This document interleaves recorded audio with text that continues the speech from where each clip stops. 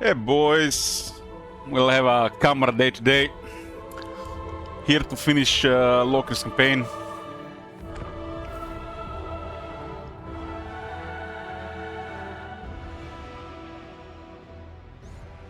Yoo-hoo!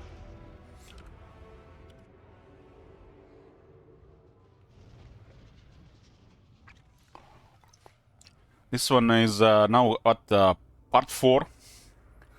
There's only one objective left, so we might speed it up and start a new campaign. We'll see what kind of cockroach behavior we get from the Aislan. This is I wanted to destroy Aislan to see what is kind of their behavior regarding trying to survive when you're targeting him. But it seems pretty straightforward to me. You just target Tower of the Sun and hope you get into his armies while being at war with him.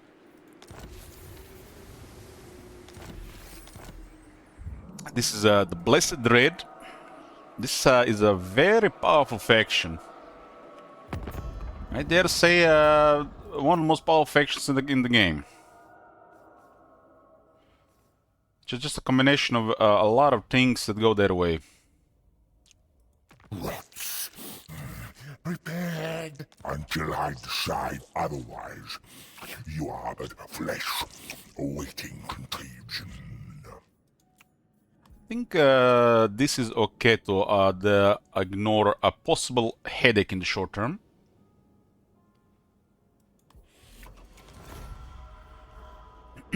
Maybe they go hostile on the weak Chaos Dwarfs on the border. Got a military alliance with Sail and Clan Ashen. Been rank 1 for almost half the campaign.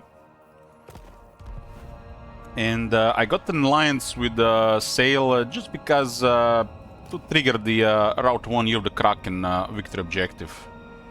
Since I had everything else, he had these two places. Got this faction buff, which is worth it. Clan Ashen also gets a major enemy, and they'll be busy for the rest of the campaign, Sail and Clan Ashen with Zayt the Black. I don't really care about Gran Cartan holdings right now, but it's we can manage them as well. Should just prioritize the end of Aislan and get into the next campaign. Bride of madness. This one goes to the Eastern Isles. This is where we want to go. The Dark Elves do have faster movement between the sea lanes. Lord of the Black Court, Dread Lord of the Druki.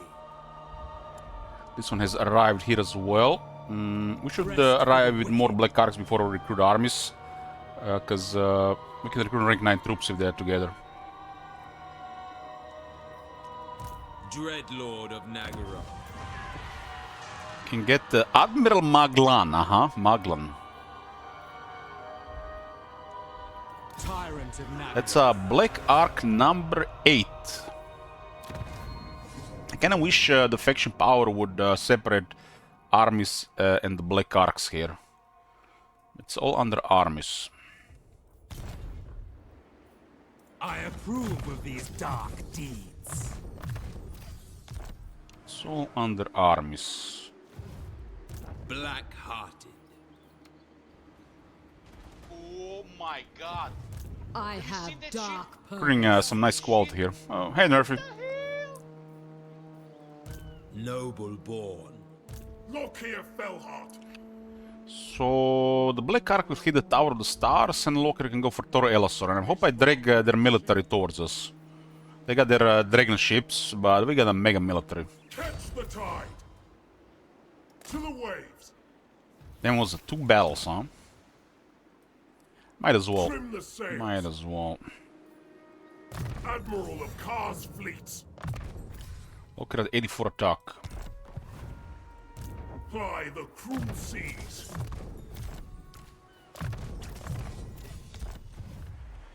And the Black Arc is still gonna be busy here for 2 turns to recruit, huh? We're recruiting a Black Dragon. becomes me. I guess that's acceptable. That's acceptable.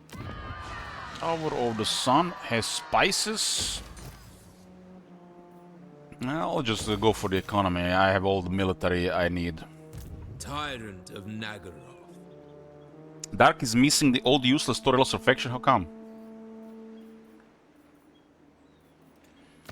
So this Black Ark is unique because it has a landmark and it has a trait that increases growth, and plus the growth is also increased by Lokir, which is kind of crazy for the Black Arks.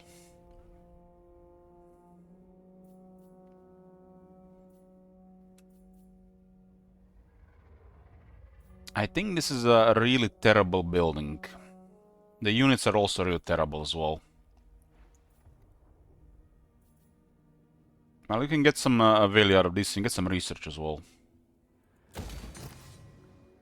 This is unnecessary, and this is not really required. By the looks of it, Black Ark should definitely have 12, not 14 slots. There's no reason not to. They still cost more population. Dreadlord of Nagaroth. Supreme Sorceress of Grond. When there's always better options, there is not really any options. It's an illusion created by the developers, so they cater to people who think they have options. Greetings, servants.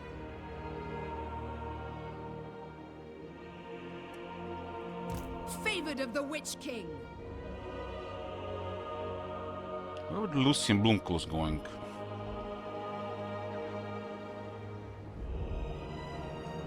I guess I'll be just garrisoning border, so nobody gets any ideas.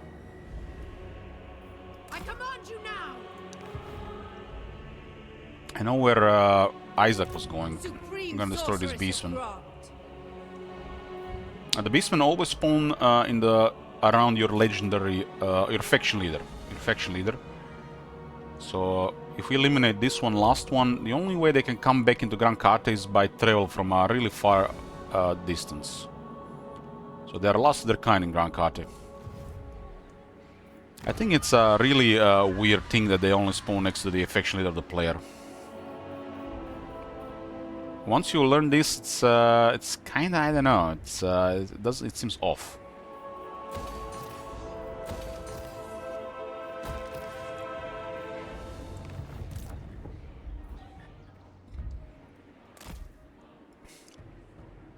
They're usually just a punching bag, so you get some resource and experience. But they do sometimes get in your way, where you have to go a couple of turns doing something else.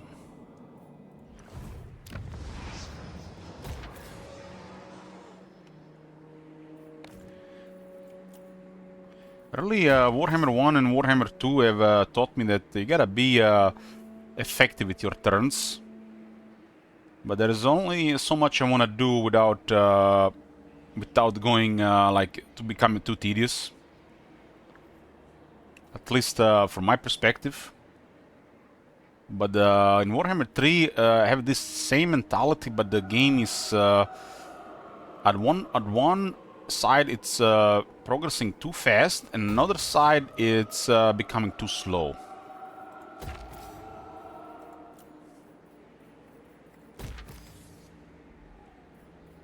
I don't think you can go both ways.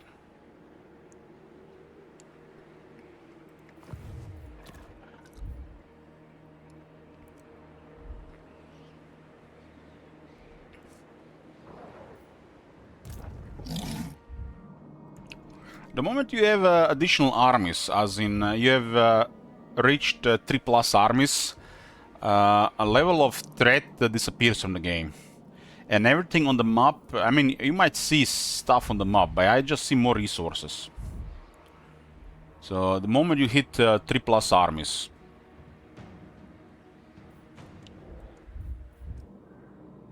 When you have just one army, it's a different story.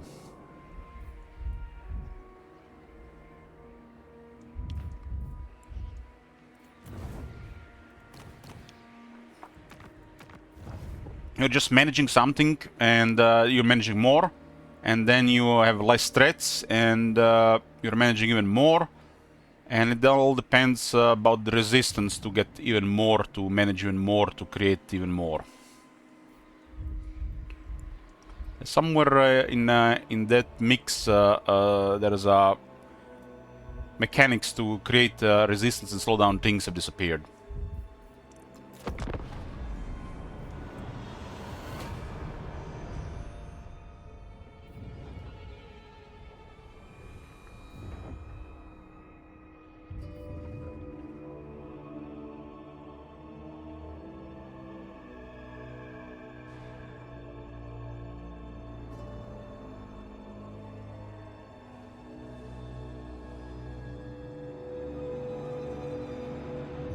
I just realized we're at war with both Chaos Dwarfs.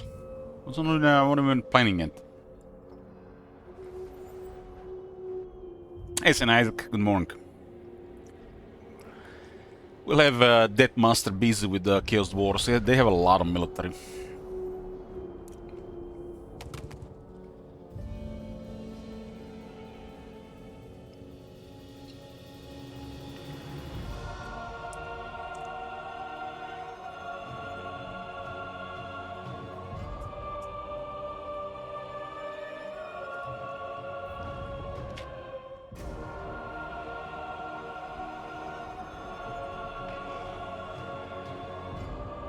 Sile has more than enough chance to deal with Zaytan. They're both decent factions. Anyway, good morning.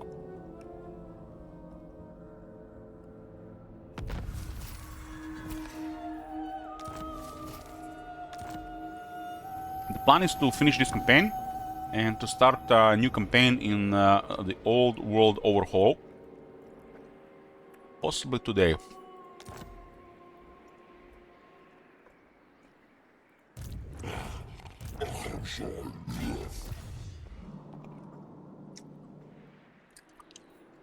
Black-hearted Admiral Hargan will stay on this side of the map. Once he gets an army, he'll be targeting treasures, but he'll be assisting the coast. Arcs on standby are always best to just target treasures. They grant you ridiculous advantage over time. It's basically ultra cheap military that makes your faction way too powerful. And with downtime, they can target treasures in the water, which have one of the biggest snowball effects as the campaign progresses in the later stages.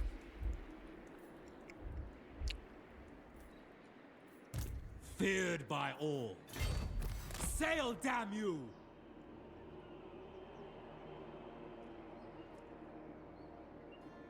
My plans must wait. Lord of the Black Court. Dread Lord of the Druki.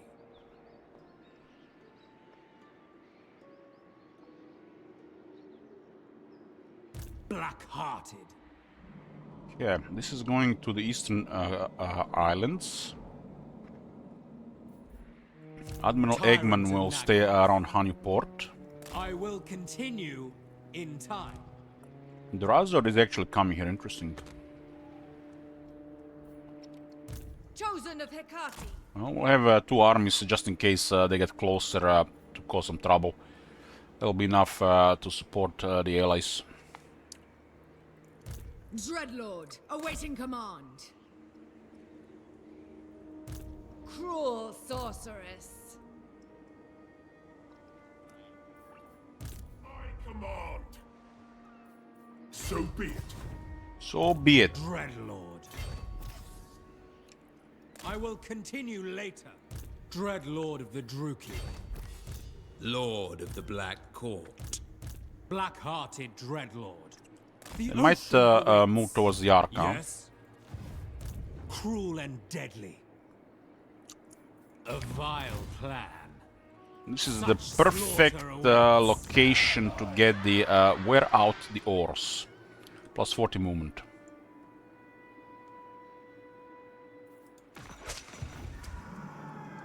As Elmer's. And in the lead temple Cease your provocation. we can rush tier 3. And we will build the Azure Palace. Probably rushed as well for another 20 movement for all navies.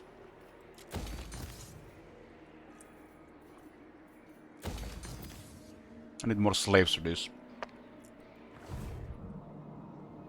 It was expensive to rush there because it was a different climate. Noxious potions.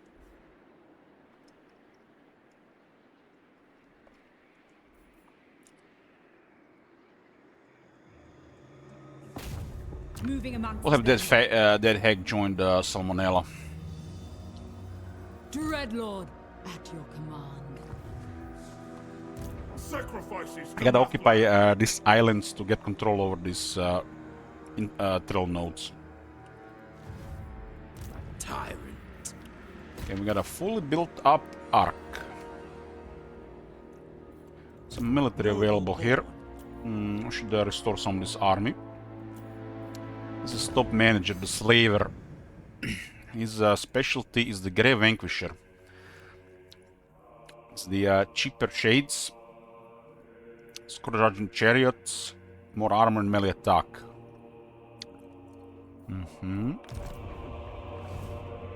What now? For this type of trait, we want to use dual weapons or great swords. And the Scourge Runner chariots, of course. Does he provide armor for Scourge chariots as well? And just for the shades? It does make the chariots cheaper and we have the availability since we have unit caps, right? This can be the harassment force. But as straight, the greatsword is probably the best. They turn into a really nice melee unit as well with that skill.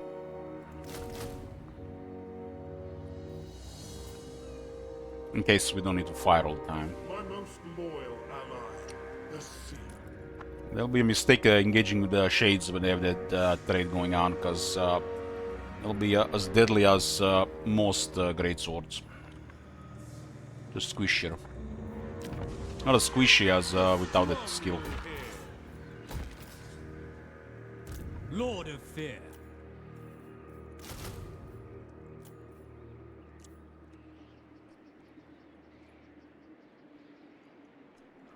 Actually, give me the Scourge Runners from this arc.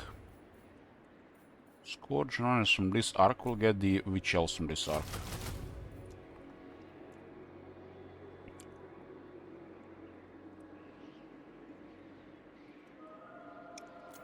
One bolt thrower, just in case we need to transfer around.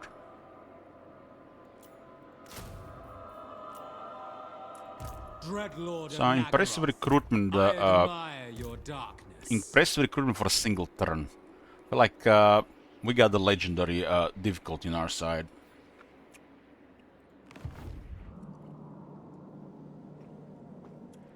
And that's only not even the optimal arc, really. The optimal way to have it's to have 4 arcs. There was no bug for recruitment. 3 would be perfect. Arcs together are just crazy powerful.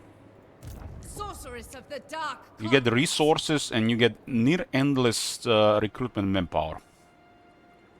Like, only a Crisis might be able to handle this. Even Crisis would have a problem. Jausa Vipfa.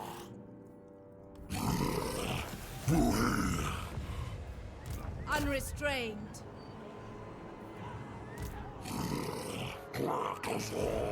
Or Cygors, my favorite random beastman. 30.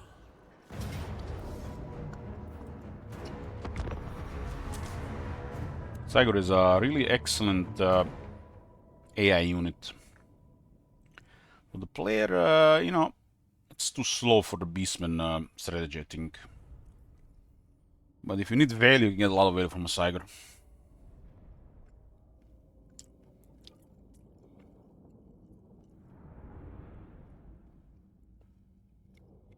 This is me, I look a little bit pale on the camera. I had food poisoning a couple days ago. I'm back to normal though.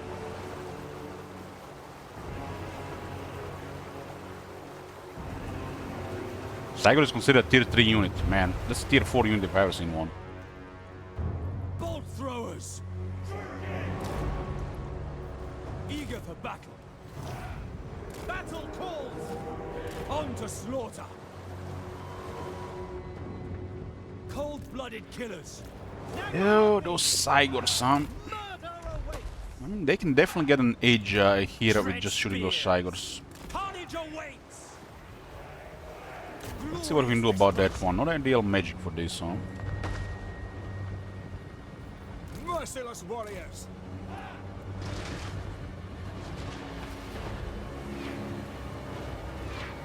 How you miss a Cygor, man? It's massive. Corsairs. Battle calls. Terror and death. And they actually hit the artillery from that distance. What the hell? I summon thee! Battle call! Eager for battle. Beyond compare! Dealers in death. Dread spears. Death is coming. Onward. The merciless host. Kill them. Nagarothi.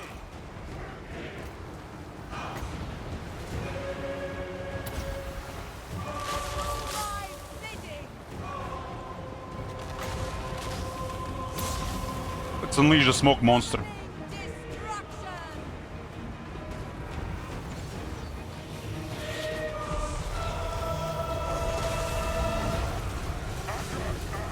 It was way more powerful in Warhammer 2 for some reason.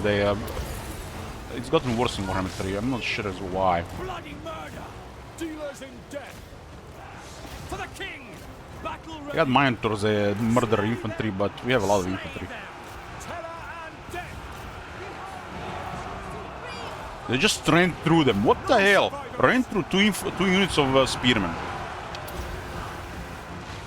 How does they surrounded now? Advancing. My blade. That's the worst thing you can do with these Minotaurs. Get surrounded like that. Dark power! We can trigger a debuff for armor as well. This is an army where a spiteful conjuration from dark mage is actually useful. Dread spears. Foul sorceries! Do my bidding!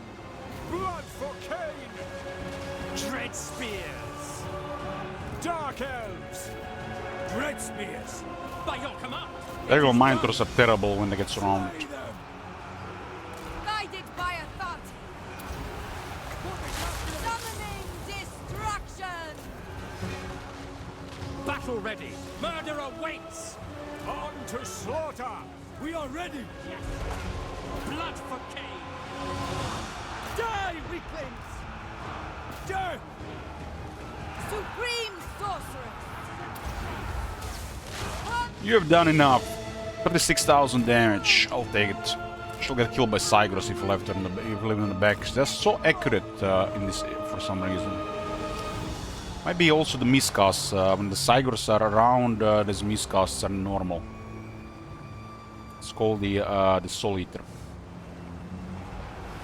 Merciless warriors. Might have been just delayed miscast. Cain! Blood for Cain! End them! Without question! With pleasure! Taruki! Sorceress! Cold-blooded killers! They got Cygors and Minotaurs, but we got a Legion of Dreadspears. Legion and a half of Dreadspears. Spears! Moving out! We brought more men. Eager for battle! Nagarothi! Slaughter them! Red spears! Moving out! Dark elves! Advance, Druki! In Total War, some of the units literally exist to fight certain type of units. And if you're not using those type of units, a lot of these units don't do anything. The merciless host! Forward! Druki! That one usually is with imbalanced armies. But what is balanced? Who decides what is balanced and what is not? Dread spears! Nobody. Slash! You build what you want and you go with it. Druki! Dark elves! Merciless warriors! Dread spears! You wanna play with 15-foot infantry? Play with 15-foot infantry. We are ready! Dealers in death! Without Almost question. closest you're gonna come to some actual battles similar to historical war Dread spears. that actually have collision. Cold-blooded killers. Attack at once. Dark shards. Carnage awaits.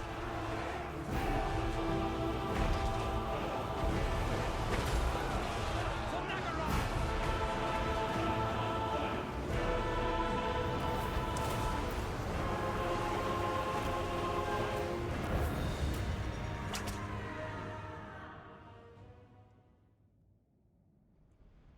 Really long. So battles being 3 to 6 minutes turn into 8 to 12 minutes is really long. What? You have no idea what is a long battle, Dark Guild. If you played the modded Rome 2, some of the spear grinders would take over 40 minutes. And you would have like 3 of them in a row. This is all still pretty fast battles.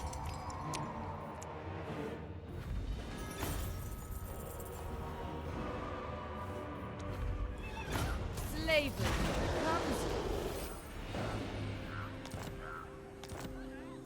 Supreme sorceress of Grant. So, oh, they're dead, okay. What is your dark? He's purpose? 17 now. It will have to wait. Almost ready. I mean, Blood of the Black Dragon Bellhouse. 22. Oh my god. Have you seen that shit? Holy shit. What the hell? Chosen of Hecate.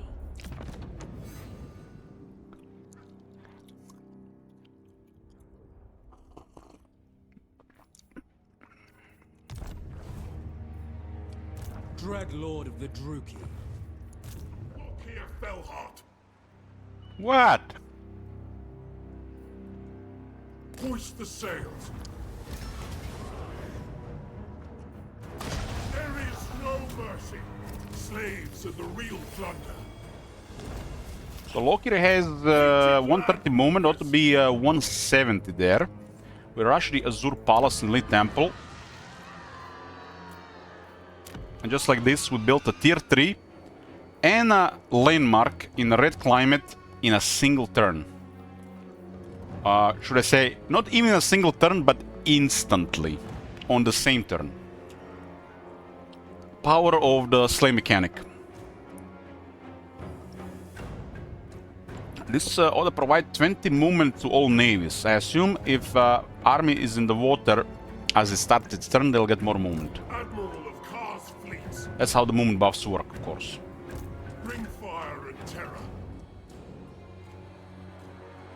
Over 4 treasures here. 25 movement, beautiful. Damn, Loki's gonna have max movement next turn. Catch the tide. Very well. It is time. We're sending the rest of the armada here. The goal is clear. Destroy High Elf Seal Patrol, and we will be starting a new campaign.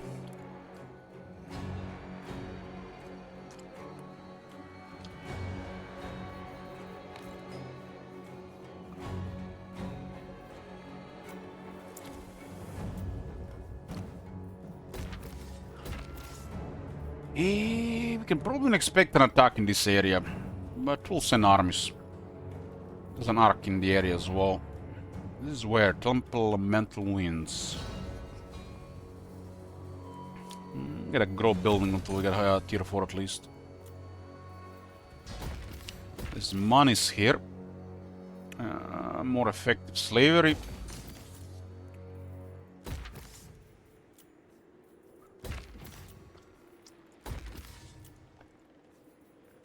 It's kind of crazy they just keep building everything like we have endless resources.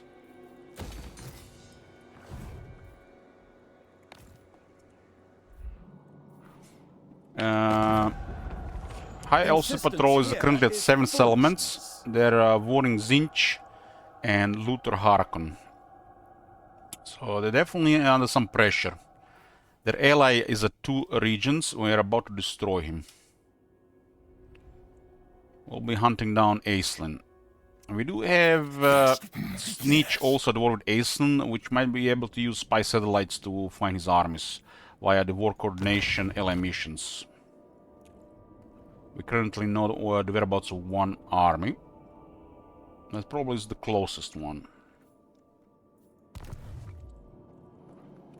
Other enemies that are bordering Kate are the Legion of Asgore and the Warhorse of Zar.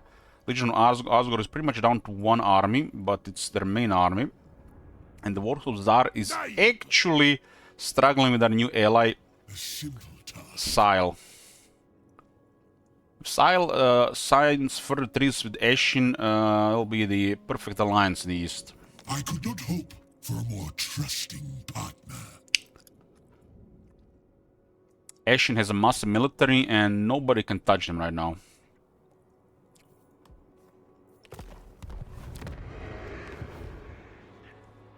So instead of me having all of this and having like 5-6 armies here, why not have an ally with the trade agreements and over 20 armies, right? The fraction of the cost.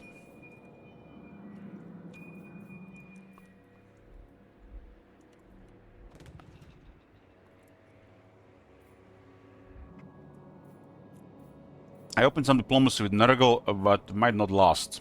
Nurgle has actually been successful this campaign. Crooked Moon is all the way east there, damn.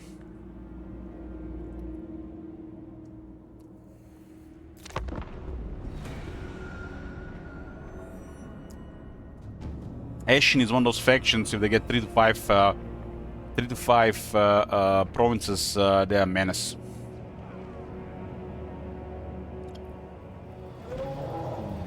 Oh damn, they actually won. Bad news for Sile, but Zayden taking massive losses. They are currently inside the Norska territory, so no replenishment this turn. Most importantly, we got the Route 1 reward. A little bit closure with that victory as well. And Eshin has a big target. Having a strong military ally, they should always have a big target.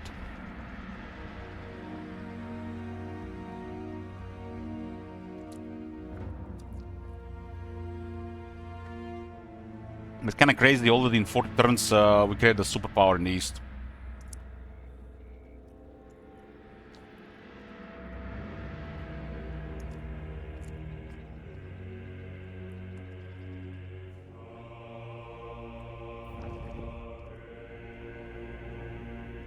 They need this win. Okay, that's bad for Sile, might not recover from that.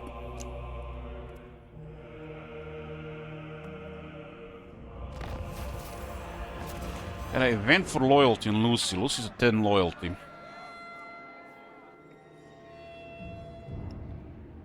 And that's amazing event. For 8 turns we can increase faction income by 10%. It'll give me over 20,000 gold.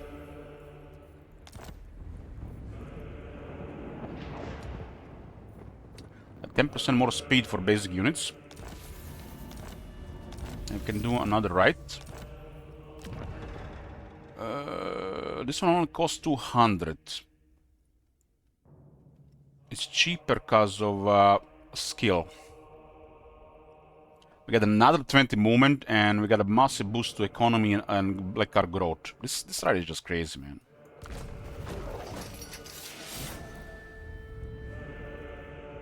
Let's see the movement on Lokir. Lord of the Black Court. 120, so this might be an issue with... I mean, might be how the teleport works. Lokir is at 195. Black-hearted Dreadlord. 155.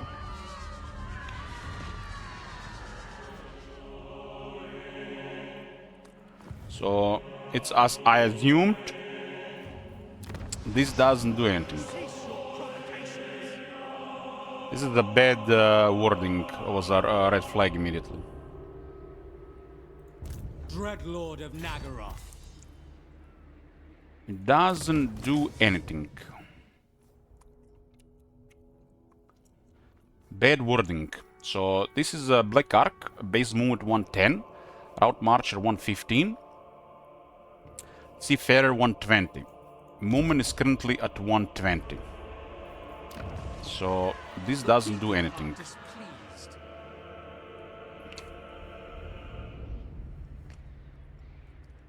There is no navies in this game. That's the problem. They must have assigned the wrong type of units here. I already talked about this yesterday. Dread Lord of the Druki. Anchors away. It's how the engine works, or the code. I assume they assigned the wrong type of unit. We have a deal.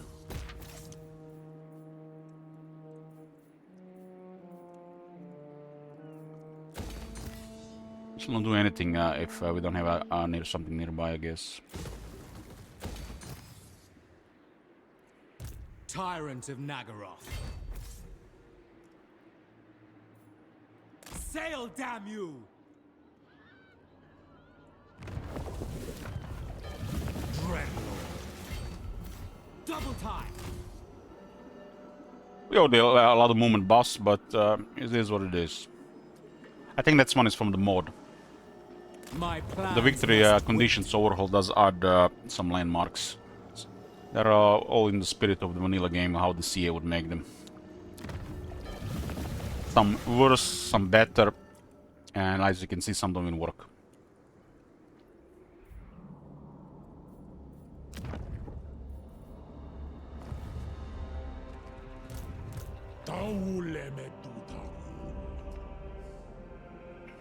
Knowing that this doesn't work, this province would have been amazing for clonation.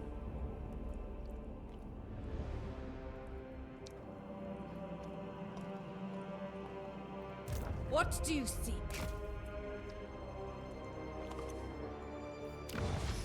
Supreme Sorceress of Grond. I will continue later. Cruel Dreadlord. Dreadlord of the Druki.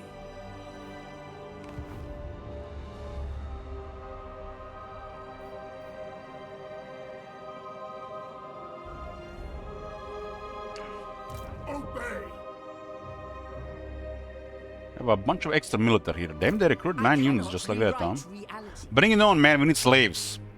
What better than the slaves? They can have high elf slaves. That's top tier stuff.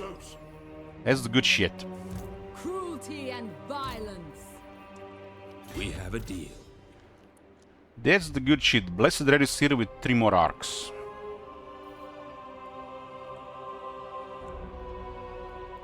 Ready! Lord of the Black Court. Beyond even quiet. Ruthless. We don't have to extend here. Let them get more troops. More slaves. Druki Lord. We have currently additional 50% slave captures as well. My most loyal ally, the sea. This is fine like this. Bellheart ready!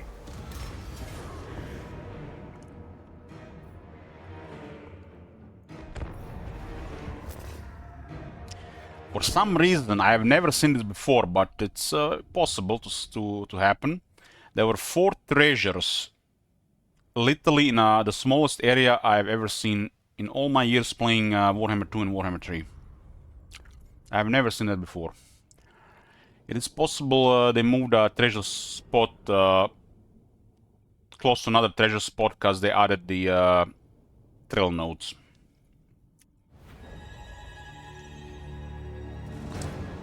And in 40 turns they all spawned, you know, as the time passed. Corsairs. The merciless host. Can we deal with artillery here? I guess we can Spirit Leech fate it. Just have to be careful with the shooters that counter air nicely. Sorceress of Grond. Gone. Battle ready. For the king. Merciless warriors. Where the depth guard at? Shoot the depth guard, single round. Survivors. Eager for battle. On to battle!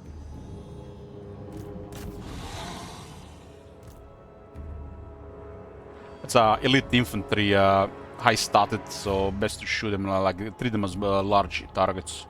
Don't care about the bonus as long as they get hit individually. Taking action.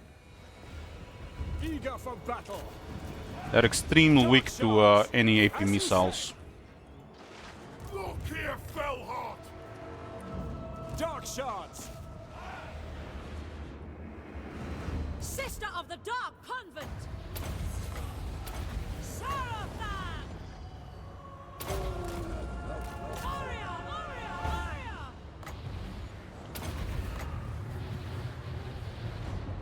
Servant of Hecate! Corsairs. Death, as you say. Understood. Battle ready. Berserkers going around, huh? On to slaughter. Make them bleed. Now they switch targets as well. Suffering for all. Come, Malith! Aria Sarius! Summon my ship! Moving out! Going! Dark shards. We are ready. We'll engage and shoot. The switcheroo.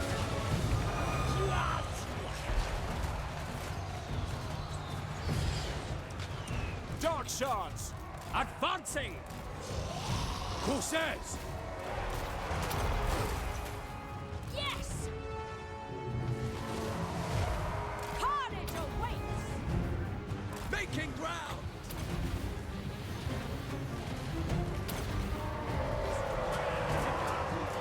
We almost killed them before they charge, The huh? merciless host. They're taking mega leadership damage, so they can't recover from this. If we do a lot of damage in a short time, there's no way to recover leadership. See how they poof towards the end. In that case, they need more leadership to retain that effective health. And it's not even that good health.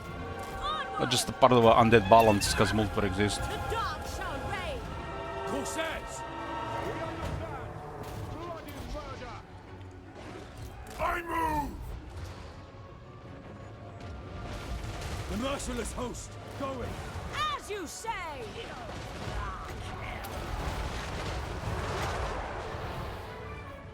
Elfry and Aha! Sorceress of Grund! This one I didn't even see, really.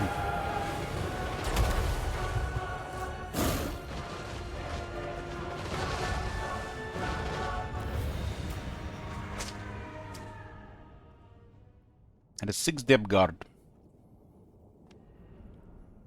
Looks like Monticom are taking some friendly fire.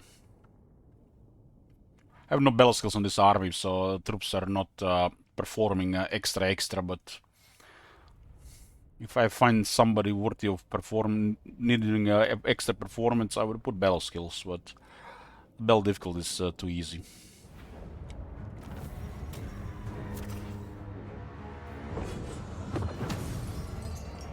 We must fill the slave decks.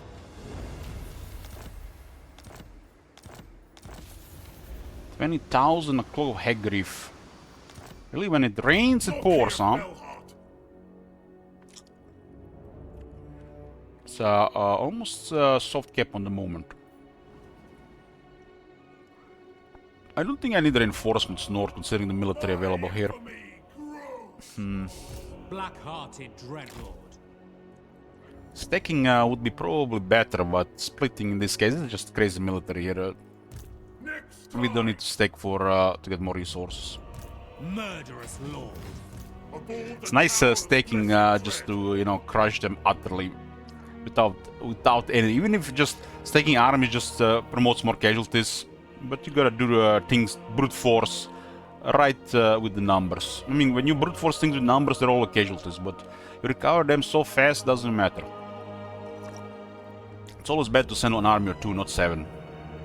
Admiral of Kar's fleets. Some feels good with Dark Elves brute forcing things with numbers.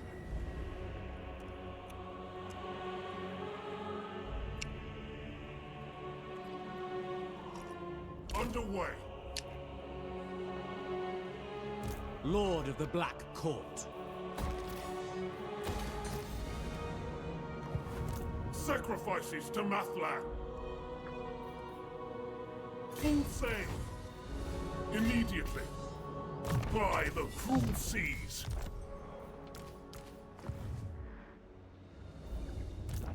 Bloodshed becomes me. Cruelty and violence. Salmonella is fresh. Rank 4. Conquest lies ahead. Let's just send everything and see what they do. Black-hearted Dreadlord. Vicious Dreadlord. Not only are we gonna send everything, but we're gonna recruit another entire army. Dreadlord of Nagaroth. Like, they see what they're dealing with here, right? Player acts first.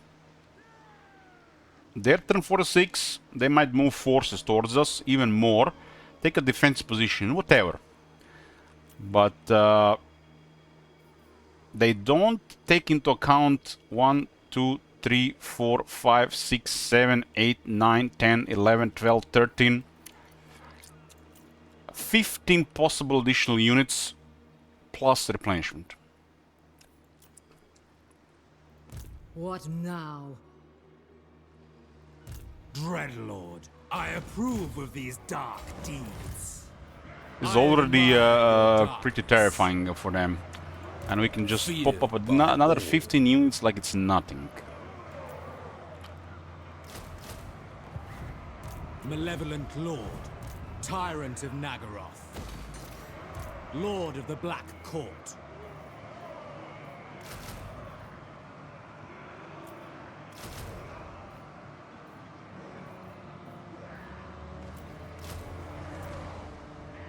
Dark and noble warrior.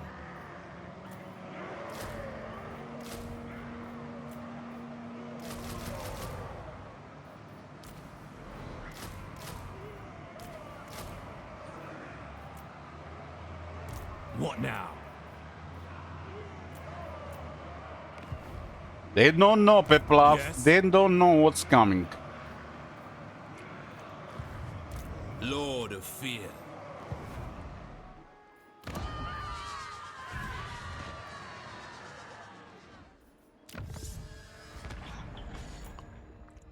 This could get the rest of the Black Arcs up, but it's fine right now.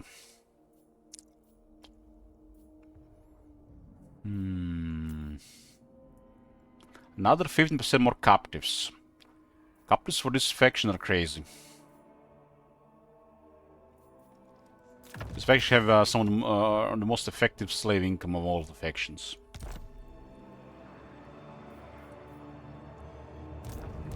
Victory as always. Master Druki. Feels good. Black-hearted. You know, whatever you play next, unless it's a similar faction, is gonna feel bad after playing Loki.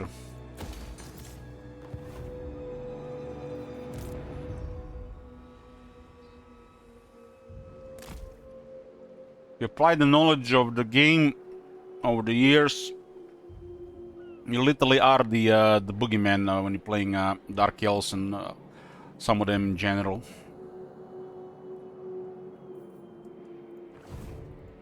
Dreadlord of the Druki.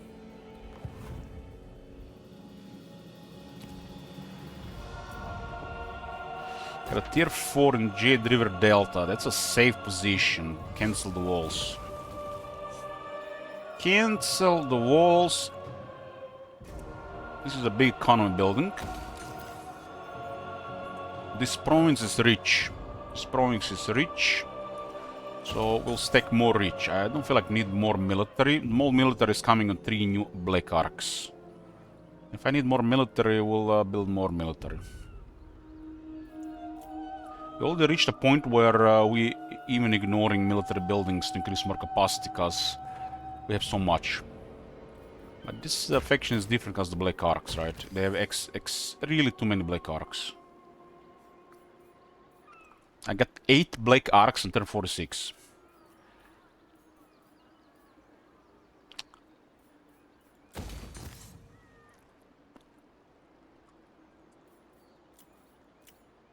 The fact they have this many territories and they just keep building without even bothering about the treasure is just crazy.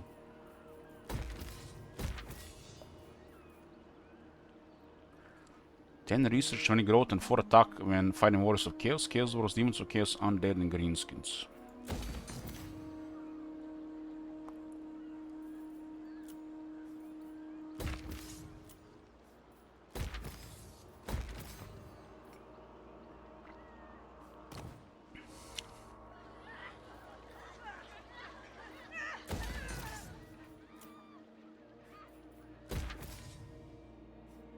Any port could possibly get attacked.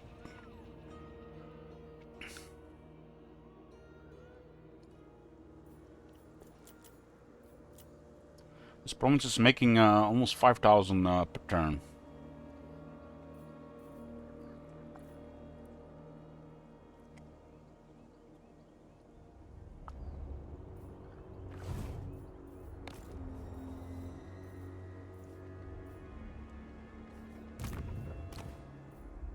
You know what? You're fired.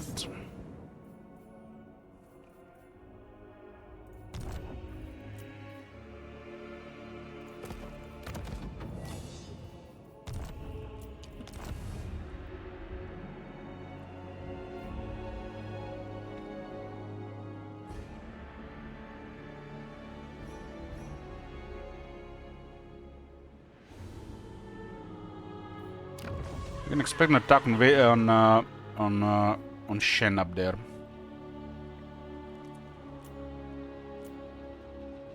Without military, we probably can't handle that. But we'll see what Clan Nation does.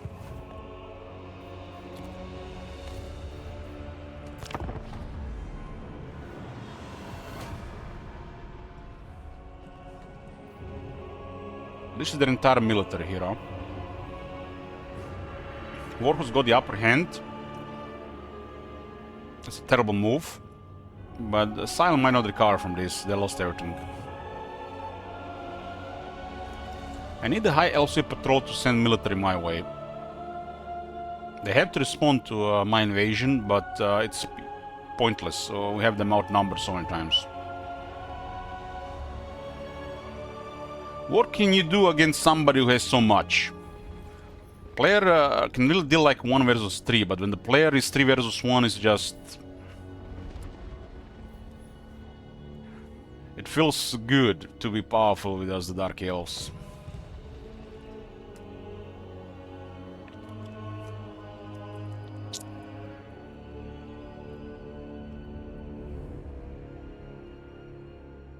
Imagine playing ruthless, merciless, cruel,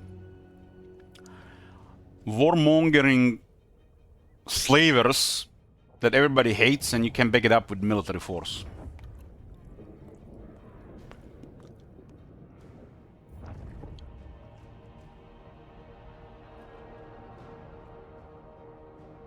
Oh, nice. It's actually inconvenient to reinforce that position, though.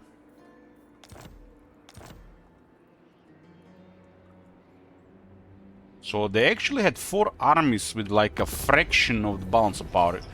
So you see, guys, those 4 armies they have there, probably average stuff. And this is their military compared to my military.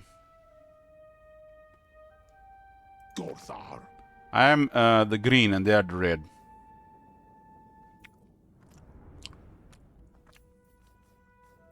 I have only a moment to spare between experiments. The Nurgle is rank 9. Crooked Moon must be very strong.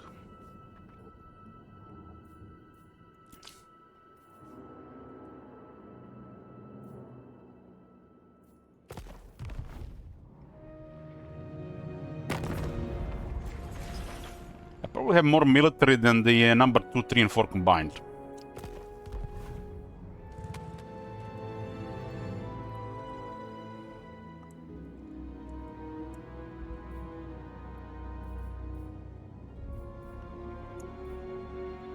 cruel and deadly. Set the sails. I will continue later.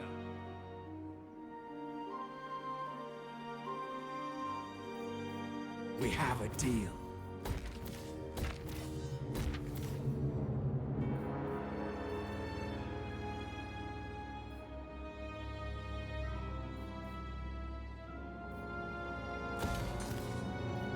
Fear my malice. This guy can recruit some stuff soon. What's the capacity here? 5?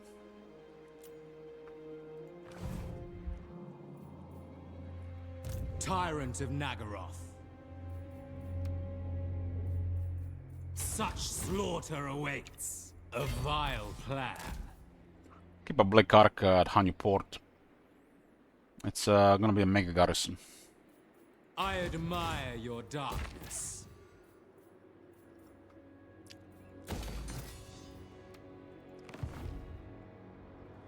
Master of cruelty. Send military to deal with some of these Chaos Dwarfs. Supreme It's not guaranteed sorceress of Clonation will Grot. be successful immediately.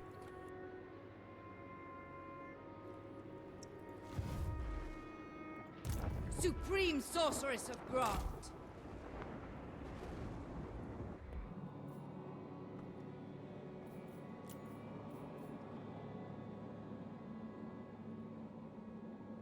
So Warhorse of Tsar looks like taking massive damage, but doesn't mean they're gonna be a problem.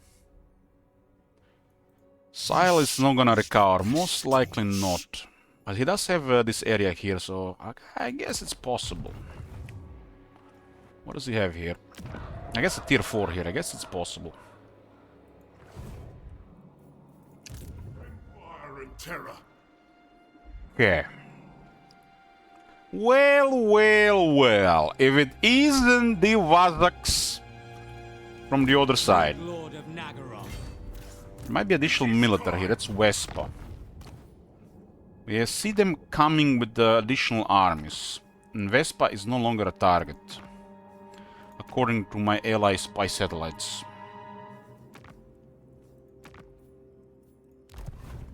But Even the that looks like a regular army. Fresh recruited, I would assume. This makes it awkward to reinforce, we'll see about that. I have currently 208 movement, that's a lot. Not sure where we gain the additional one. No, 25, 65, I guess, I approve of these dark deeds.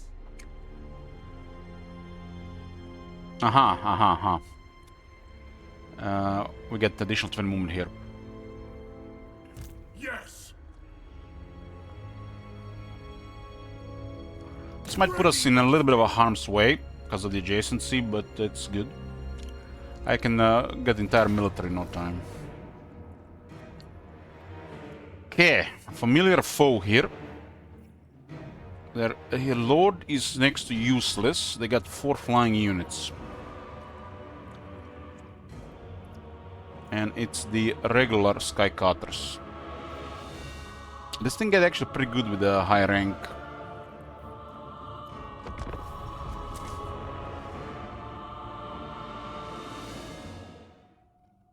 Hey, Sergeant Pepper.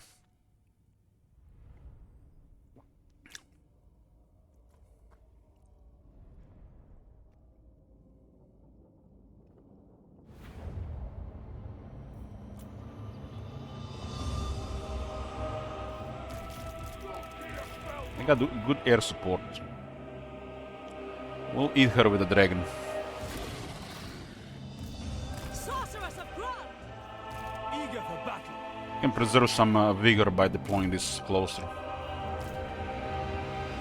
Skycutters are vulnerable to bolt throwers. Throwers. Dark shards. Battle ready. Druki. By your word. Battle ready. Density on 2 sides. Look here, Fellheart. We don't have to engage immediately with our battle line, although we are favored in this grinder.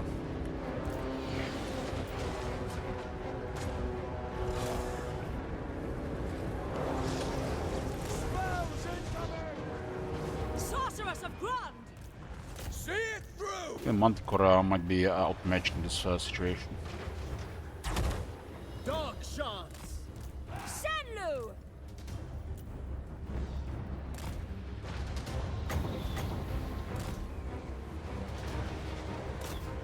Corsairs. Terror and death.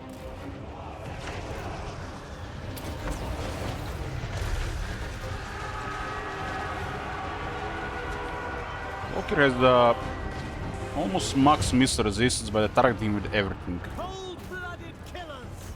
Eager for battle. Slay them. Maybe we can deliver one shot here. Druki. Actually gonna get wrecked by the Soul Blight.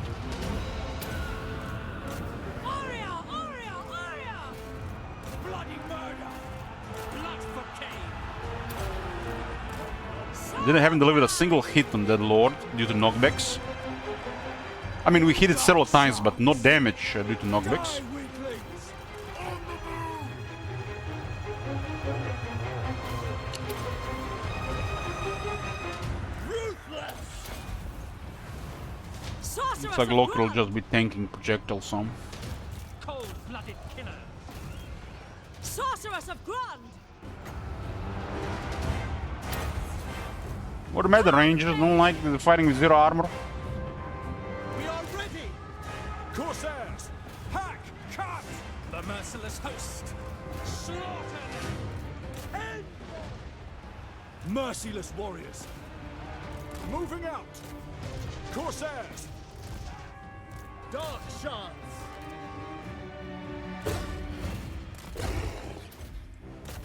Bolt throwers. As you say, kill everything. Master Druki.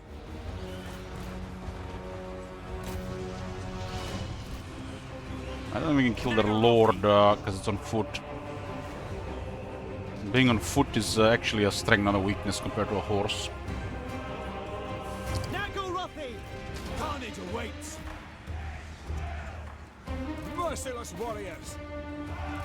Merciless warriors. No survivors. Dealers in death. Yes, I will. Go them! Look here, Fellheart. Elfry and Aha! Attack! Our cause has lived!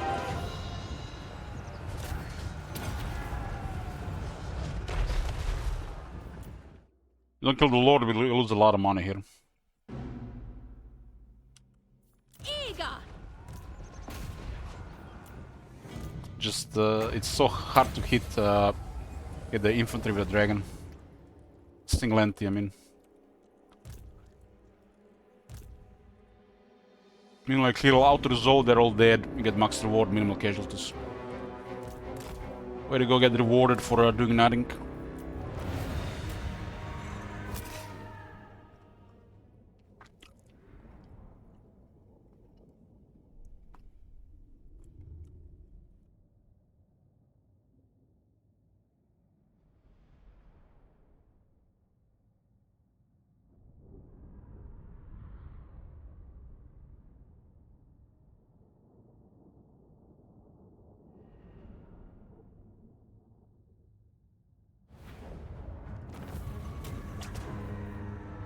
Enslave them.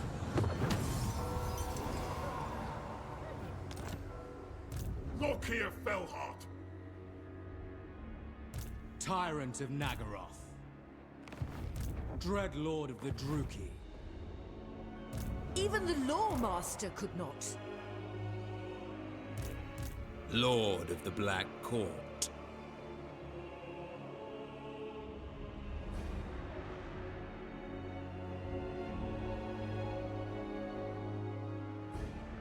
Bloodshed becomes me. Black-hearted Dreadlord. A vile plan. A vile plan. Nagoroth warrior. We have a deal. Lord of the Black Court.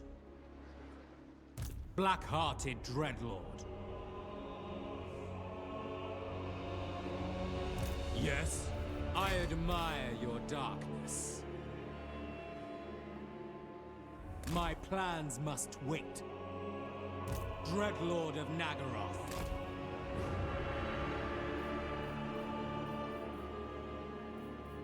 Double time! I will continue in time. I will continue later, Dreadlord.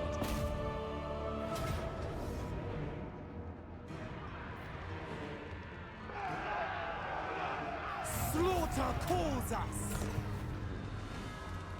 What you don't take, burn! Malevolent Lord. Lord of the Black Court.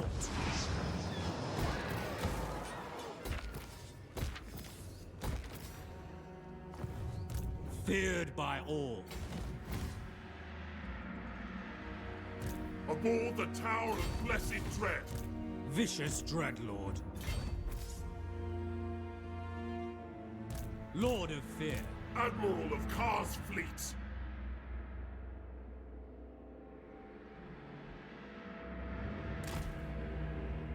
I am victorious!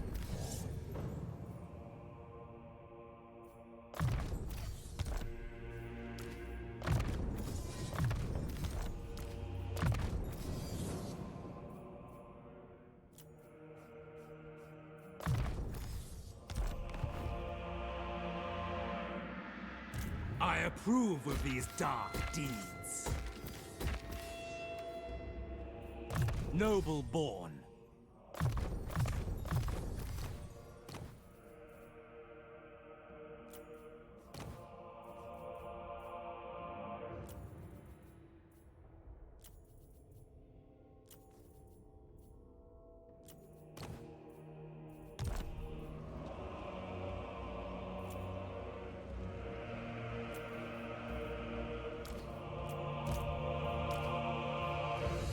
Tyrant.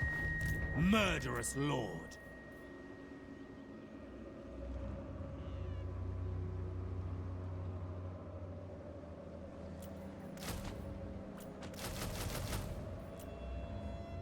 Tyrant of Nagaroth.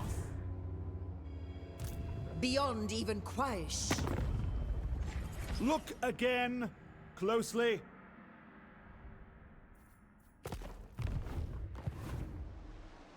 Cruelty and violence. I cannot rewrite reality.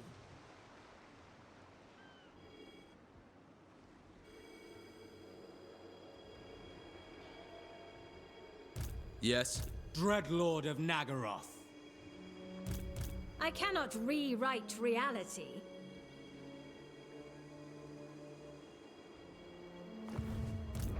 Command me.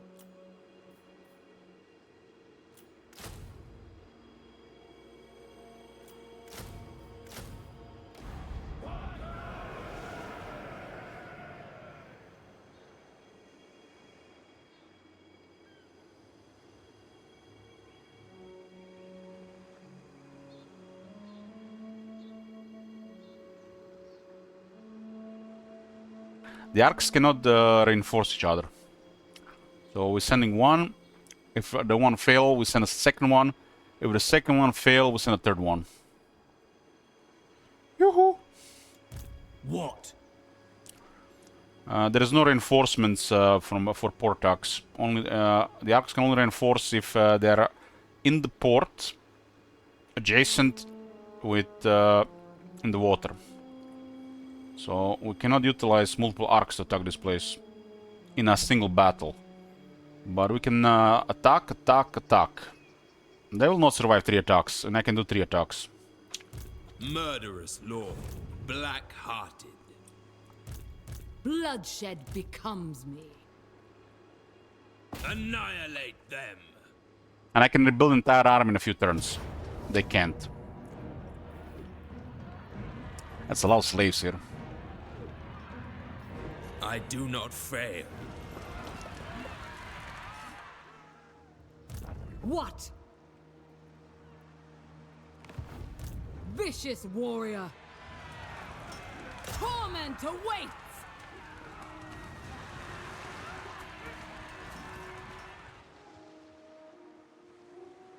What now?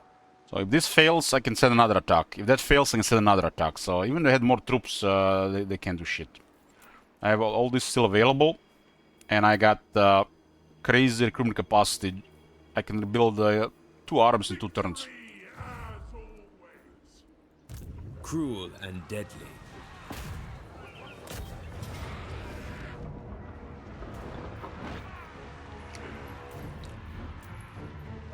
This is not a minor settlement, but it's a massive garrison, you know.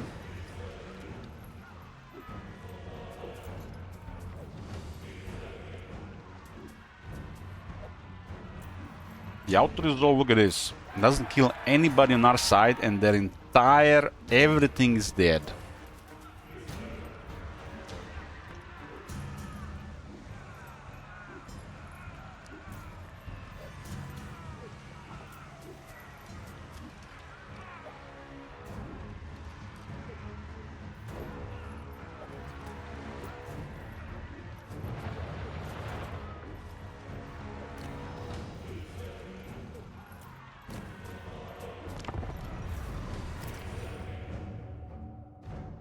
We got a house rule regarding auto-resolve.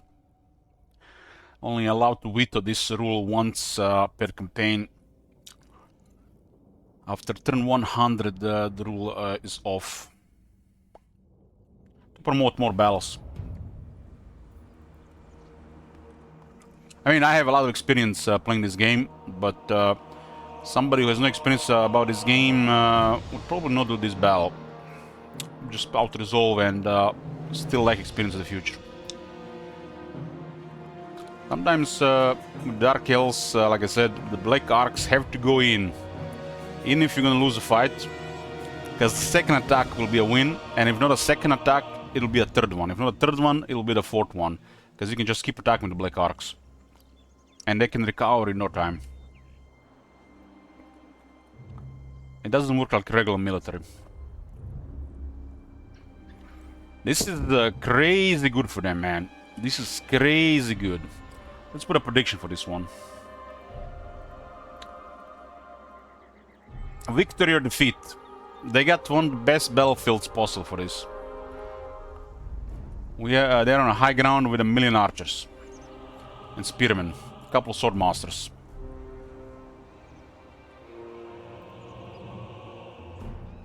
I think it's 2 sword masters, maybe it's actually 1.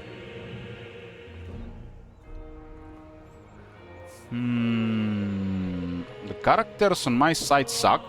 This army is ultra weak to magic. I have no magic. But there's also Black Arcs.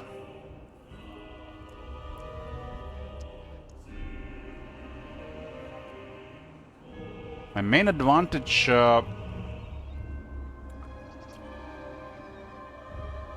we got somewhat stronger melee here, and the range should be enough to support.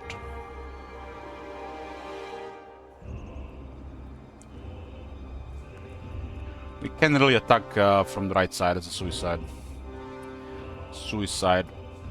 We'll wait for a large army and attack from the jungles.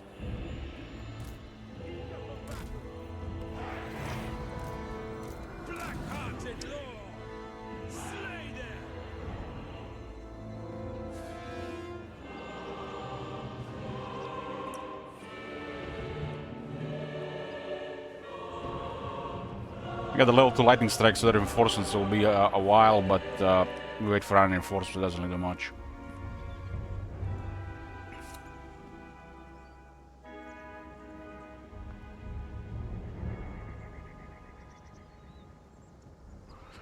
When the enemy goes really wide and not like 3 ranks, which I don't know what CA is smoking, I don't know fuck what they're doing. But CA, you do understand formations can go 3 lines, you know. There can be 1 line, another line, and a line behind them. They don't have to just be 2 set of units. There's actually such a thing as a 3rd and a 4th line. Even a column. But when they go wide like this, you just don't respect it. And they got imbalanced information, you got imbalanced information, and let's go. The worst thing is to respect their formation if it suits them. But like I said, there can be more than 2 lines, right, of units. You know, melee range, but Sia doesn't get it.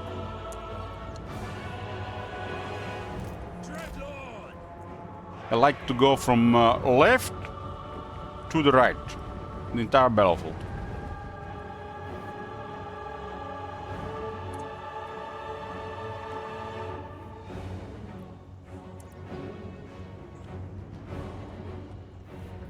Feared by all.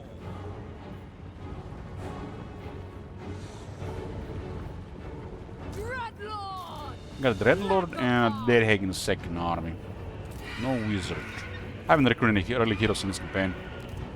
I have no plans recruiting sorcerers. Dread Knights! Battle ready! Cold ones! Tricaribdis is a nightmare to deal with basic troops. Corsair handbows! These units should probably harass the right side.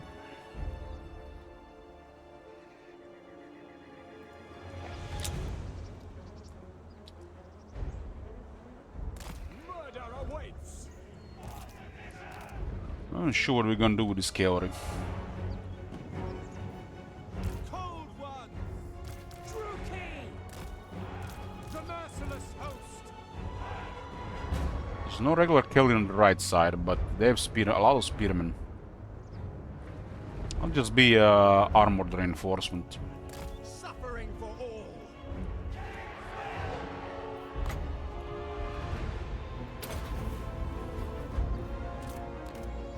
Merciless warriors!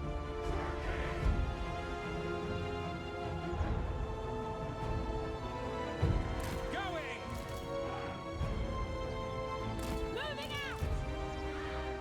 Druki, forward! On to slaughter! Quickly now! It is done. Carnage awaits. Dark shards. Talak! Dark shards. Shame these dark shots have no shields. Onward It's actually where you get advantage against the high elves. Onward.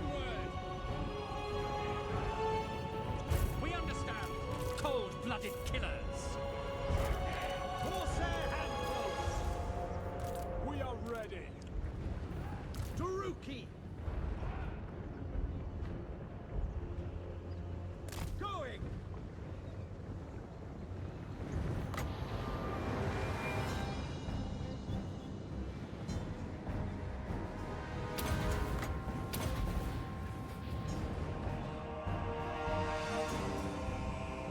Blood-drenched lord.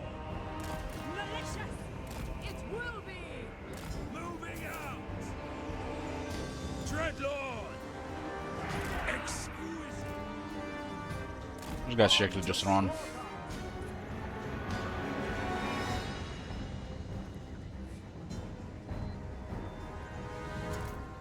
By Drakira. I have some troops exposed, so they have to answer early. But it's not very good.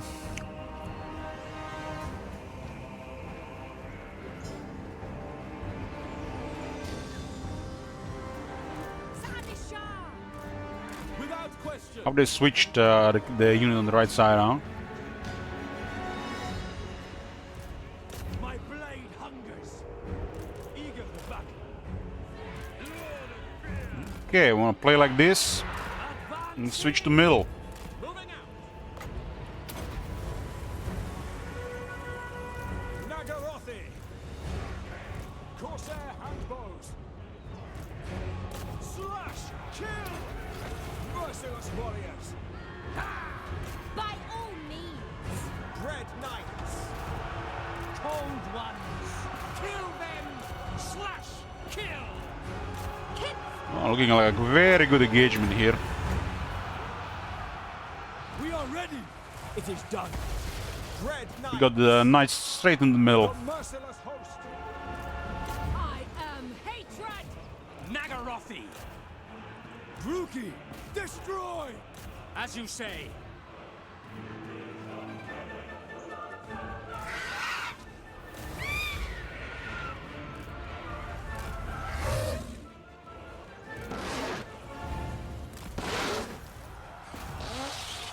It doesn't look like they had enough troops to do anything about this.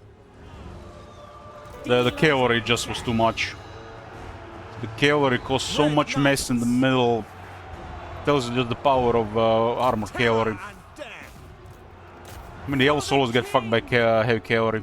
Dealers in death. Dread knights. No mercy. Dealers in The heavy cavalry just messed up everything.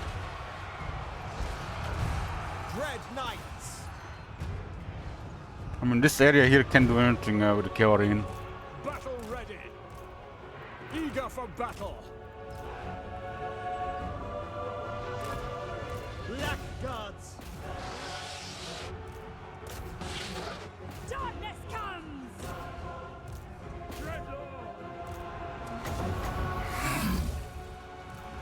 Corsair handbows.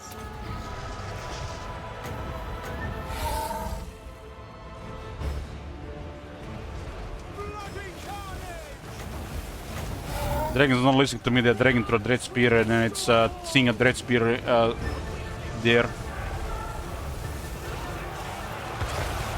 That's crazy. It's one of the best breads I've ever seen. Dark elves. Look what the heavy cavalry did, man. Not only they just went through the middle in a million troops, but they're getting away with it.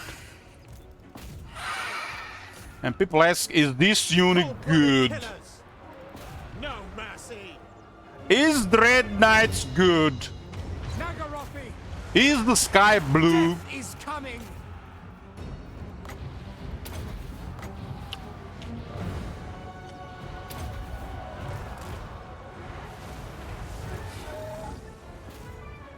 Dread knights. Corsair handbows. Cold one. Slash kill. This is like not even close, man. Should have just put a prediction for heroic victory. Our magic cold blood. That cavalry caused a mega mess. Slash! Kill! End them. Dreadlord! I mean, look at this. They haven't even taken any casualties.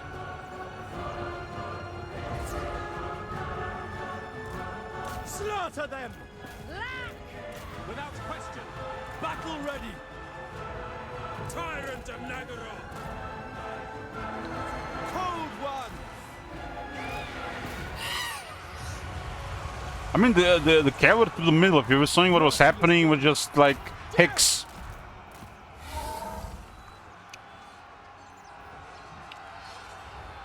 Sign a shot!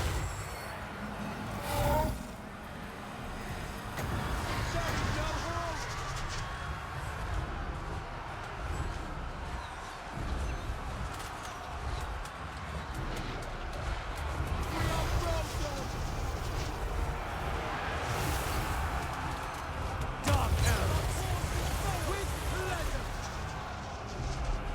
Druki, forward. Carnage awaits. Cold-blooded killers. Druk. They still are not done here. Red spears. Agreed! Let more reinforcements. Kill them.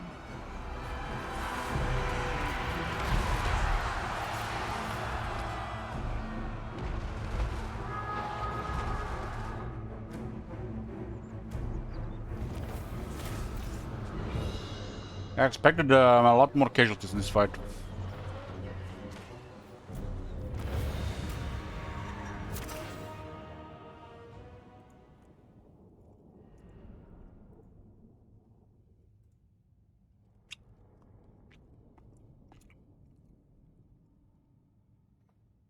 I mean, the Admiral Isaac has good battle, got the upgrades for the army, and the army have some experience, but the second one was fresh, but had a higher quality.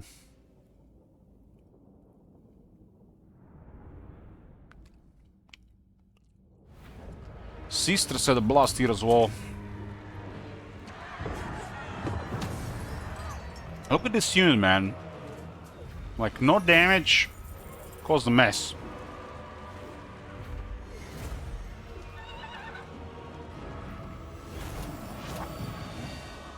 Reinforcing Kaori.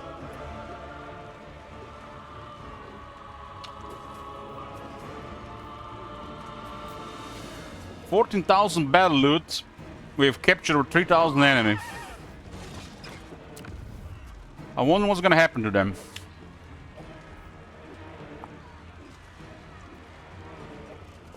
Take everything.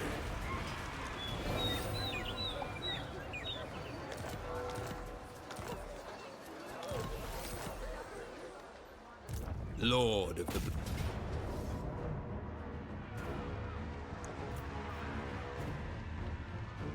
Draw your blades. We fight. I've captured distant colonies, which grant me the access to fast travels to the Southlands, Lastria, and Ultuan.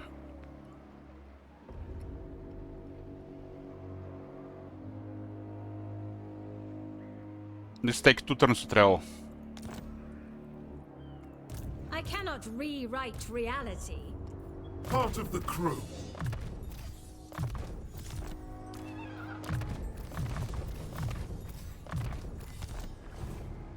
Dreadlord. This one is looking very good. Very good.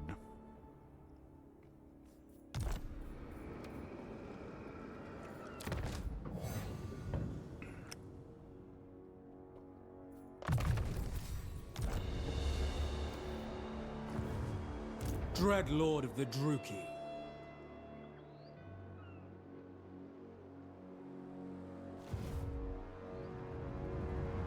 My most loyal ally, the sea.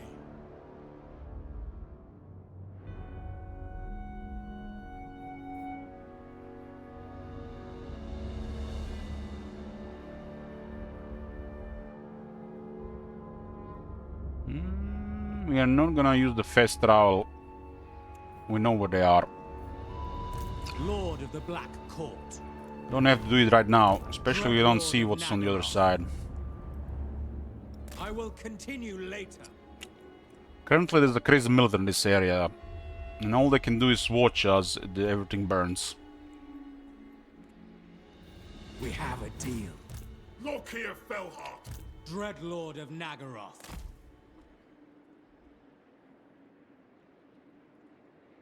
The Lord of the Deeps is close. Does this mean I get 5,000 for naval markets now? I approve of these dark deeds. It's currently active. We have currently mega movement buff. So this is 155,000. This sort of put me to 160,000. Ka-ching, ka-ching, ka-ching, ka-ching, ka-ching, ka-ching, ka-ching, ka-ching, ka-ching, ka-ching, ka-ching, ka-ching, ka-ching.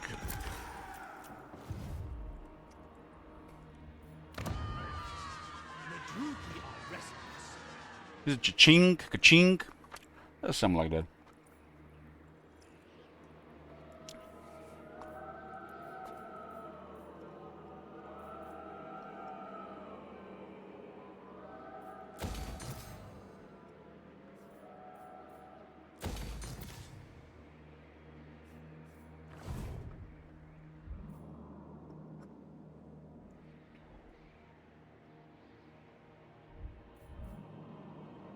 These guys don't look like they got the military.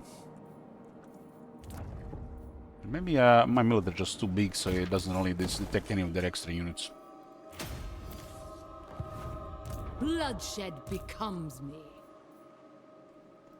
Druki nobility. Malevolent Lord.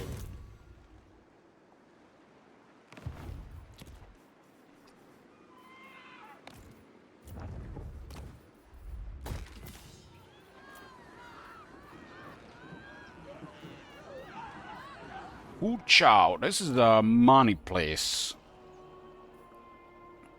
Preferably the one that uses extra slaves here, I guess, so Dreadmonts.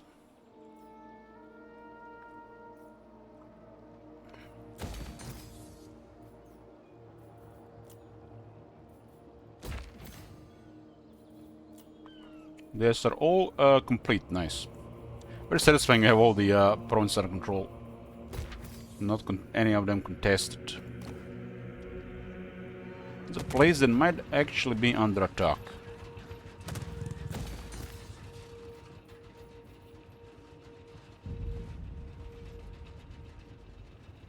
Border-wise, the battles will be happening in the deserts here.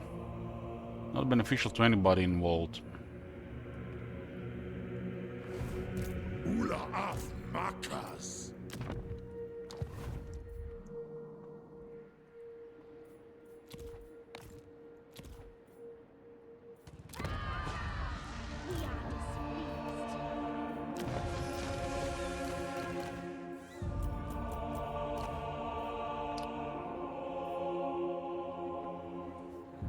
These guys have 3-4 armies. Well, they use numbers. Cease your provocation. We'll show them numbers.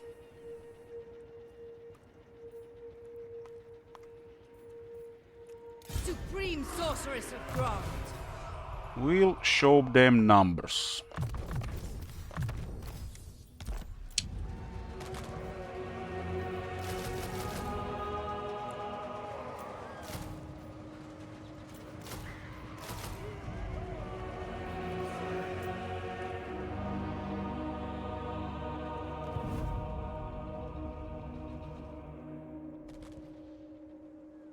Tyrant of Nagaroth.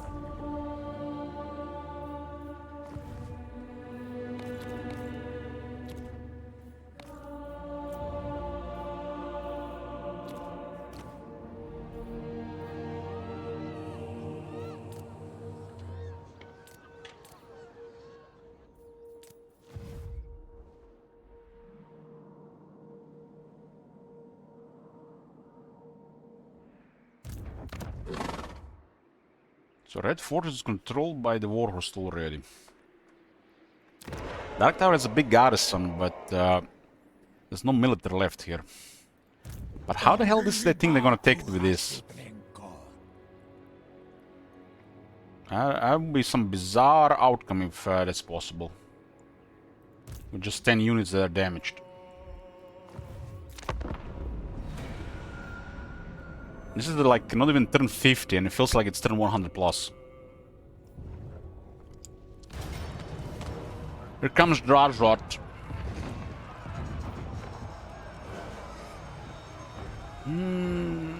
He's an honorary greenskin lord. That's why Grimgor is so mad.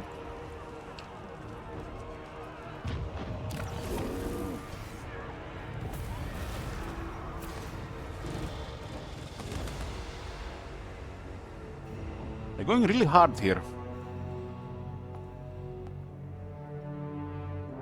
Still no replenishment and needless besieging potential here. They haven't captured Broken Mountain in 2 turns. That's a glass train if I've ever seen one.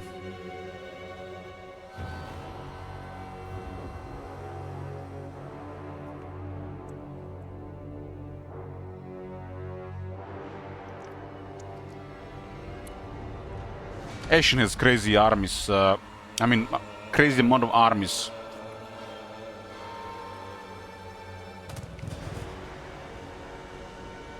Should be enough to help both sides here. I just arrived 1 turn too late when they arrived.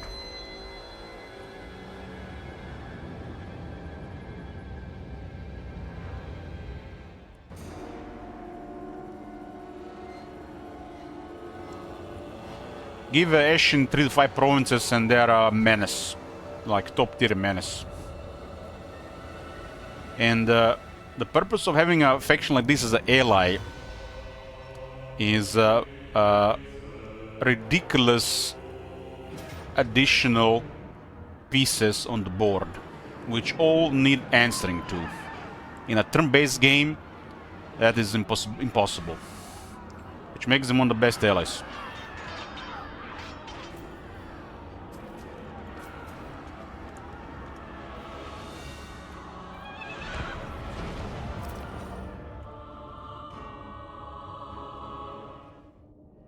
My enemies have to take into account every single Clan Ashen army. And now imagine them positioning 6 armies on their adjacent border, adjacent to their military, without even taking player into account. That's one of the best advantages you can have in this game. It's a turn-based game. They're playing with the standard set of units, standard board. I play with 3 boards.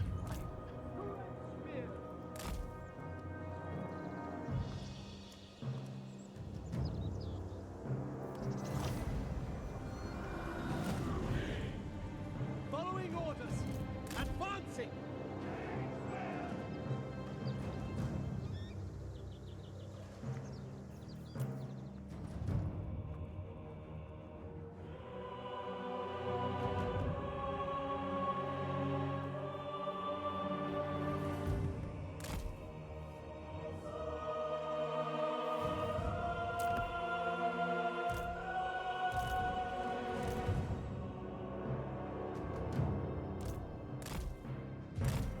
Deja vu.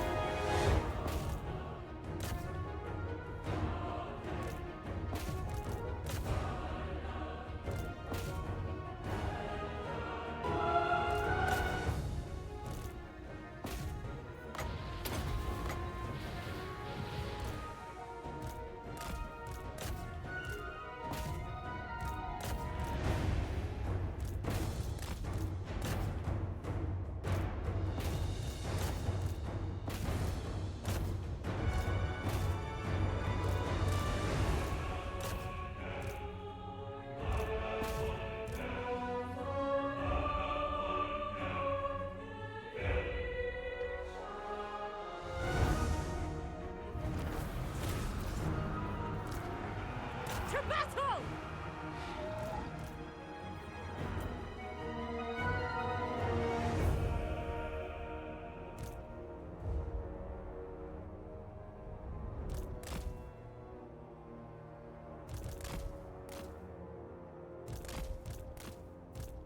He's running at 37 speed and she's running at 35 speed. Wow. So an Archmage has a very similar speed to a Dead Hag.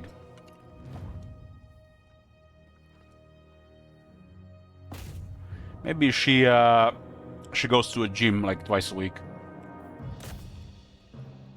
Cardio only, of course.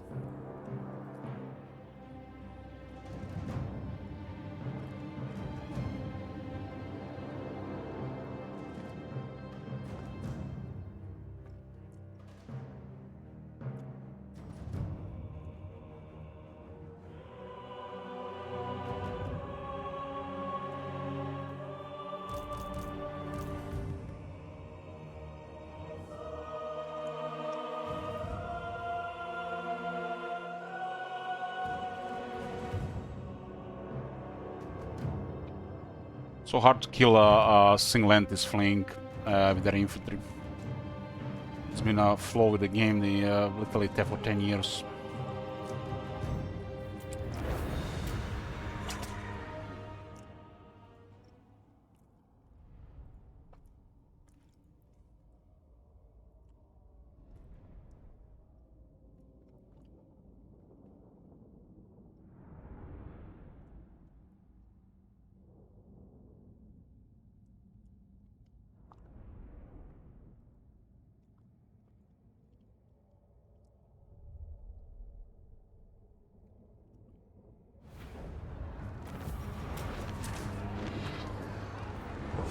Another 1200 slaves, damn.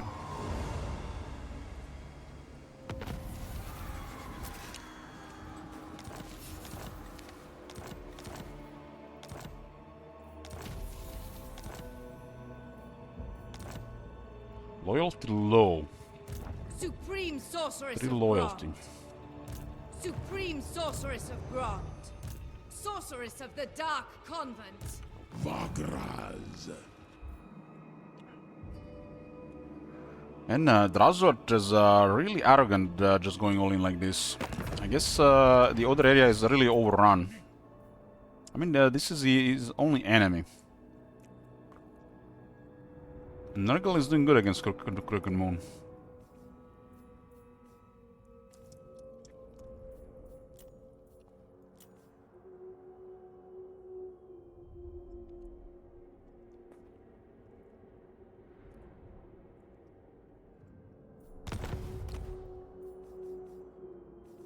You see 4 armies of the High Elf Sea Patrol. 2 are getting closer.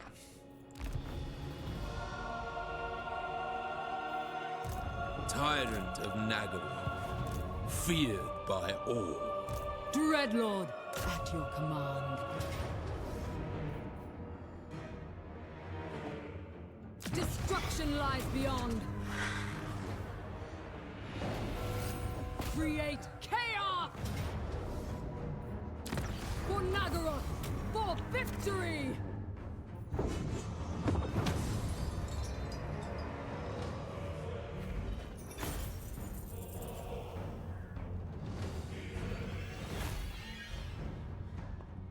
Yeah, let's do my slave buff. More slaves are required. I guess it's we are forging numbers. Corruption is present even in this universe.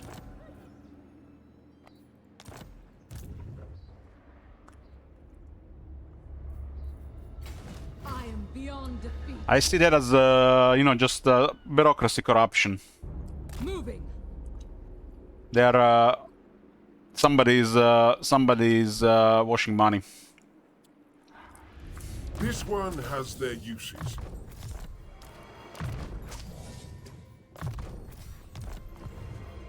Tyrant. Set the sails. Ever since they lost that army going left, I mean, Loki has crazy movement right now, so they can't really survive stuff like that. I almost have two turns of their regular movement. Double time. The only thing they can do right now is surprise me from the Fog of War, because we don't see where we're going. All we need to do is just stack some armies and we'll be alright. I have currently mega movement. Plotting a course. Might lose an arc just getting there, but it's acceptable.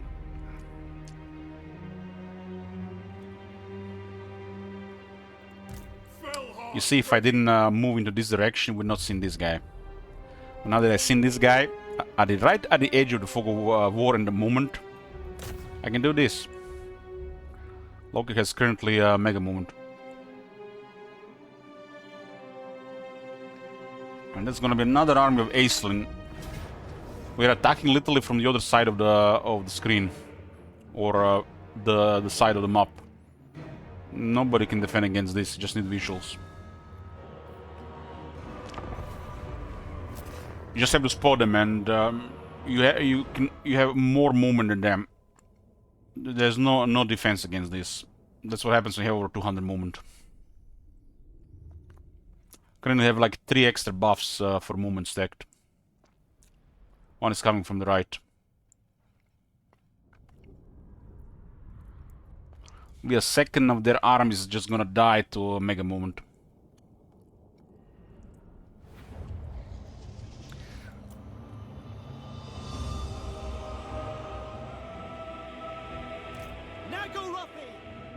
This one has a really strange Vanguard. I kinda like this Vanguard. I'm gonna go right in their face. Kinda makes the artillery almost pointless. But what the fuck? What the hell? What the hell, why not? I can recruit new troops like they're nothing.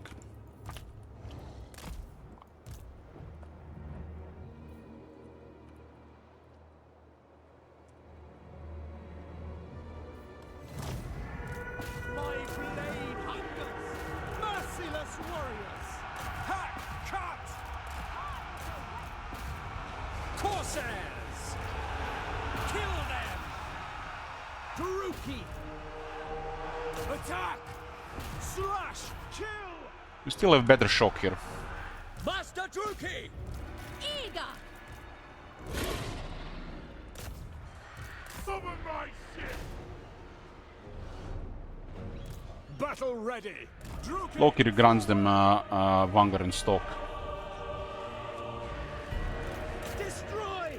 Terror and death! Sorceress of blood! Come, melee! This might be a little bit overkill, huh?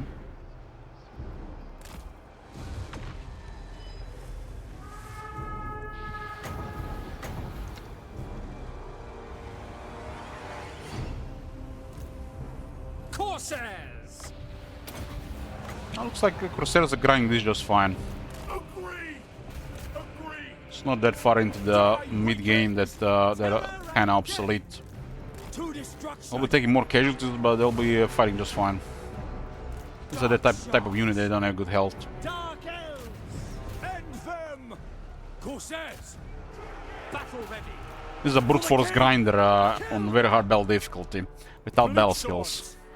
Onward!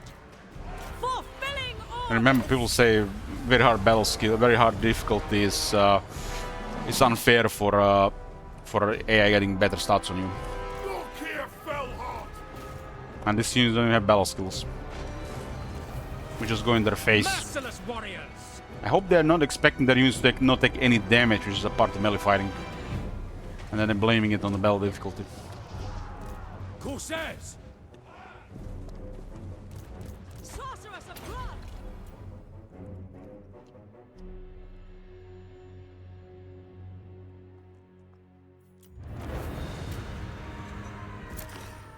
Hey there, bro, good morning.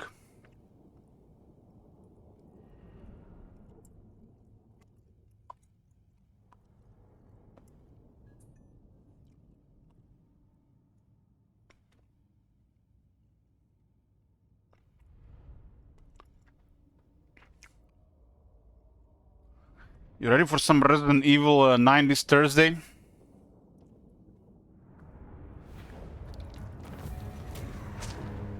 What do you mean? Enslave them! Loki get even more movement and perfect vigor. Look here, Fellheart! Well, if somebody would request it, I wouldn't mind playing on the release day. Bring fire and terror!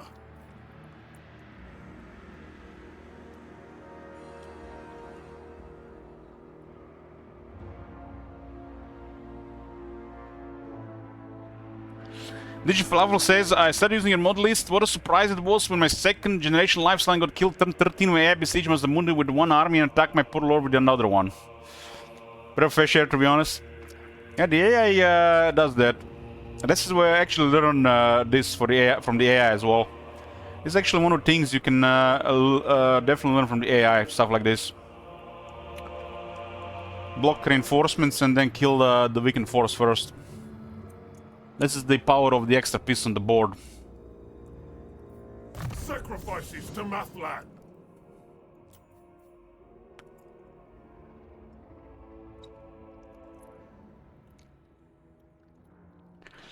Got a title already, Resident Evil 9 Blind. Hardest difficulty, I'm scared.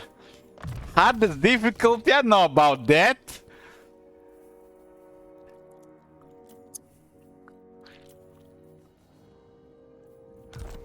That's like a clickbait title.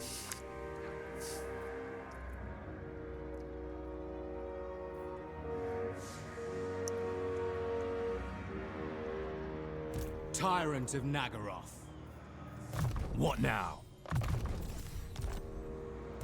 Ply the cruel seas! I'm gonna actually keep Loki here. What is this? Sea of the Red. This is, nobody controls it.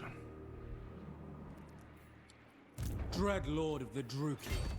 We're talking about St. Isaac. I'm a dirty casual. The ocean awaits.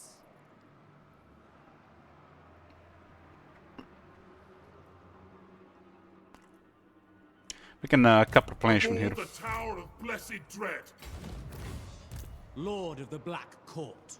Sail, damn you! We have a deal. A vile plan. I like wild Anchors plans. away.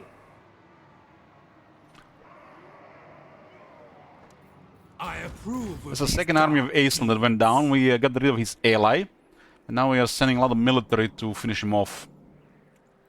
Cruelty and violence. I want to do this because I want to see how it is to deal with Aisling. How much he can weasel out. This is went as I expected, because this can also be easily price stacked even if he's at war with you before. But the remaining forces, I'm wondering about that. A novel prospect. He's still kind of novel in the game. And he's also one of the most pain in DS AI in the game, I would say. Set the sails. Just because the other AI will not really deal with him. Or won't be able to deal with him properly. I wish Changeling was like Aisling.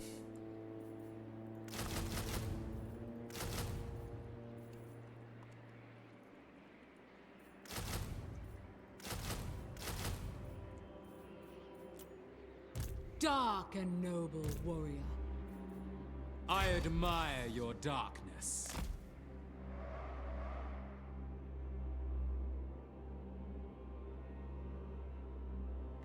Yeah, this is why I mentioned that this should be balanced, St. Isaac. This is basically the same thing as the Beastmen issue with Confederations. We have a deal. This happens too fast, and my suggestion was to only enable additional arc when you build a tier 3 port in a major city. Just capturing a major city and immediately getting an arc, it's too much. It's really too powerful. But by allowing it by tier 3, it would keep things a little bit more balanced, by a little bit slower. I think it would fit way better to make it, appear more balanced. So it would take you probably another 15 to 25 turns instead. With maybe 5 or more turns, give or take, depending on the situation developing. This should not be really a thing possible on Legend difficulty. Campaigns like this should not exist on Legend difficulty. It's just, there's no difficulty here. It's like, it's super imbalanced. This is why it makes this faction one of the most powerful in the game. Dreadlord of Nagaroth, a vile plan. Stuff like this should not be possible on Legend difficulty. Tyrant. It's literally opposite. You are the legendary AI, and the AI is literally just a bunch of weak factions.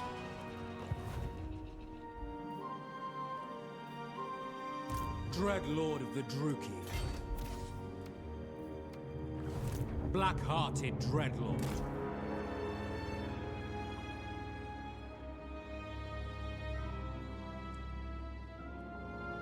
I mean, just look at this. You see this? This is the cost nothing. I get 5,000 gold. Look at this, another 5,000 gold. Another 5,000 gold. Another 5,000 gold. Another 5,000 gold. Who tested this shit? Black-hearted. Lord of the Black Court. Such slaughter awaits. Makes a lot of other factions look like a joke compared to this.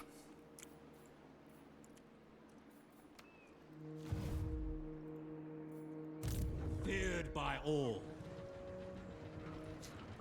Yeah.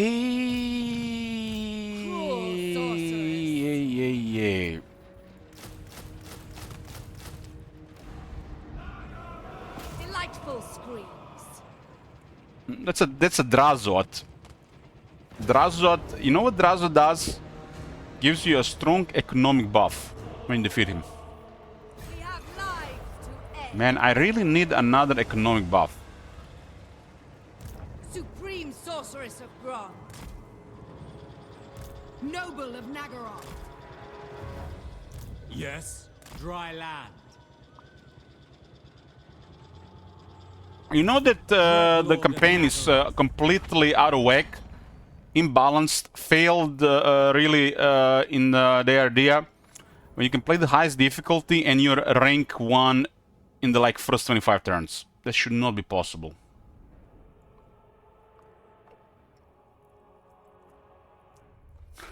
Diego Bro says, if I give the request Resident Evil 9, can I request you use a costume for the main girl that comes with the copy? Yeah, you can definitely. I'm always open to this type of suggestions and requests. We are amongst them now.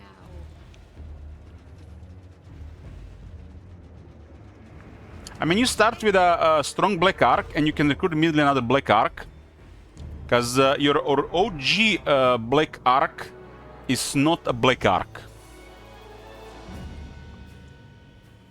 So this is your starting bonus black arc. It's called Blessed Dread. And has another powerful economic buff. And it will have a bonus growth. And then it says here, every owned major port will allow the recruitment of black arc, but this is not a black arc. And you start already with a major port, which means on turn 1 you recruit another black arc. Few turns later you capture Fuchao, you recruit another black arc. Few turns later you capture Zanshi, you get another black arc. And it's already a mega threat building up. Click, click, click, click, click, click, click. Another black arc. Several turns later, teleport. Another black arc. Another black arc. And this all in this space of, I don't know, 35 turns. And this is a massive area. This area is not small. This is a massive area. If you can do this entire area under 50 turns, that's impressive. This area is difficult to manage because there's a lot of stuff, and early on you don't have the resource, you don't have military, but they got a powerful ally buffer, and they got no obstacles, no resistance. There used to exist a resistance, the Calrite counter. There was an Akai, and Akai would travel this path. And he would make Lokir sweat instead of Lokir having easy time into this area towards Iron Dragon. I mean, that's what I saw with the AI every time. This is my first Blessed Dread campaign, I haven't played them before. But Nakai is now busy with the Kala, and Gelt is busy with the Kala. And Iron Dragon is the only one that can save Mami Inc. and challenge Clanation. But Lokir goes into his direction, and is literally, you are the bully here. You're already exploiting our extremely weak situation here. You're just bullying them and taking everything they have with no resistance. They added this shit on top. Warhorse was already a threat here. This guy is even more threat here. Mami is overwhelmed. Gangbang. Clanation is a menace. Clanation Lokir easily work together. There's no version. And Iron Dragon is the only thing that can stop it. And Lokir goes right into the Iron Dragon, and nobody can do anything about this. And this area here will be 3 provinces, which is giving you core economy to start having 2 armies and 4 black arcs. The rest will come from battles. So you don't even need to occupy this area here or this area here. This is just extra. It's a really powerful starting position. Not only it's the corner, but nobody's contesting Lokir. There is a mega oversight with when it comes to releasing new DLC. So lazy fix here would have been, since they included Sile in the north and the Kala in the south, they made the southern area more, you know, their own thing. Northern area is more pressure mumming. So the most normal thing would have been here if Lokir and Clanation started the war with a like some historic penalty in treaties. Like, I don't know, you know when sometimes factions start with a war and they got like additional 60, 70 negative diplomacy, like Empire and Marin would have sometimes in the past. So having a locker deal with Clan Ashen would have been most normal thing to make this campaign get anywhere close to normal. But the fact you can work with Locker, Clan Ashen and Locker can work together, it's just makes this a super easy location. Locker especially, Clan Ashen a little bit different. Because Locker is in a better position. Well, you know, it's another side. So, inclusion of Sile in the north and the Kala in the south would make a lot more sense if Locker and Ashen had to fight each other. If they sabotage their relationship with, like, I don't know, -70 penalty from, you know, campaign setup, whatever reason it is, so you can't work together for a while, and you have to fight initially, so you give Loki another 10 to 15 turns dealing with this stuff instead of just pumping Black Arcs and bullying the only one who can deal with the mess in the Grand Carta, which is the Iron Dragon. So this would be a lot more sense. So how would have happened? You had like 10 to 15 turns dealing with Clan Ashen, you probably would peace out, but that time alone would minimize the snowball by a lot. And Locker a campaign would feel a lot better that way, instead of just bullying everybody. I think probably would be the fix for this side. Because right now, this is just a disaster for Grand Carte if the player is here and it's not Grand Carte.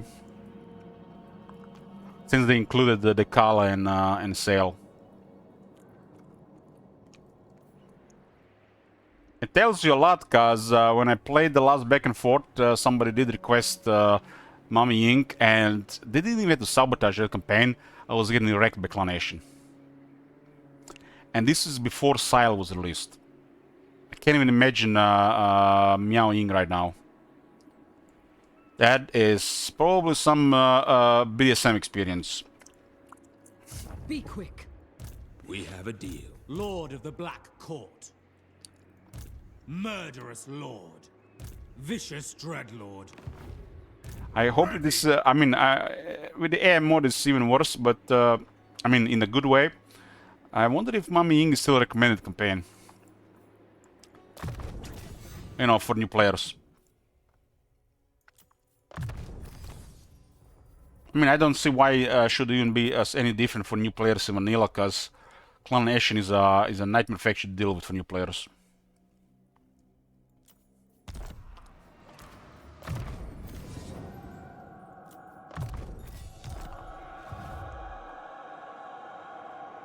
Dreadlord.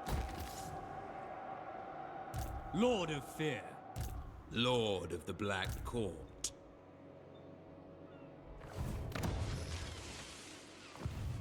Supreme Sorceress of Grond. Greetings, servants.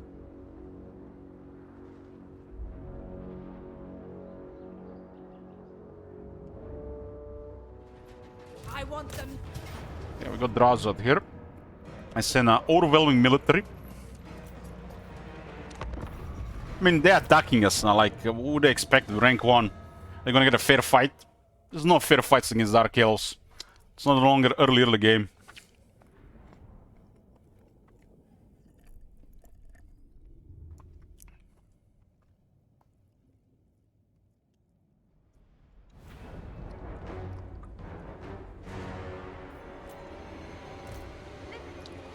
So, what do you say, dear bro? When is it getting released?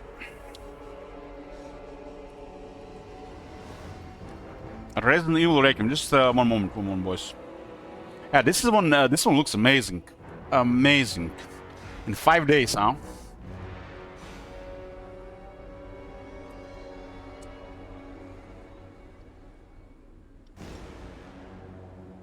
Well, if you request, we can play it on the release day.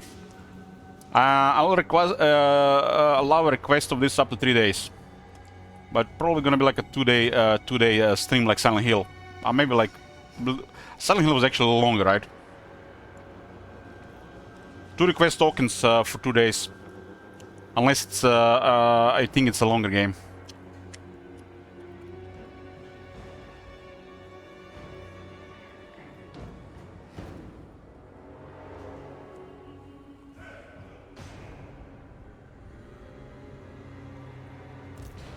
Milky sorceress.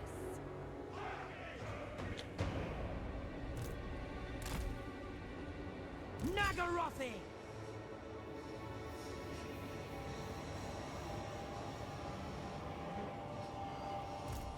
Is there a good guide for Warhammer 3 unit stats? Anybody knows? I have no idea what stat means and what makes a good unit or not. I'm sure there are things on YouTube.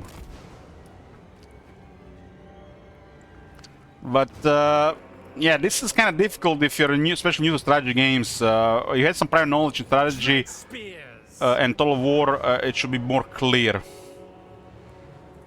There's no short answer to tell you about this, but there's some YouTubers which cater to some really basic information. The thing is, this is the basic information about the unit. And then there is the entities, and then there is the health, and then there is the mass. And then there are hidden stats, like speed. You don't even see here in a tooltip, but speed is acceleration, walk speed, run speed, charge speed. 36 just still gives you a general idea how fast the unit is, but it doesn't mean much. Attack is chance to hit, defense is chance to evade melee attacks. Weapon strength is amount of damage a unit will deal if a melee attack goes through. And charge bonus is amount of damage an attack is added when a unit is charging, proportionally to their ratio between the basic weapon damage and armor piercing weapon damage. What makes a good unit? Well, you have to just play the game. Like, for example, you can compare Dread Spears with the Hargan Executioners. You just can't. Stat-wise, you can see this unit has higher stats, but there's so much more to this. And then you have to take into account there's larger, like units like cavalry, there are chariots, there are monsters, there are large monsters, there are really big monsters. Unit interactions are learned by doing as many battles as you can without auto-resolving as a new player and paying attention to what the units are doing. So some of the lighter infantry are gonna be pretty straightforward, what you can expect from them. But once you start using stuff like trolls, minotaurs, they have different ways to be used. So it's a different story, and when you start mixing units, it's gonna be even different. Some units are just meant to fill the army and in a way just die, or to make the quality units do their job. Battle ready. There's several stats that you can't see. Merciless warriors. Nagarothi. Battle ready. Bolt throwers. Chariots. Like, you can play a faction like Greenskins, and their faction is reliable. Their faction is reliable at dealing damage and killing stuff. And then you can play a faction like the Vampire Counts, and it's completely opposite. If you don't know what you're doing, it's gonna look like a really bad faction. So start with something basic and go from there if you lack knowledge about, you know, how these games work.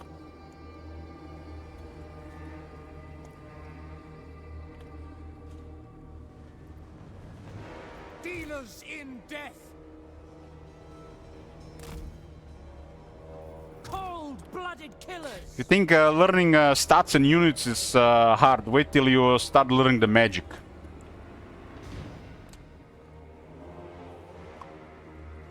The merciless host. Executioners. We are ready. This is why most people just stick to one or two lores and use the same spells all the time. Dark shards. We understand. Following orders by your command. I do not like dark elves.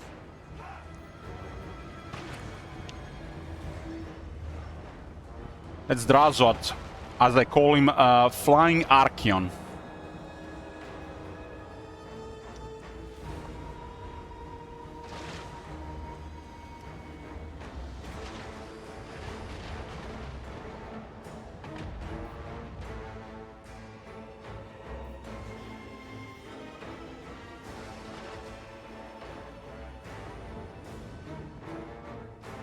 We have a very large army here. The reinforcements are mainly cannon fodder. But we have regiments renowned in here. And I haven't really recruited them to have a permanent role in the army, unless we want to push further north. But Clan Nation can probably handle further north. You call him the Zulahu? You're calling him not the Zulahu. I call Zulahu Zulahu. The merciless host, battle ready. Dread spears. Druki, forward! Dark elves!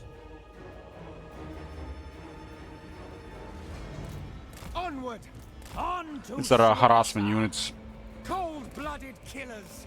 If I like need value over time, they'll deliver. Destroy!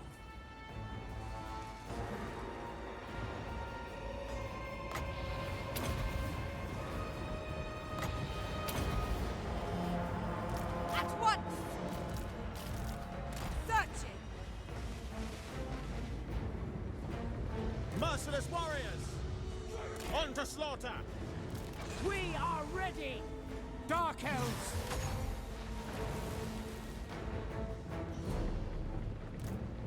Following orders! At once! Battle calls! It is done! Finish him! The enemy casts spells! The Black Ark, the glorious! Strategy games have a learning curve. That's just how it always was. Dread spears! Especially as you get some basic knowledge. So attaining this knowledge should be fun for you. And as you get more knowledge, should be even more fun. And if it works like this for you, then this is a game for you for sure. So keep playing, Forward! and things will come to you in time. You cannot learn anything in a couple of days. When it comes to a lot of these games, even when somebody just bombards you with information, you're not even gonna remember half of it. Slaughter them! Slaughter them!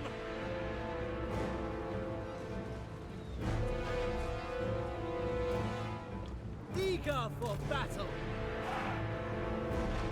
Forward! The weakling! Corsair handbows! This infantry is really vulnerable to his voodoo. Huh? Even he used it awful a bit. I guess we'll send the stuff to grind. Dealers in death! Dealers in death! Advancing! Enemy smash! Dark shards! It is done!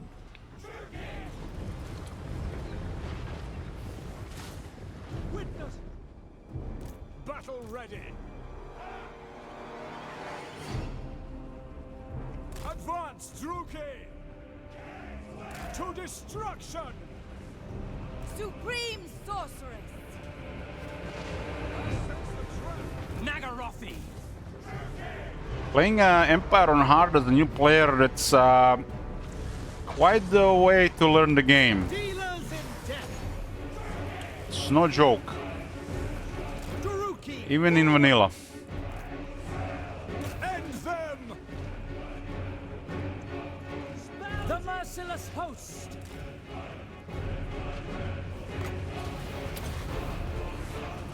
Their mages are casting for the king! Glorious destruction! Yoo-hoo! Oh my god. You see that shit? Chariots to destruction! The merciless host! Murder awaits! End them!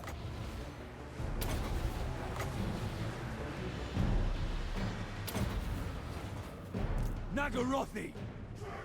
I like this battlefield because we don't see that much. Dark shards! If I send too much infantry in there, Drazd will just rout everybody. We are ready! So we gotta send stuff slowly. By Cain! We'll run out of voodoo. Battle ready! Dark shards! There are lords like this which require a lot of casualties to deal with, especially with basic arms. Eager for battle! For the king! Dread spears! This is basically, you can say at this point of the campaign, just emergency forces. By your command. Just extra stuff we have around. Hearken to me! Dread spears.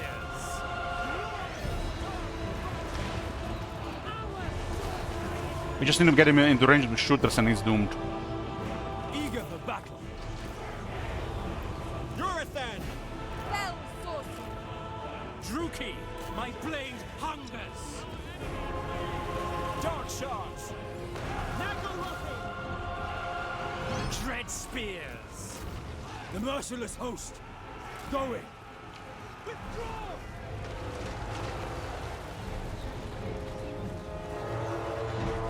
Onwards to murder. Yeah, Drazur is down. Advancing. Corsair handbows.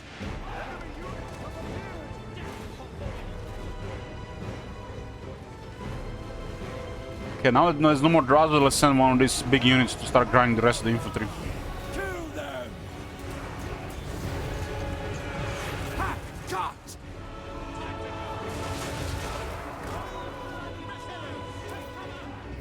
Cold-blooded killers. Bleak swords. To destruction. Executioners. How is this tower still standing? Merciless host. Eager for battle. Destroy. Corsair handbows. Make them bleed.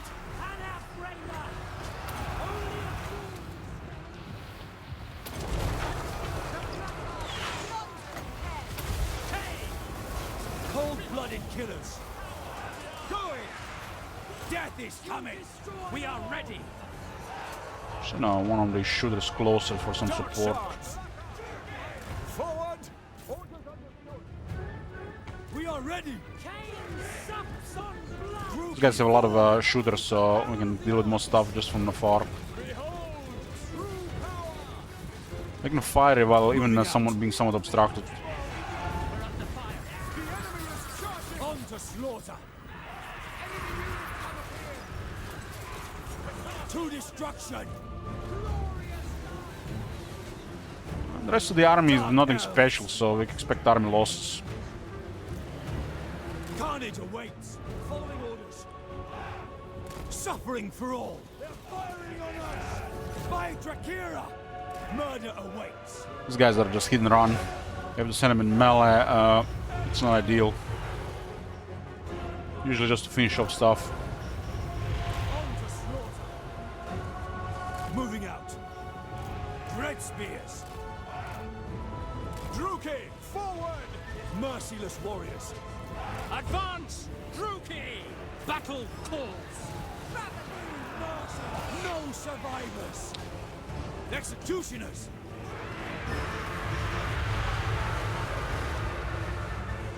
Dark elves. Druki. Onwards to murder. We could have used the Doomfire Warlocks here as well. I never used them a lot. Druki, forward! Corsair handbows. Advance, Druki. Going.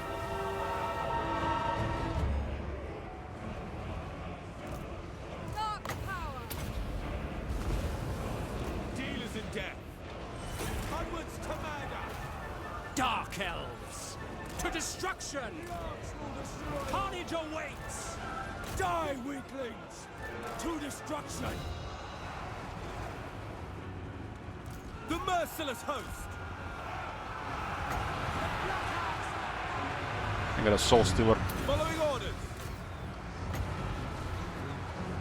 We understand. So, sometimes we get bounce spells, they're just instantly used.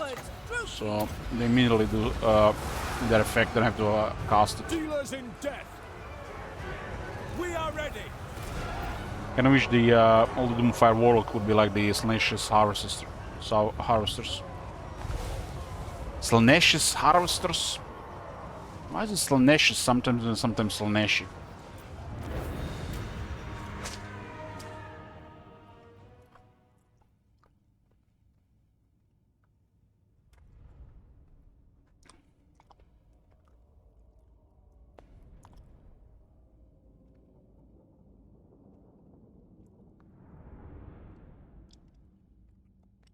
the fresh army I recruited, so we have the Chaos Dwarves outnumbered.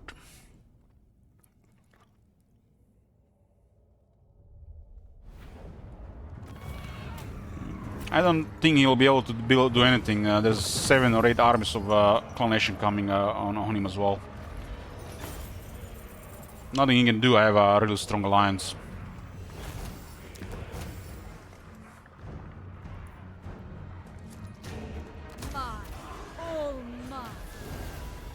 So defeating Drazat, you get 15 missile resist, and all core settlements buildings provide another 10% income.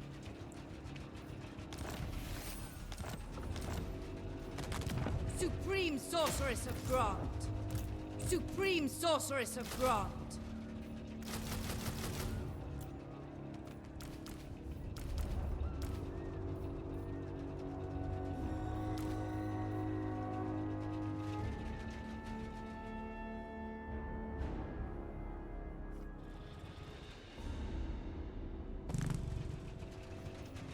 I mean, like the anti-infantry unit, Vash.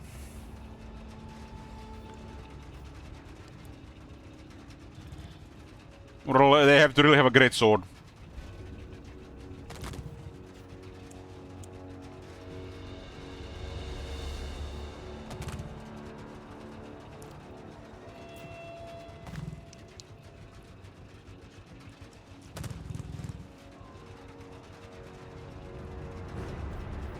They got 4 loyalty, we can't do that. I care not.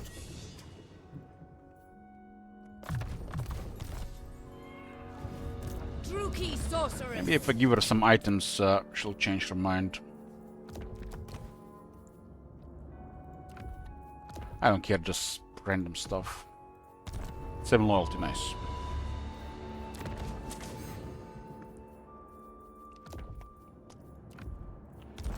Eight loyalty. Blackheart. We don't want to keep these units in the army because we can recruit other army. These are just units for emergency. Because I can instantly recruit them later.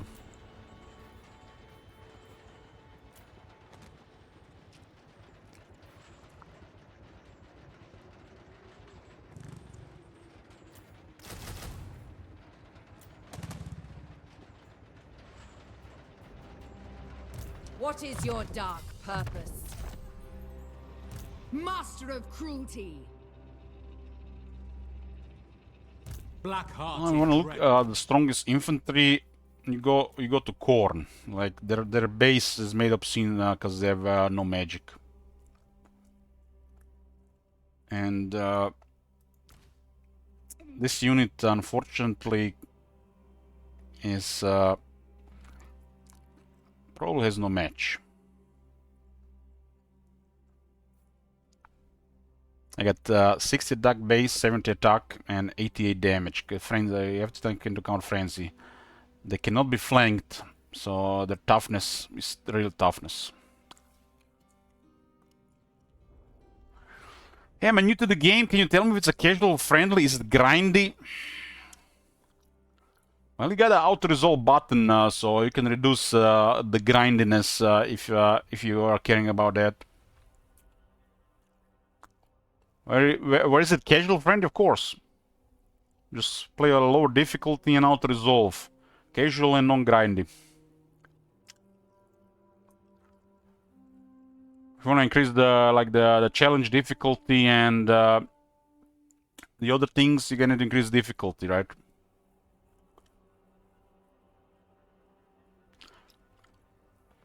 Grindy, I mean like Diablo or something.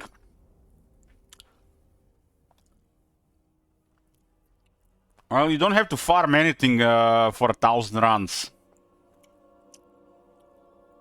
This is a strategy game. It's a turn-based strategy game with real-time battles. So it's a totally different game.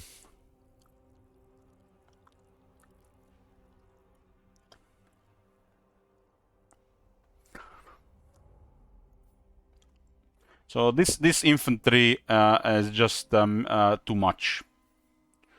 It is just too much, and barely anything even compared to this. Their base stats are ridiculous, and they're even flanking.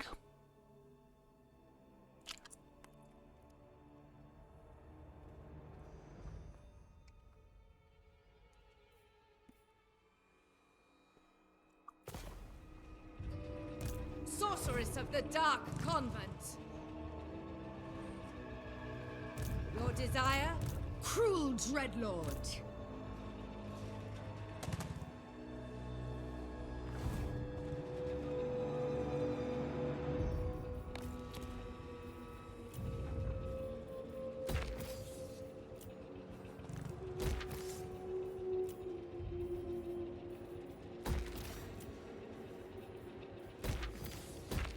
This place is making almost 5,000 turn. There's even more resources here.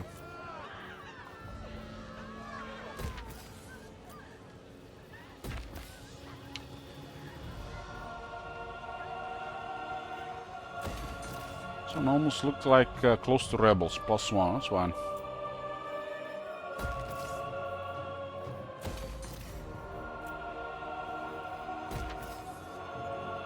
I guess some people could, some people do find campaign management grindy, but it's all subjective. I mean, campaign management is a normal thing in any strategy game, right? You have to manage something. Some people can also find this like also the best part of the game, but it's not supposed to be the main part of the game in Total War. It's just a part.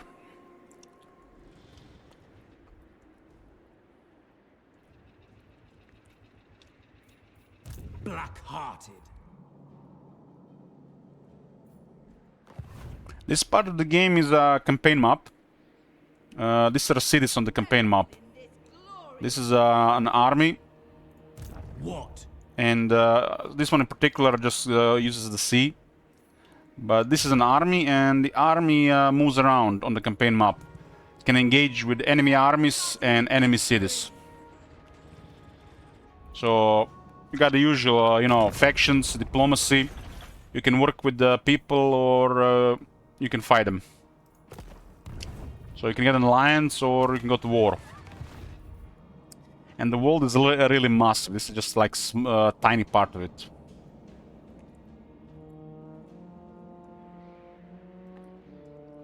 Like, I have started the campaign here. And I spent like over 20 hours here. Or about 20 hours. And now I have arrived at this area here. And this is still just a part of the world. There's still multiple continents around.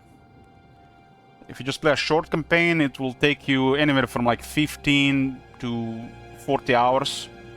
It all depends how you're progressing, how many mistakes you're making.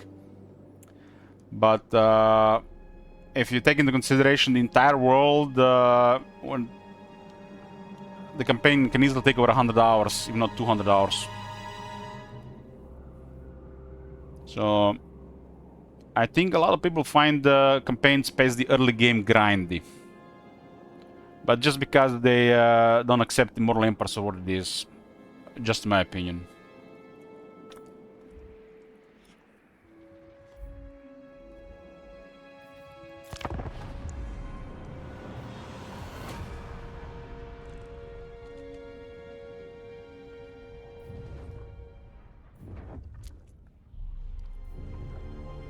I think they might have poofed there.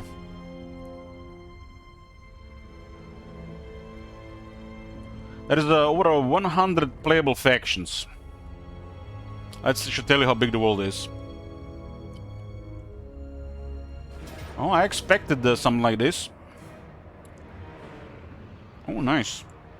They even get a fight. I don't know that they'll fight this. Man, we destroyed 2 of their armies just with a higher movement. I have a crazy military in the area and they're coming to me. Game.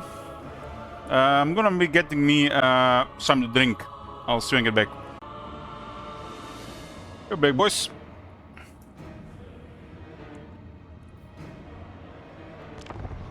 I love when they come to me. The retreat here was better, but it cost me some movement. I have like so many armies in the area. Even if they cause massive damage to this army, I don't care. Their army is overall better, but my army has more experience. Be fine, especially because we're under attack, so the Black Ark has extra buff. When a Black Ark, Ark army is under attack, you get some extra stats. This is supposed to be the Black Ark.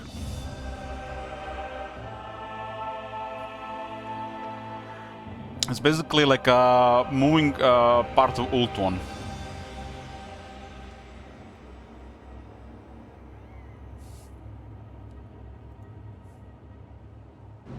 I think. Let's ask. Let's.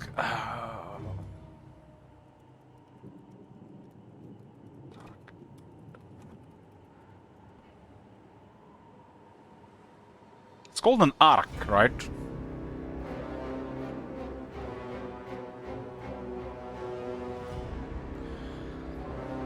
Black Ark is a massive floating fortress city used by the Dark Elves for global raiding, conquest and slave taking. They are not merely ships, but entire chunks of land kept afloat through powerful dark magic.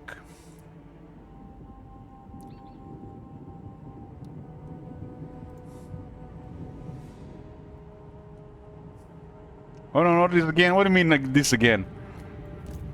Cruel and deadly.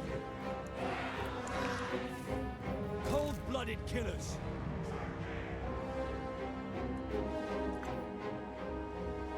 This army is pretty basic, so spend most of casualties on the Dread Spears. They got 94 leadership.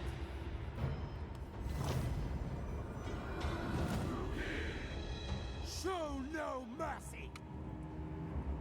Without question.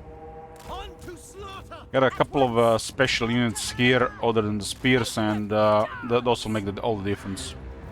Merciless warriors. Forward. And then as they counter drag shots immediately, they'll be enough to kill any troublemakers.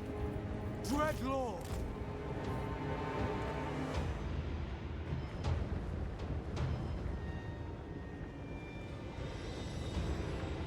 Noble. They're sending their shooters. Horse shooters, but they counter by our shooters. Marching. On to slaughter.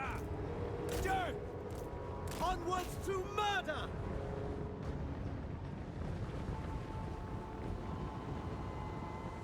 Dreadlord. It shall be. Die, Azor. These units don't have much damage. Black-hearted lord. Exquisite. That's one volley there. This is how strong the dark shards are compared to the basic high elves. Shards. Dark elves. Red spears. Moving out. Dark shards. Dark elves. Dealers in death. Massacre them.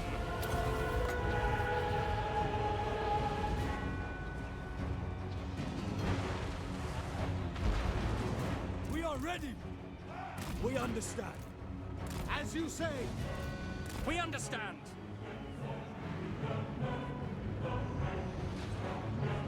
Eager for battle. I get a wall on that lord.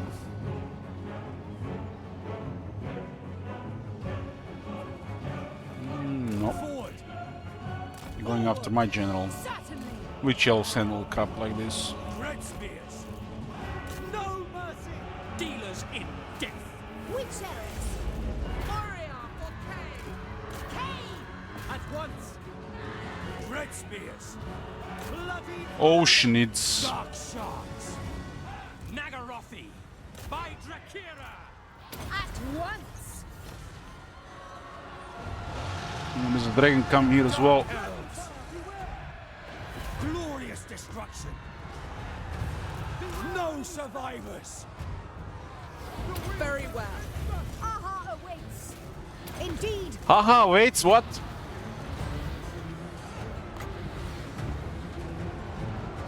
Red spears. Bleak swords. One thing is that all we need to counter a dragon is pin it with the witch elves and shoot with dark shards. Striking out. Advancing. To red spears. The merciless host. Onward. We are ready.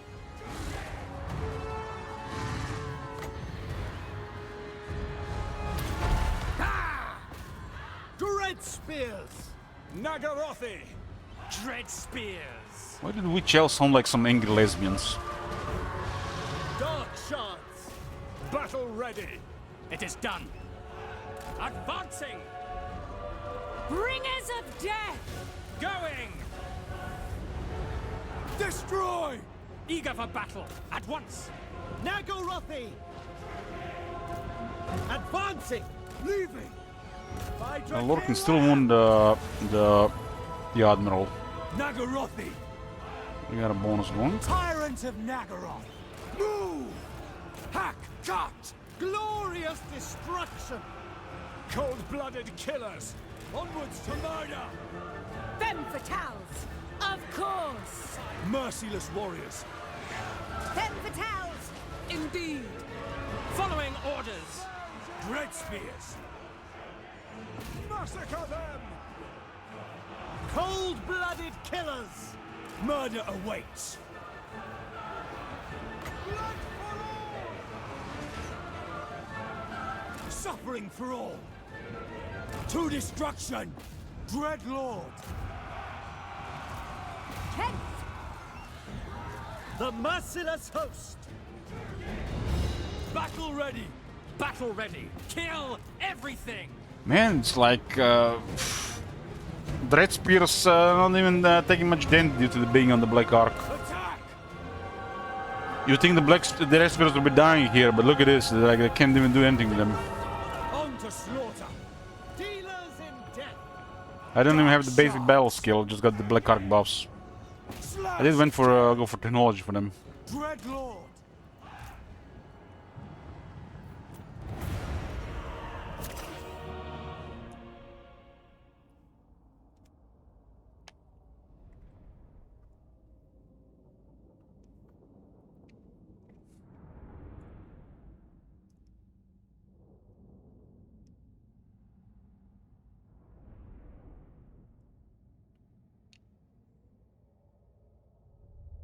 Is that the legendary Phoenix Captain? Legendary hero, the Phoenix Captain? Caradhrin, yeah. I didn't even notice he was in battle. I require slaves. Imagine there's an armada of ships coming your way and you send in a lone force trying to hit one of them and they can't even win.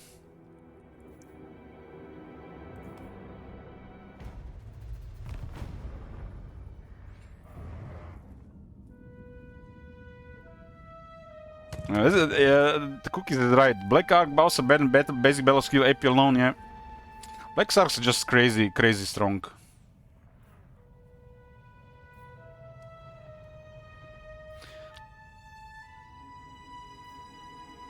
I'll destroy the two of their armies before this attack.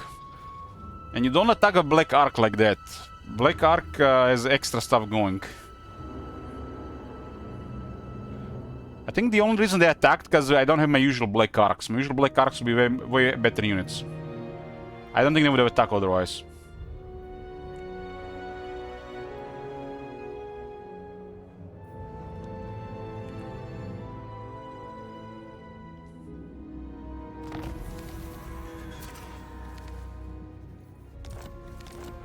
I think Clan Ashen will be taking these territories in the Mounts of Morn.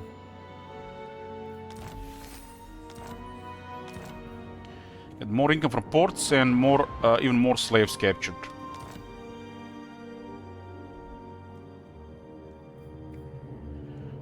Okay. The eastern colonies have been taken now, the rest. We're targeting the High Elf Patrol, they have 8 settlements. They all have other enemies, so as they lose armies to me, their enemies will also bring them down. Clan Morse is actually 30 settlements, interesting. More head skulls. I'll open diplomacy, why not? We talk instead of fight kill, yes?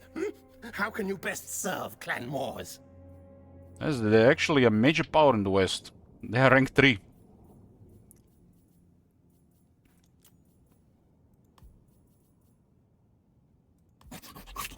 Yes, I don't care about what happened in the west, as long as they play nice with Clan Nation. And they are likely to work together. Yes, yes. Okay, I see they got 2 armies left. And they're probably close to a conflict since they haven't moved.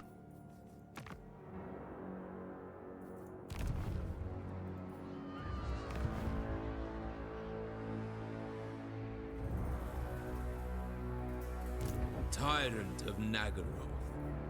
A vile plan. I mean, when the Dark Elves, when they plays Dark Elves, Skaven have probably the best chance to be great. That's the only, probably one of the few times where the Skaven are gonna be great, because they can work with Dark Elves.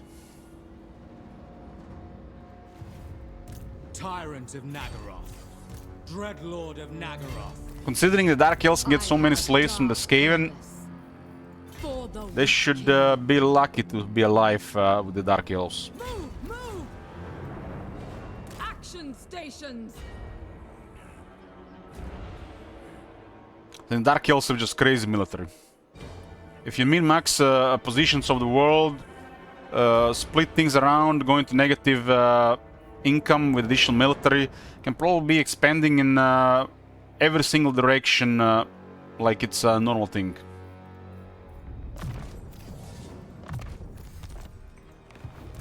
Vicious Dreadlord.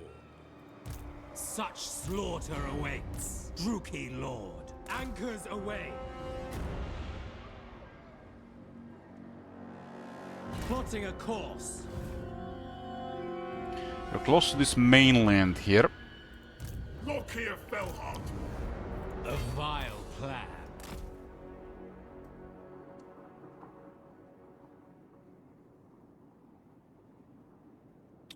It does look like this is where they went first.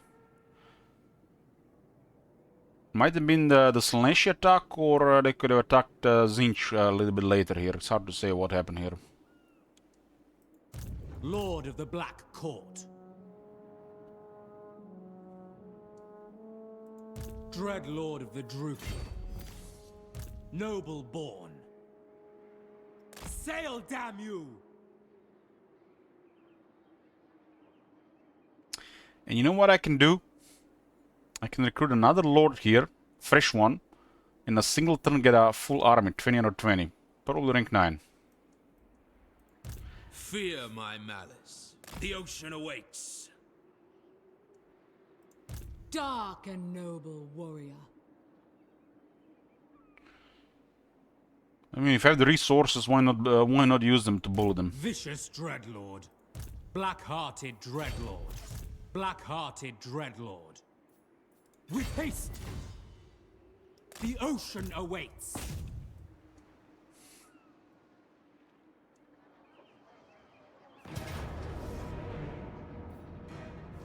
The thrill of battle awaits! Enslave!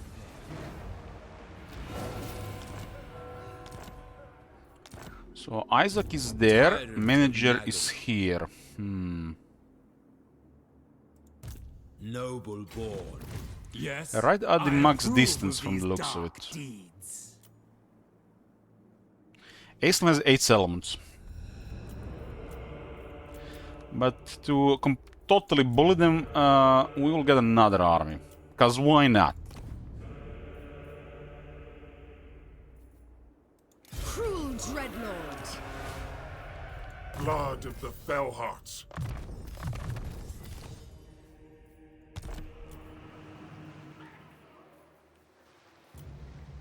Dreadlord of Nagaroth.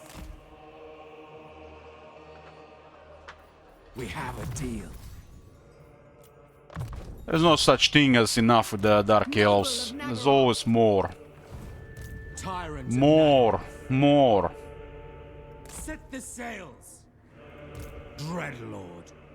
Anchors away. Lord of the Black Court. Cruel and deadly. What? I admire your darkness. And look at this now. I just recruited this lord, right? Just appeared out of thin air. I'm gonna recruit some troops. Rank 9 troops, by the way.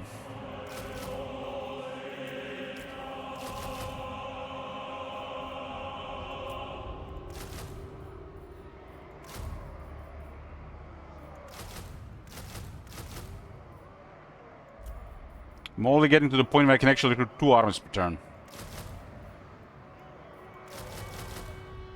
Look at this. Full army, rank 9, 1 turn. It's not bad enough this is coming their way. If they're even close to each other, I can do 2 of this per turn.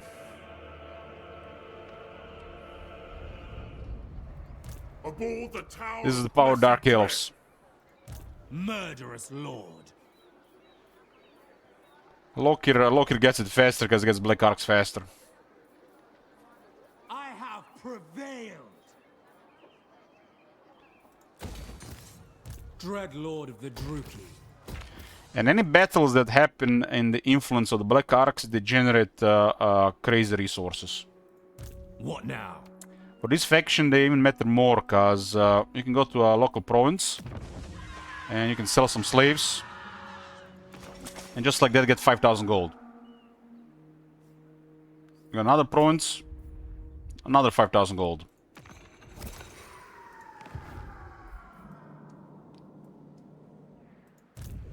Death to the weak.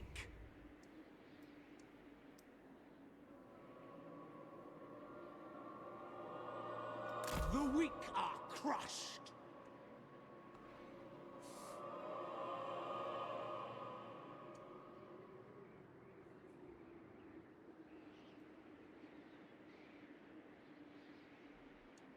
My glorious victory. Okay, this is the main one. Yeah, this one tier 5. It does lower some upkeep further.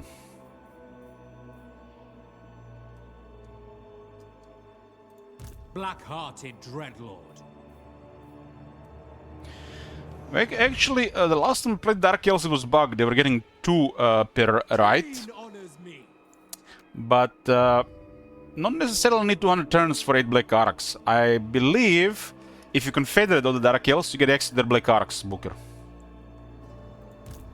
I think that's still a thing. Maybe somebody can confirm. So that is the best way to get more Black Arcs. Lord of Fear.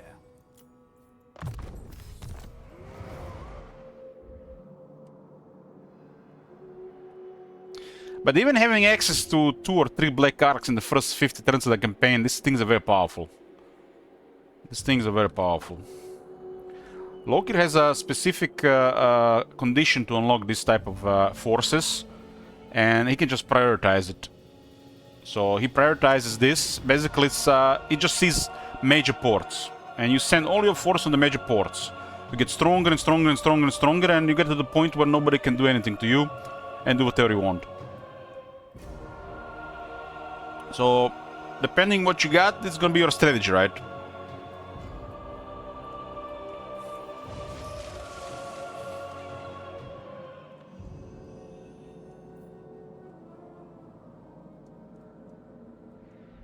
It's just good business.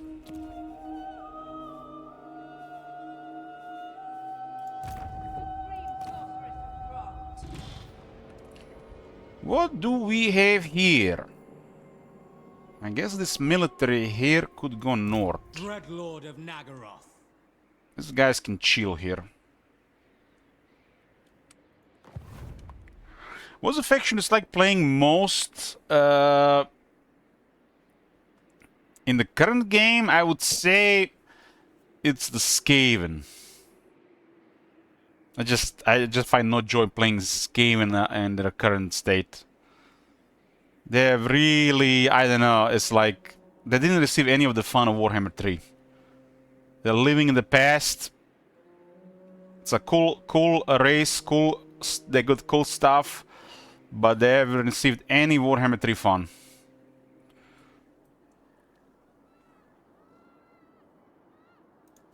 Favored of the Witch King. So me personally, I find that is like the Skaven the most.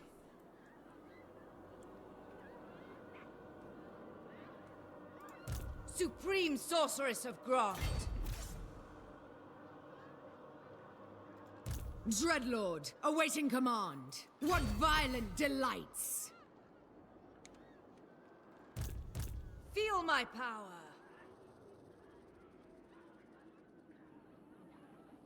Searching.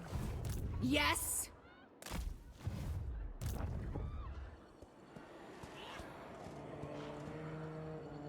Hecate, guide me.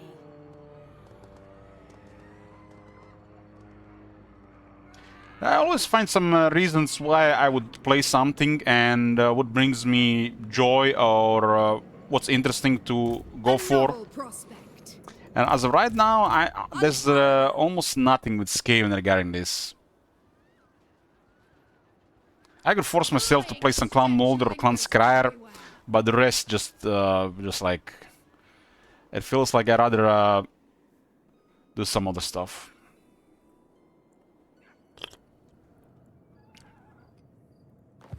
Elves, I love elves, and Dark Elves are my least favorite. The Druki are restless.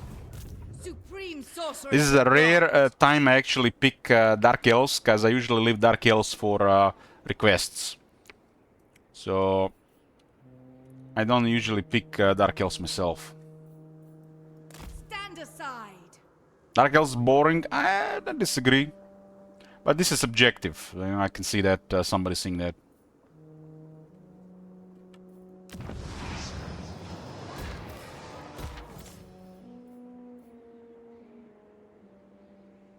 A lot of gems here.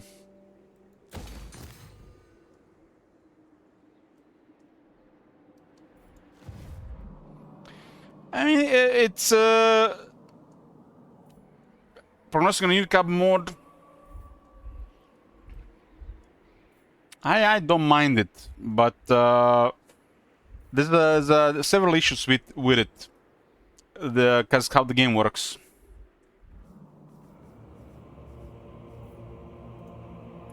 Like entire economy is built about you going forward,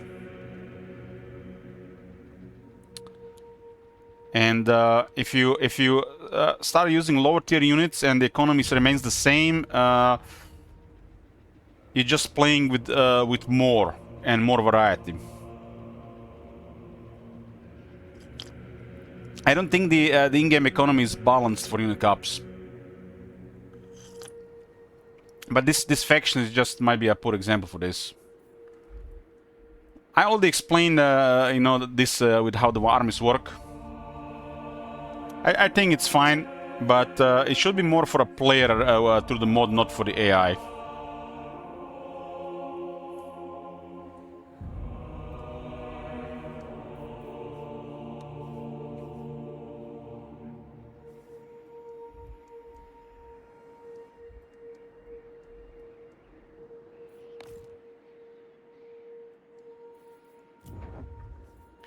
But then, if it's only for the player, and the player can play this game effectively, and then we come with the problem of how the economy works.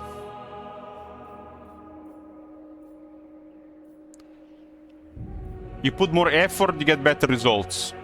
It's gonna end up like that then. I think it's a good thing, but I don't think it's better.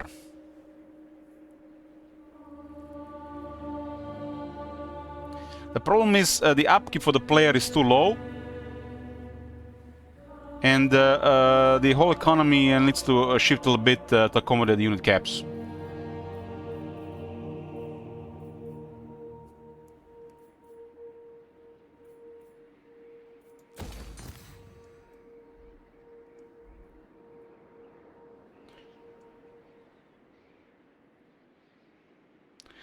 Not really, Falafel, not really. Because tier 3 will always have one additional slot, and tier 4 will always have additional 3 slots. But depending from faction to faction, it will definitely be different. I mean, just look for example. You got 3 basic military buildings. You don't have to build all 3. Like, it's smart to build one of these just to get all these units. but I don't even want to use these units. So you can just build barracks. And then you have room for income and something else. Like a resource or a wall. This building alone is going to be enough. And as you go on a higher tier, you get more slots as well. Plus Dark Elves have Black Ark, so it's a little bit different for them. And the thing is, the core unit is not limited. What? I can literally make every army 10 plus Dread Spears. You guys keep forgetting about core units. These are perfectly fine units to use through the campaign. As long as the characters and the rest of the army works with them. Numbers will still beat a higher quality army.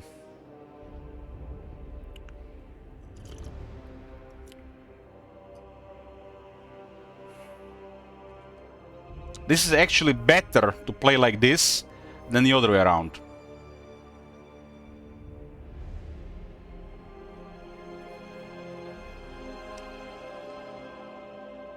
You can do this without the mod, yes. This is what I'm saying, DJ Falafel.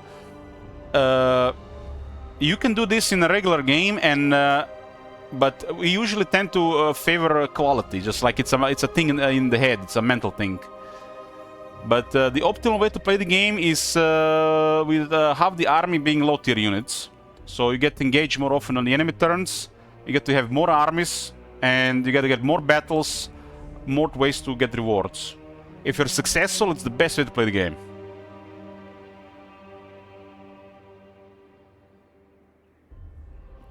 The ideal game would be the game that requires you to play like this, but it gives you barely enough money to do it.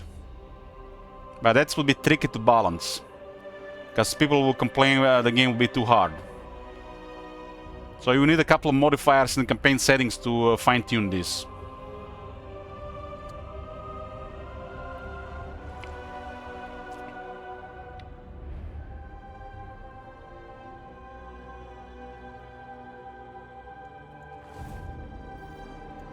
Tyrant of Nagaroth.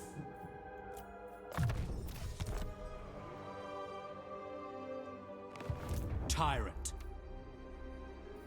Such slaughter awaits. Plotting a course. We tend to give our armies quality because... why? Because we might get into a situation where we are slightly outnumbered and slightly outmatched, so we want to make sure we don't lose. Because you're not going to go into a losing fight, right? That's why it's a mentality thing that our army needs to always be the best what's available. I approve But of these with this dark type of deeds. mentality, you don't take into account that you can have reinforcements of two cheaper forces and almost do the same thing. So we're trying to min-max with one army, but we don't try to min-max the cost in that army, taking into account that you can get a second army with similar quality before upgrading the quality in the first army.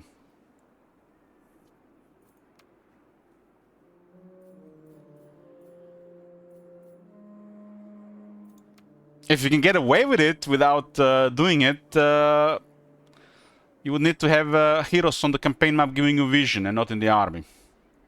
Because the moment you get surprised and one of these armies goes down, it's a massive setback. But if these armies are backed by more armies, you keep recruiting more armies to get more income, it's always a better way to play like that.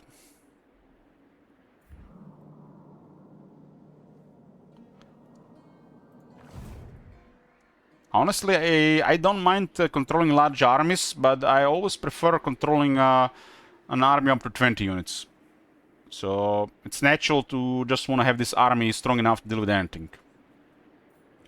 However I balance this is really depends of the situation. Sometimes I might purposely make that army have several weaker units just so we get attacked more. Because the moment that army gets to the point where it's tier 3 plus, most enemies will avoid it. Unless they can outnumber you. So it's not even a good way to go with this type of army.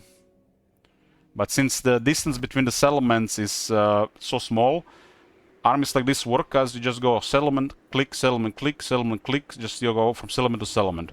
Rarely take more than one turn to capture another settlement because you prioritize movement range. So we get battles anyways, but the enemy will not be engaging those battles if there was fewer settlements and more distance between the settlements. This faction is super overpowered, DJ Falafel, so it's you know, hard to make like a decision about this. But the way I see it and how you can apply the strategy around this, we gotta have to play a couple of campaigns to make a full conclusion. But I can see this being a good change of pace, especially if you just use it for the player.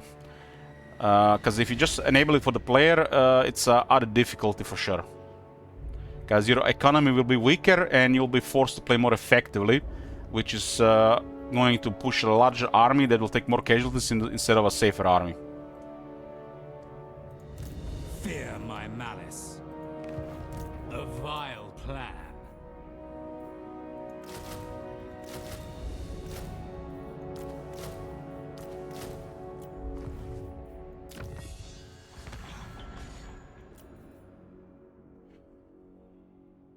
Shades get buffed to speed, weapon strength, and real time reduction. That's a mega buff for Shades.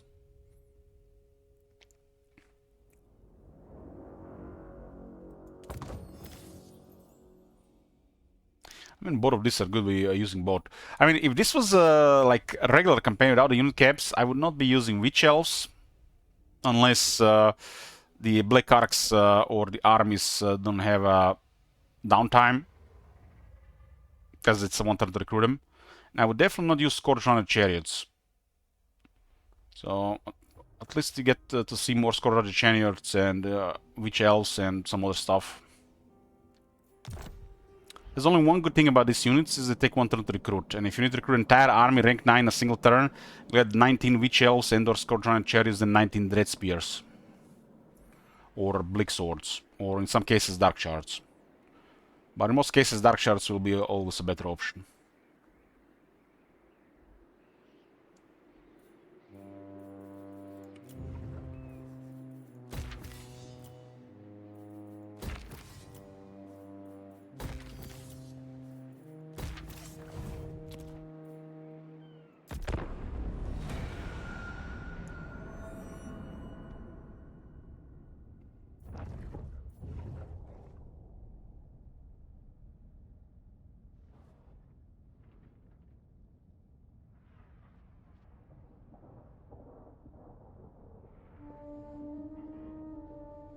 This unit caps mod is a good one to add more house rules on top for some special requests for sure.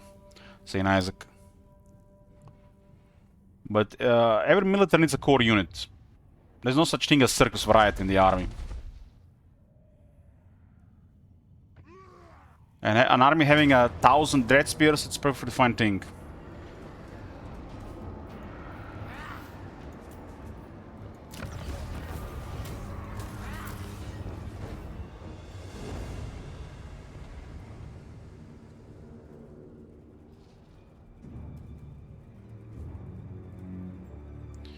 I mean, 8 Dread Spears to some people might look bad, or might be regular. Let's say 12. 12 might look bad for a lot of people.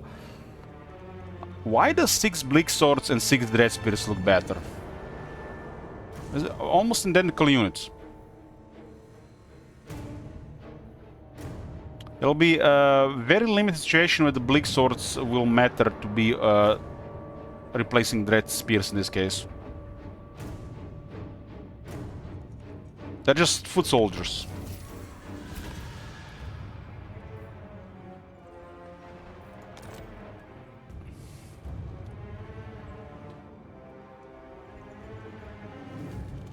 Lord of Fear, I admire your darkness. If you ask me, the unit caps mod should limit Dread Spears to 2 per city you have. That probably would have been ideal. I don't know why it doesn't. You don't really have to have like a unit that is free. It's like then you still have endless manpower. It's okay if you run out of troops to use, but then probably in a situation like this. I mean, consider what a military I have, and I can still keep recruiting. What unit caps?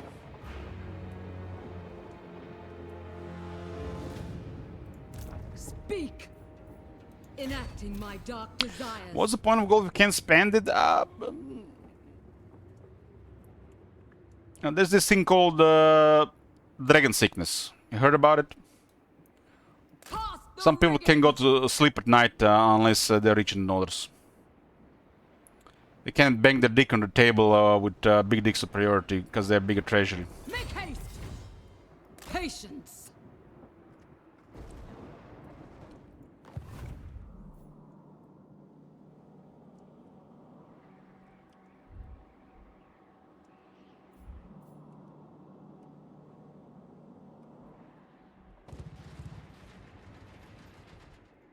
Master of cruelty! Not now! Later! Well, no rest. Traveling. Be ready. I mean, look at the Dark Elves. What's the point of having all this military in one area? To show domination. Black-hearted. Imagine playing somebody powerful, I don't know, Archeon or somebody, and you had just one puny army and there's like 10 to 15 armies around you. When the bad guy is supposed to be the other way around. I don't know, for some people this might be like a challenge. To me it's just the opposite. This is fun. Malevolent lord. Sail, damn you. I approve of these dark deeds. Lord of the Black Court. The ocean awaits.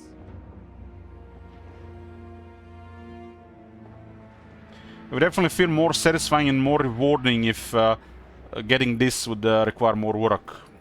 You know, but that just might be just me. I admire your darkness. I mean, I don't really get this thing, you know, in Total War with Total War players. They just play early game and it's like there's no more challenge. Like, there's like challenge on turn 1. Where? Why not think about it like this? You spend 25 hours to develop this situation, and now what? You're gonna restart and do it all over again? It reminds me of this one guy back in the day when Warhammer 2 got released. He's like starts a Tyrion campaign with a streamer. Starts a Tyrion campaign, and he's like he's opening a roster. Malevolent Lord. He's like opening a roster. You know, he's like looking what cool units the high elves have. Does look like looking at a Star Dragon. Wow. Swordmaster, Sphinx Guard. Wow. He plays a couple of hours in the first 10-20 turns, and literally the rest is just auto-resolving everything, and he gets bored before even unlocking tier 4 unit. The entire campaign, spearmen and archers.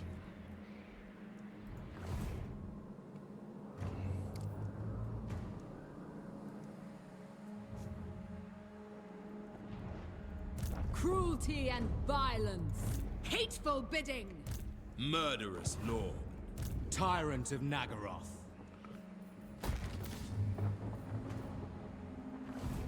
Dread Lord of the Druki. Isn't getting there a reward in itself? This is why in Immortal Empires I recommend people to play long campaign. To experience the location, faction, race, and Immortal Empires in itself. Nothing really happens in a short campaign, unless you really decided to play a short campaign. It's like nothing wrong with short campaigns either. But playing every campaign like this and thinking like there's like kind of like a challenge or something, you gotta make your own fun, right? Set the sails.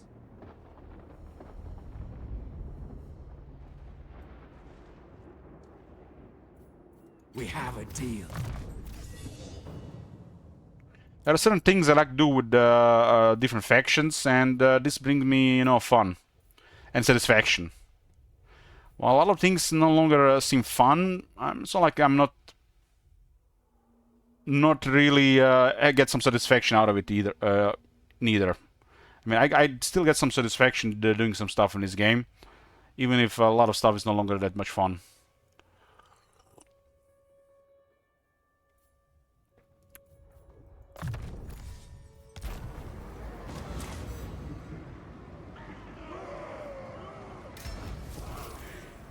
Another Shadow Dart. Black-hearted. Such slaughter awaits. Feared by all. Sail, damn you! If you don't use confederations, I think Beastmen are one of the more fun factions. I approve of these dark deeds. A vile plan. Plotting a course.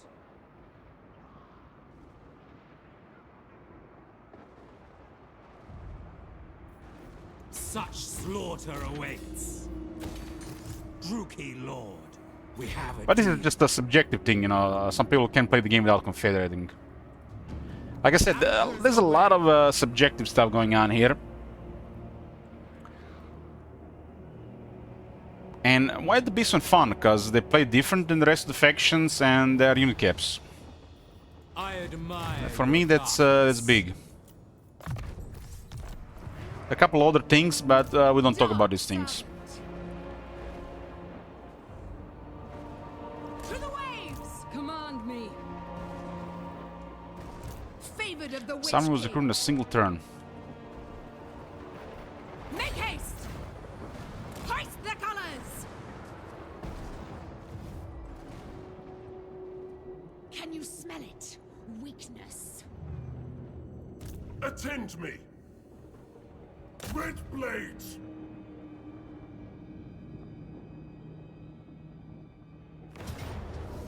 That's a proper evasion happening here. There is no mercy!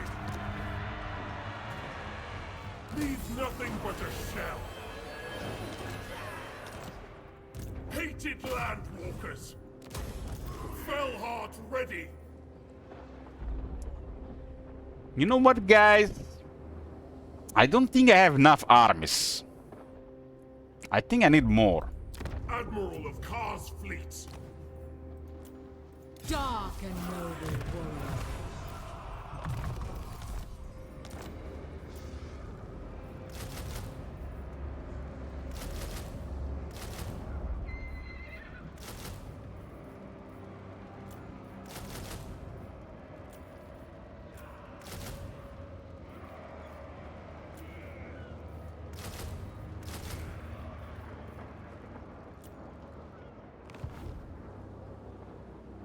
Yes? Murderous lord. Sacrifices to Mathlan! What sea is this? This is Demonium Coast. Will apply a buff to the armies in a nearby sea region.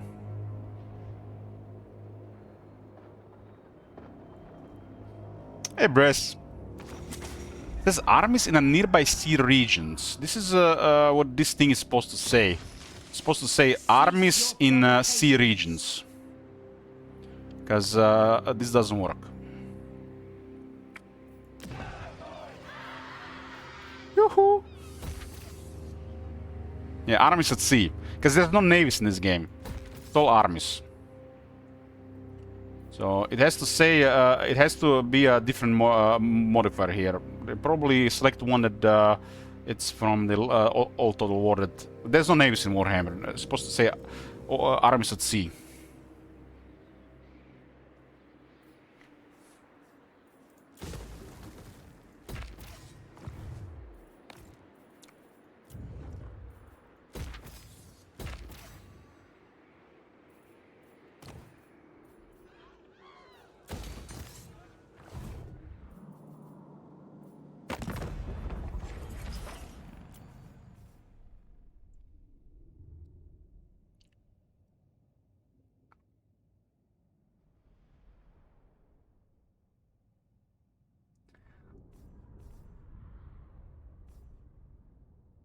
I respectfully decline.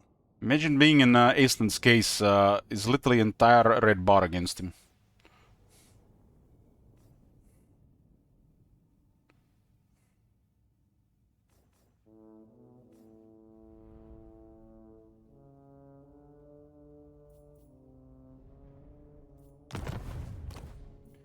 He does be recruiting more armies. He's always active at army recruitment.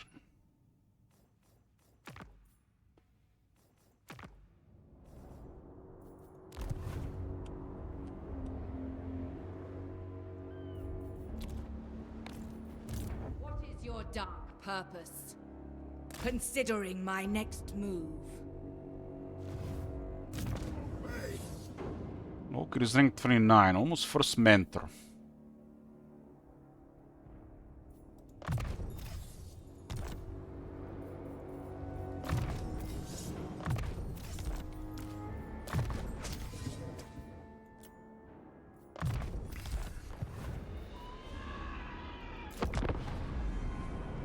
I raid and enslave. Tell me, why should I not include you in the latter? These guys are actually decently strong. It does look like conflict will be happening with Kugat. They don't like Eshin and they don't like us fighting Legion of Asgore, but they're probably gonna have to deal with Clan Morse. I can get alliance with Clan Morse to make them shake their pajamas entering diplomacy every time. It's all the powerful alliance. Adding Clan Morse to the mix, everybody's gonna be scared.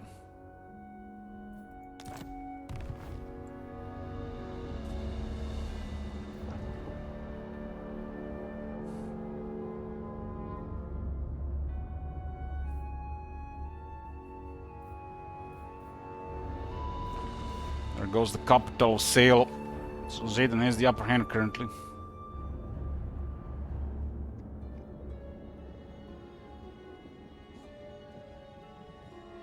I've done nothing in this conflict other than get Clan Ashen to war up there. I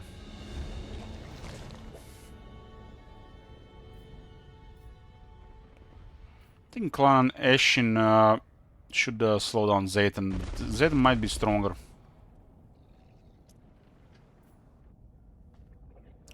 Especially as a couple of more lords.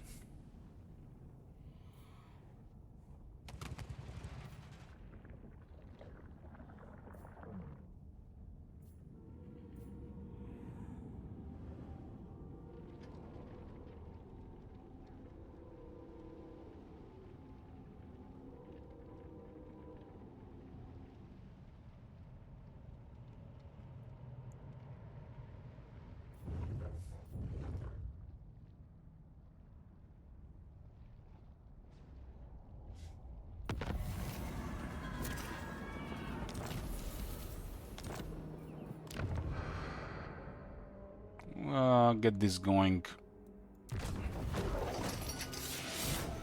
Be prepared for slaughter. Dreadlord, at your command. Noble of Nagaroth. Create! Death to all enemies! I think these things were even glowing to be destroyed. Ruin it all! Take everything! Hey, Amir. Cruel Dreadlord. Station a garrison! A loyal first mate. I have dark purpose. Me too, me too. There's a storm going on here, so attrition for regular armies in the area. Dreadlord, at your command.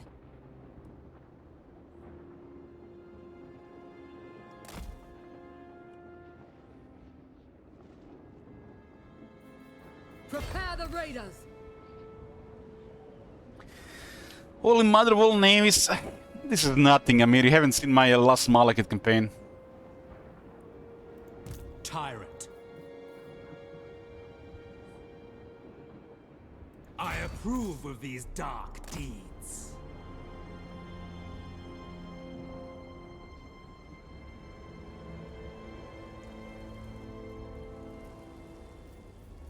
Such slaughter awaits. My plans must wait.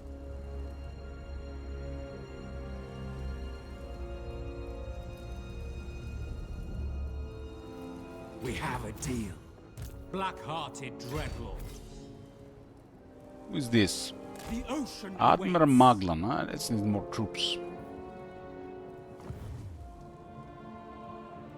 Malevolent Lord. Sail, damn you! Lord of the Black Court. Dreadlord, I admire your darkness. Black-hearted Dreadlord. My plans must wait. Aisling must be shaking his pajamas.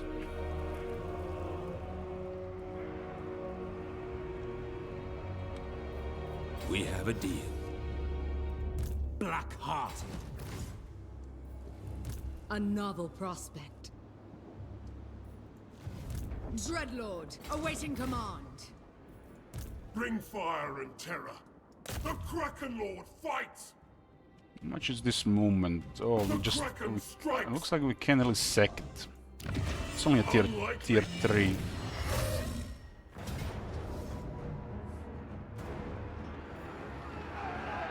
Time to feed the Kraken! We will drive you out.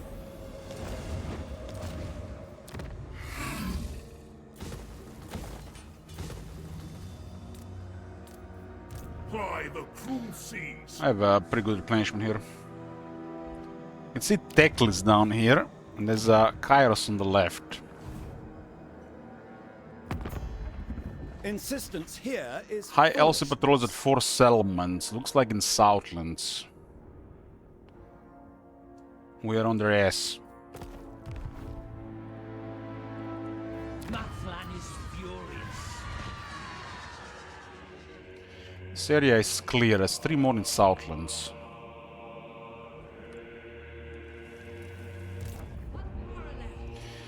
So Kuget wants really out winning against Crooked Moon. It's definitely not our problem. Druki servant. But I can send 4 armies in any general direction here. I can even get more armies. Powerful sorceress. I got a Black Ark guarding this area. We can recruit an army, no problem there. And I can Lord send of another Fear. one. A vile plan. Set the sails. We'll start getting treasures with Admiral Hargan. I approve of these dark deeds.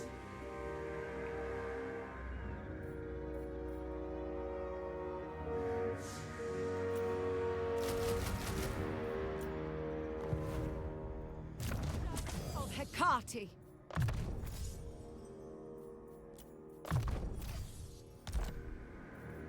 Master Druki.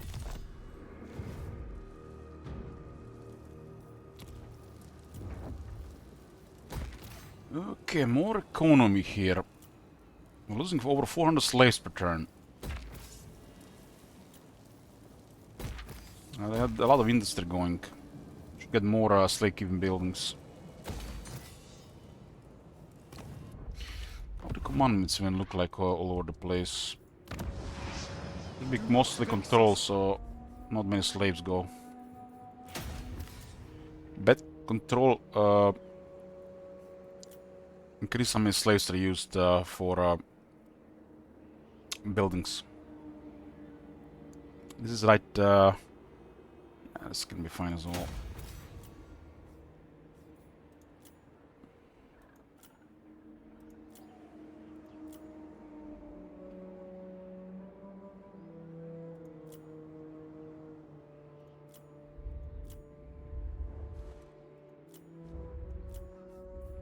The main highborn hostages. That's how Loki rolls.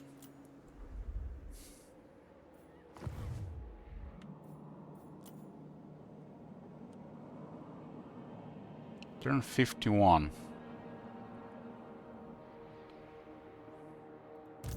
Argras! Send some assistance there. Nurgle might be hostile, but doesn't mean they're gonna do anything. We're too powerful and has all the other stuff around.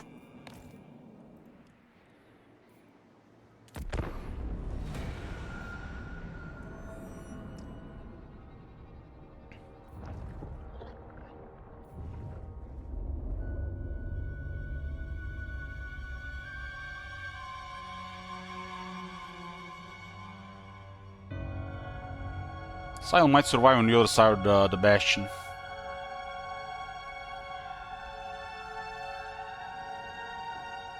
Where the hell this army? Where the hell was this army?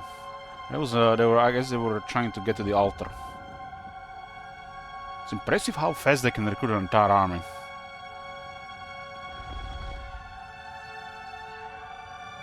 I mean, we have access to a lot of stuff in the area that provides recruitment, but they just like get so much bonus to capacity.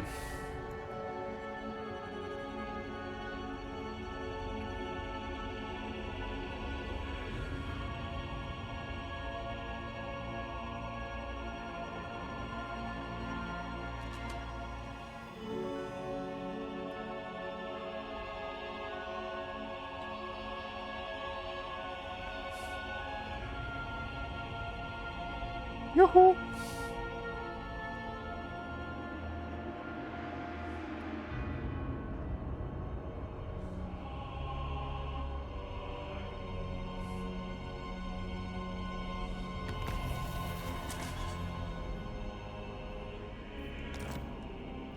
Encounter the Oracles of Tzeentch. What does Tzeentch think of us? Nurgle likes us. Damn. Tomorrow, come. My friends! Your place in the great game is known to us. Did I tell you guys I'm a big fan of Tzeentch and Kairos? And it didn't always start like this. It was the other way around in the beginning.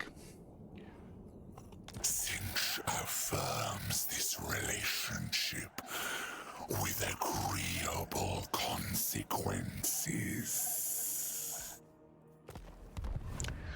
I've been doing local campaign as well, one of Crusader handbows. I transferred them to another army and I didn't really recruit more.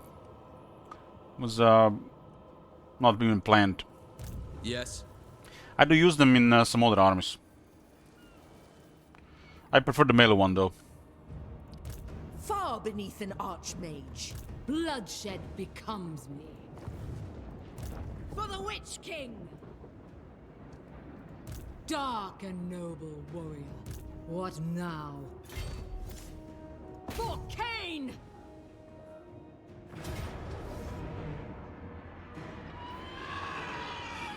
Carnage and bloodshed await. Druki nobility. To the waves! Noble of Nagaroth. Master of cruelty.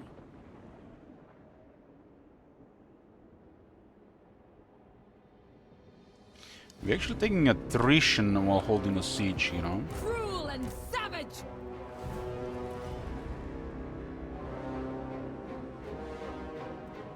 Beyond even Quaish. Destruction! I will do all in my considerable power to stop you. Good luck. Ludicrous.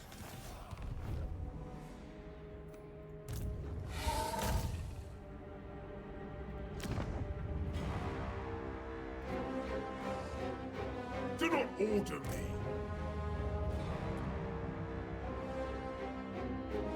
Half-wit.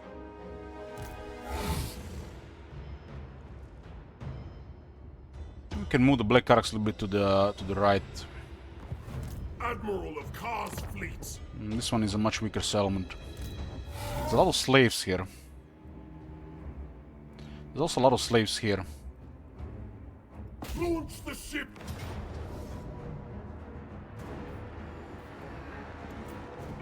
They got a magma storm. I get an alliance with Zinch and grant him these territories. That's probably a very good move. The Zinch is a very powerful faction. Alliance is already available, and I can transfer the entire East Chaos Waste to them. They've become quite a menace here. They're like one of the stronger factions.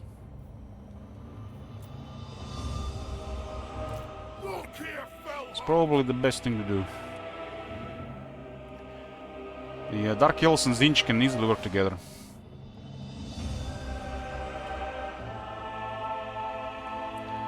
Most of the shooters are in the middle, and Teclis is rank 9.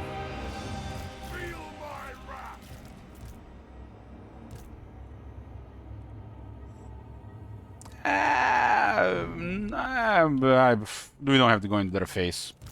Let's use artillery. I mean, what the hell's the point of this artillery if we just vanguard into their face? We should probably switch to something else. I mean, I can just rush them, right?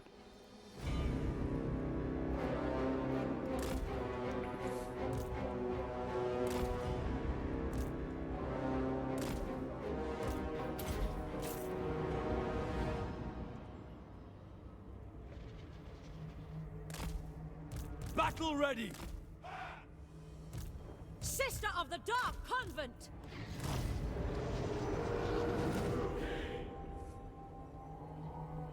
Damn, Loki has some really powerful alliance options. Really crazy stuff.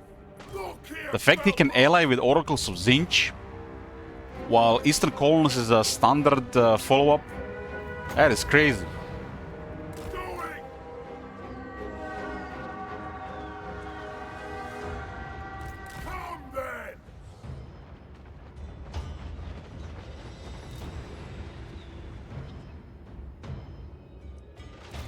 Ready!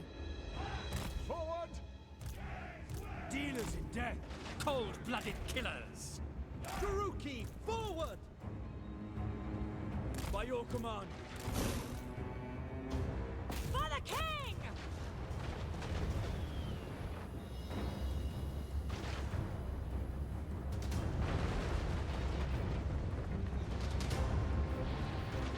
At once! Sorceress of blood! Onward! Warrior! Warrior! Warrior! Kill everything! Nagarothi! We understand! Understood! The merciless host! Hydra killer! Dark shards! No mercy! Destroy!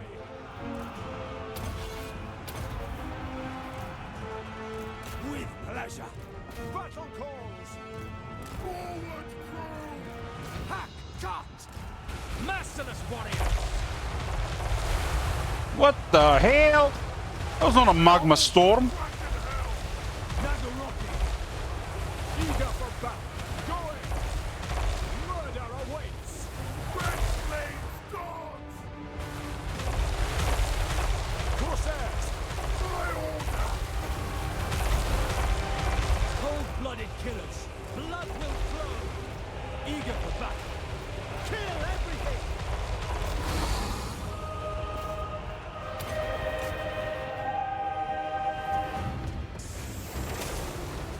Sorceress of blood!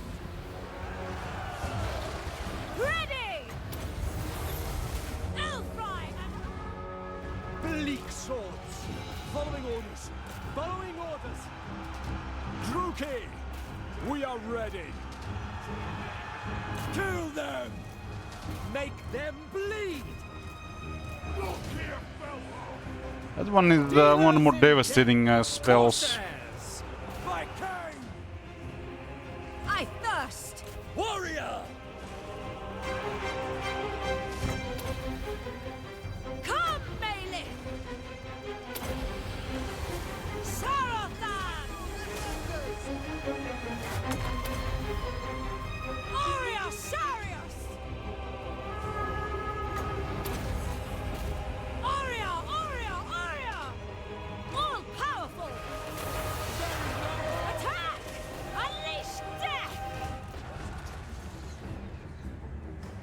bolt throwers!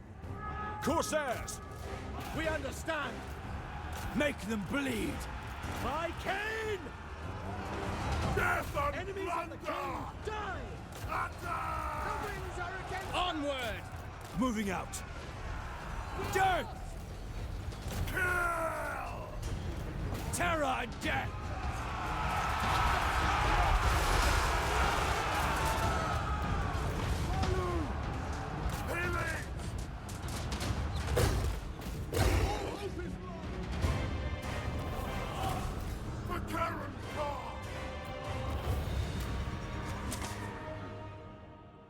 Cataclysm spell. I don't really recall the name of it. Maybe it's like something like Thor Thunderstorm or something like that. But whatever stays in that radius will get destroyed without the spell resistance. Black Arqueros are weak to spells. They only have 69 health per entity.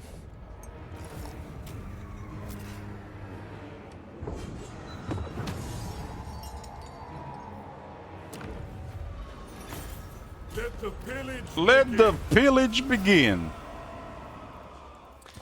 My friend Kairos, just because I like you. Your path to us was clear, because we made it so. We accept. This opens the front with Oxyotl and gives us the position of Aisling. Okay, we have it. So it looks like Teclis got wrecked and Aisling kind of saved him.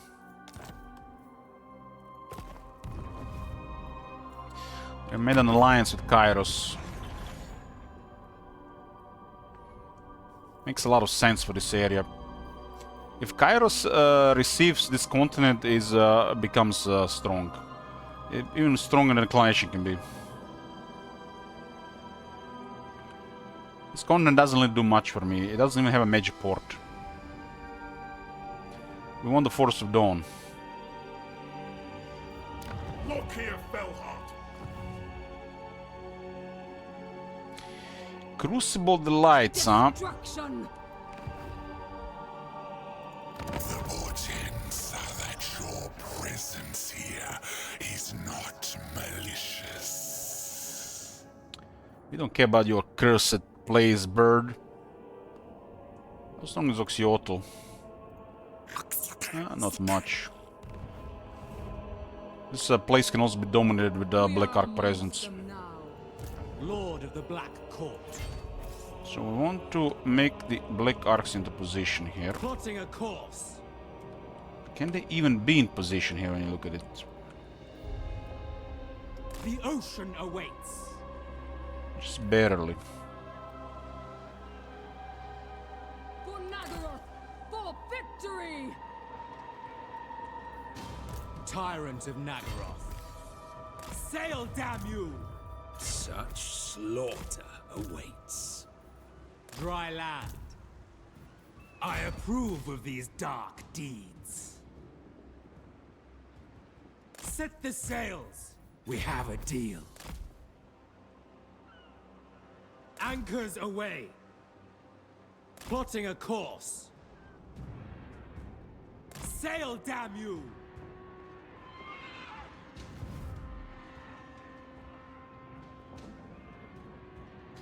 Far beneath an archmage. For Cain! This does look like quite a casualties, but the second army is pretty good.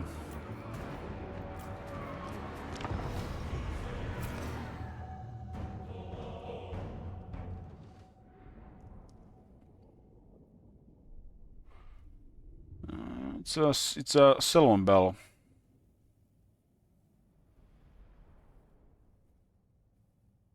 I'm going to transfer the entire southern Chaos Wastes to Kairos. And we're gonna go hit Aisling hard and the remaining settlements with everything at the same time. Should be the end of the campaign.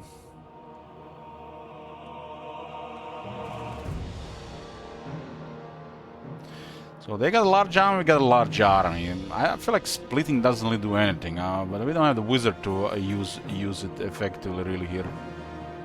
There's some other stuff though. I just noticed the +1 uses of the Black Ark abilities from Loker is bugged. We got 3 uses. It's supposed to be 4. The landmark is probably bugged as well.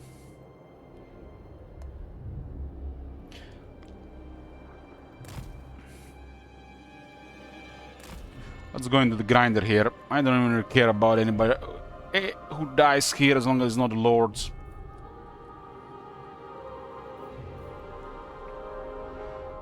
Units die, we get more money. Units don't die, don't care either. Merciless warriors. Dread spears. The merciless This host. Dark Shadows are 150. Bolt throwers.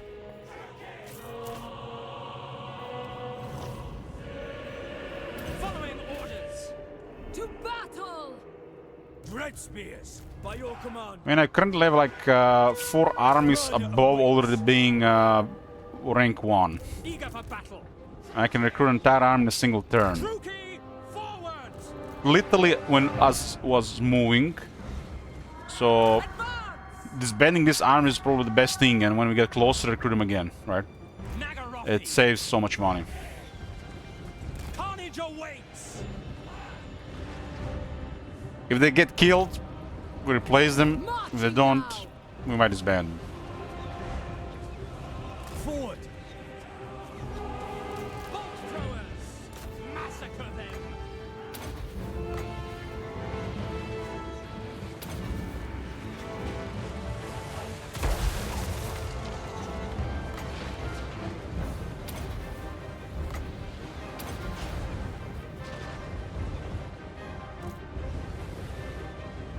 If the shades were upgraded, we'd actually have the range all the way back. Cold-blooded killers. Dread spears. This army doesn't have it though. Black of heart! I am Our horse stay back. Witch elves! Druki, moving out to destruction.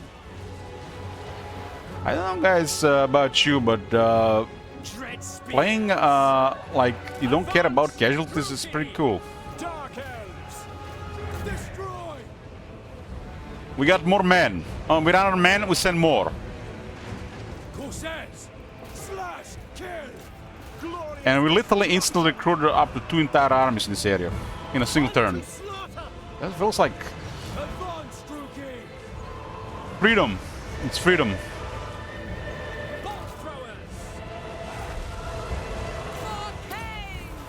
My blade hungers. Kill them with pleasure. Who cares about casualties? We got endless manpower. Druki, glorious We can't even use all our money on recruitment. We are ready. To destruction.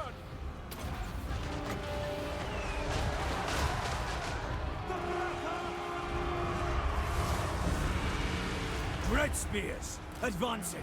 Dark elves. Maybe this is how the Skaven should play. The Undercity should provide stuff like Black Arcs. Think about that for a second, boys. What if the Skaven Undercities were like the Black Arcs? Cold-blooded killers. Huh. Immediately! Dread spears. Nagarothi. Bleak swords. Battle ready.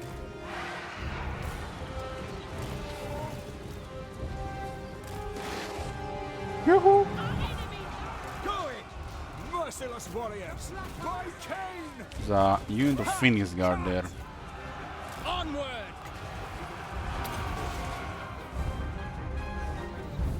May! Slaughter! On to slaughter. Merciless warriors. Spreading despair! Death has come.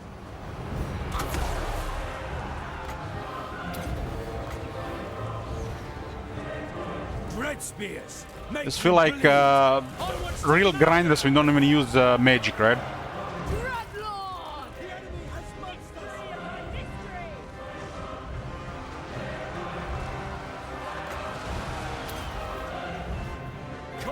Cold-blooded killers! Bloody murder! Nagara! Advance, Druki! Hack, cut!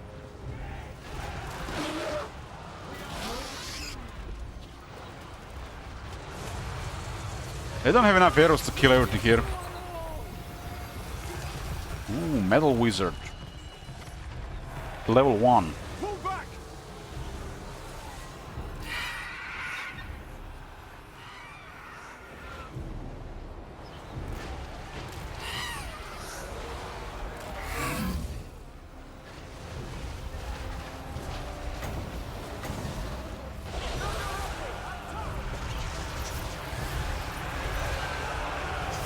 And some really hot breads today. I guess we don't have a wizard care more about Black Dragon delivering.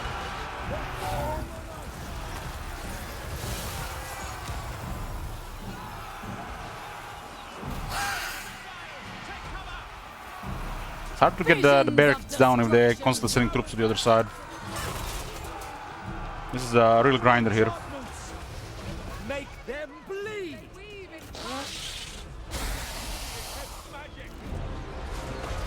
Death is coming! Moving out. Mothers of murder! Battle ready!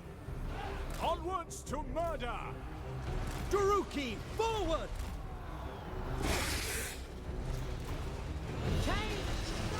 Sign a shot! Quickly now! This is madness! They're casting spells! They attack from afar! Enemy Been watching some anime where it was like a World War I, but a fantasy scenario, and I'm looking like those trenches on the left and the right, and how points the door charges between the trenches where it's always a suicide. great spear! It's like it's hard to believe there's actually a thing. On to slaughter! How many men are we gonna kill today? Shades! But speaking by our own men. Terror! Tanya Deal, yes, Tanya Deal. Death! That is a really strange one. Blood for Cain! I sense a trap! Get out of here! Incoming! Mothers of murder! Dread spears! Eager for battle!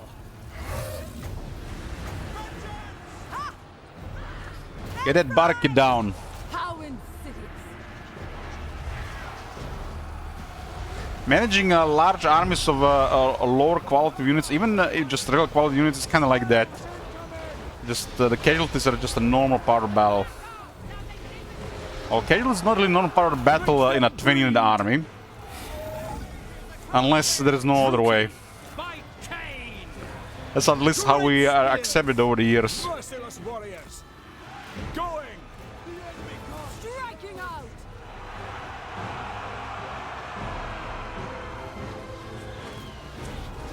Attack! Oh, nice, these girls went around.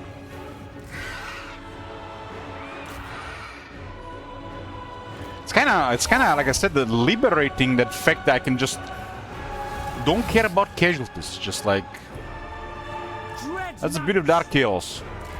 I feel like the Skaven should be like this. The Skavens are not like this. Dark Chaos are like this. Casualties mean nothing. You got endless resources, endless. I have recruited rank 9 units. I can recruit almost 2 armies in a single turn. This is how the Skaven should fight, right? Why can't they get it right? How cruel! Dreadlord! Death! Bleak swords! Murder awaits! Dealers in death! By Cain!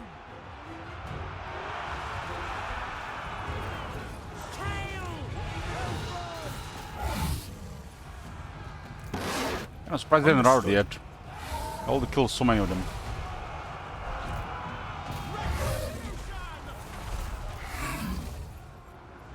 merciless host. Carnage awaits. Dark elves. No mercy.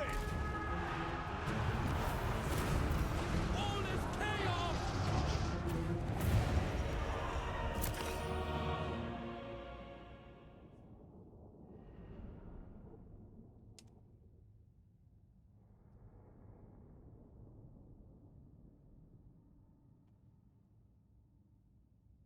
Because Black Arcs can access the rank 9 units, and if you just use one turn recruitment, disbanding is the way to go and just keep getting them at the front again out of nowhere. The enemies will tend to move more towards you, and you save so much money in the process.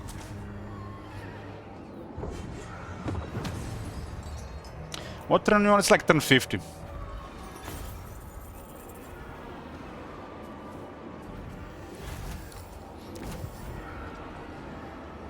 Ruin it all. Take everything. Was that like over 50,000 gold from this element? Dark and noble warrior. What violent delights. Station a garrison. Favored of the Witch King. We're going to give this one to Zinch. We just got an alliance with Kairos. Don't worry, Kairos, we got you. Kairos is an ideal ally for Lokir, especially because Lokir goes here. Once this area is done, there's area stuff like this, like here, but this is all red stuff. Ideal for Skaven, for example, or whoever is on the west side as a buffer. And this one is on the other side, they will have no contact with the other stuff, so it's really ideal to work with him. Like, it's Kairos was in such a poor position that military alliance was available just like that. And it's because I'm rank 1, so alliances are very common when you're rank 1.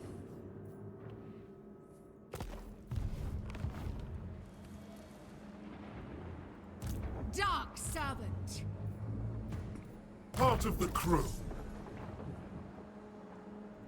Dark deeds. Tyrant of Nagaroth. These are chaos wastes. Even if we clear the corruption, it's still chaos wastes. So these territories are not really do not really do any good for me. Having a Kairos as a medium-sized ally here, Kairos is a menace. Just gets 3 to 5 provinces and he can do a lot of work. But we're almost done with this campaign. I'm just need to finish off Aesel here. Dreadlord. With haste. The ocean awaits. How much should we visit Warhammer 2? I'm considering next back and forth being Warhammer 2. Lord of the Black Court. Again. Anchors away. Dreadlord of Nagaroth. Set the sails. So you could request a campaign during that back and forth. Dreadlord of the Druki.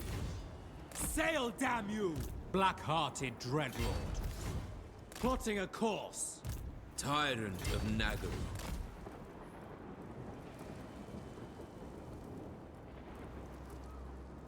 Black-hearted Dreadlord. Murderous Lord.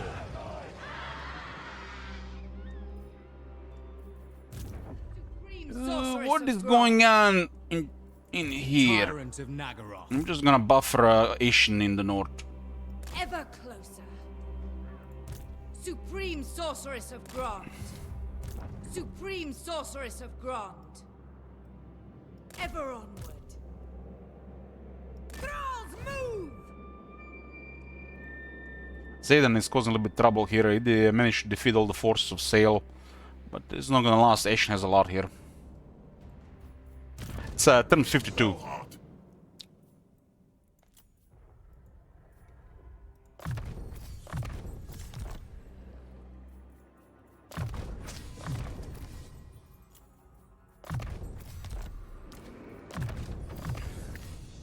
Mentor for one sorceress. I haven't recruited a single sorceress this campaign. Priestess to the Druki.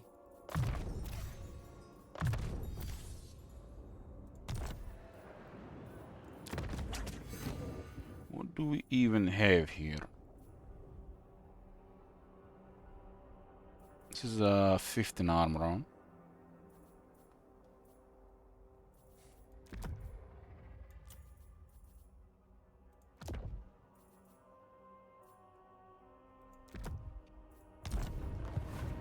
Blood of the Fellhearts.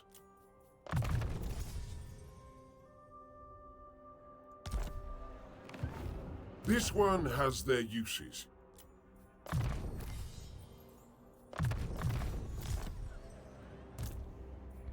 So what remains is the High Elf Sea Patrol with 3 settlements, and I see all 3.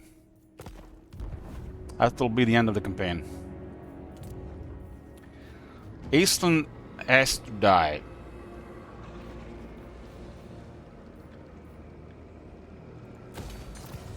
Sacrifices to Mathlan.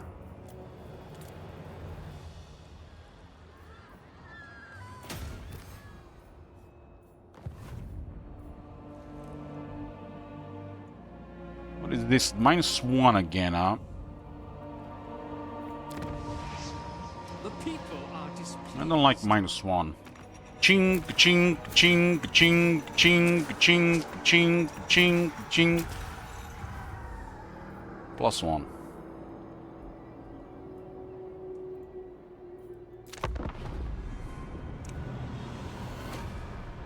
Welcome to the Blessed Dread. Will you be staying? On foot, they need the armor the most. On the Cauldron, resistance is more than armor.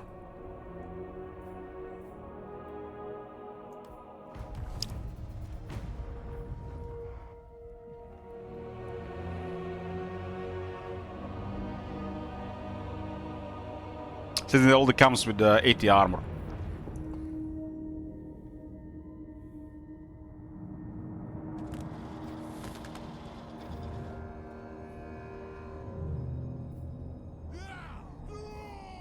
I think the Chaos Dwarves can definitely wreck large armies of infantry. Especially if they got their artillery going. They're already getting at a point where they might get artillery going. Oh, nice, they just lost an army there, so Clan Nation can have an edge. Sea Lord Aisling is rank 32.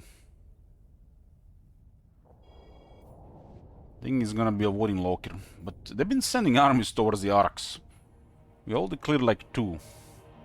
3? Cleared 3 plus the one on land. Damn, there's a... What are they, Clan Morse in the face of Cairo? I guess Clan Morse in Kairos could actually fight. Been talking about that.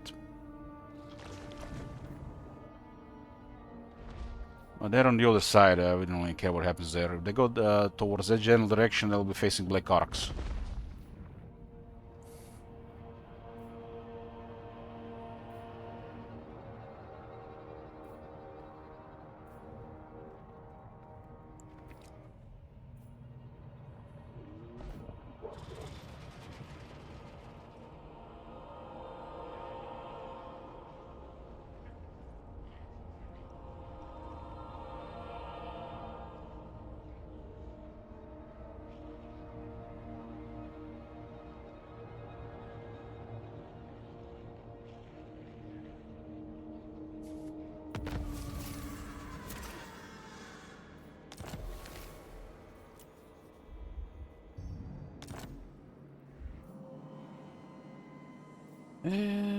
Okay, so Tzeentch has Teotihuacan and it's a tier 4, so it's been here for a while. Tzeentch likes Clan Ash, Clan Morse, but hard to say what Clan Morse think of them. Show way to my skin, and I will give you many secrets, yes? Yes?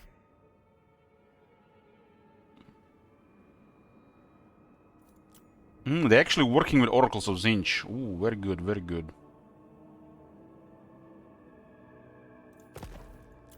They can't trade, but they have military access. Perfect, perfect. Perfect. So they might appreciate our gifts towards Oracles of Tzeentch. I get the Clan Morse under the Alliance, and we have truly the Gathering of Evil in one banner. They are also pretty big. My command! March, you mongrels! Bring fire and terror! Okay.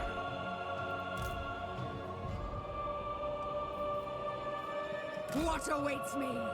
What? I march onwards, going now. Cruelty and violence. I'm gonna Skulk our boat.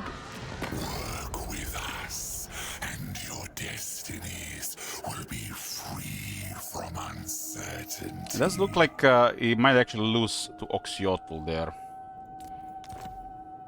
Has no money, is in an actually terrible spot.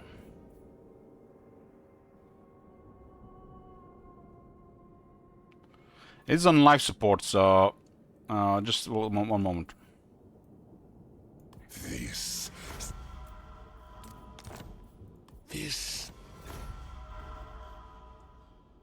Castle Splendor. This is accepted.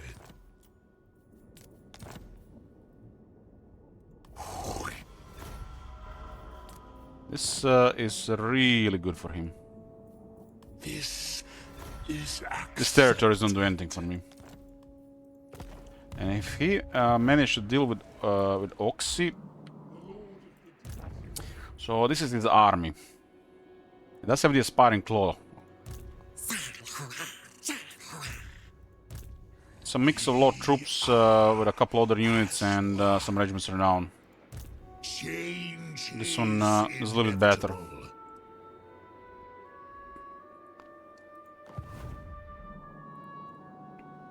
Clan Moors can decide they don't like this. But they also might decide they like this. Quick! They actually decided to like this, at least for the moment. They have no other enemies, huh? You listen to Quick, yes, yes? I have the best words.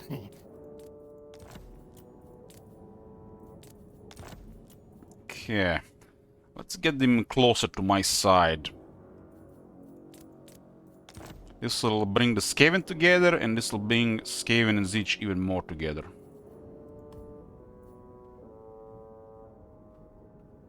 Military access is kind of important as well for the relations, but this should be a boost for the moment.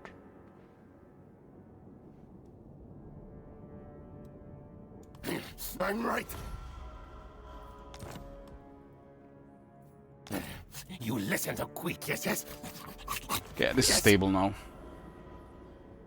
This is probably gonna be an alliance as well. And then there is the really massive gathering in the east. If the Nurgle would be under this alliance as well, would be nice, but they look like might be going hostile.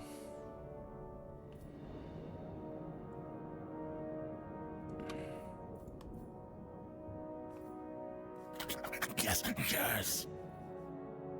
Nobody really can challenge this except Poxmix or Nurgle. Nurgle's chosen. They decided not to like Clan Ashen, possibly due to trespassing. Let's check it out. No trespassing. And they actually, Clan Ashen don't like them because they broke treaties with me, but the other way around. I shall, yes. Trespasses, yeah, it's because of trespassing.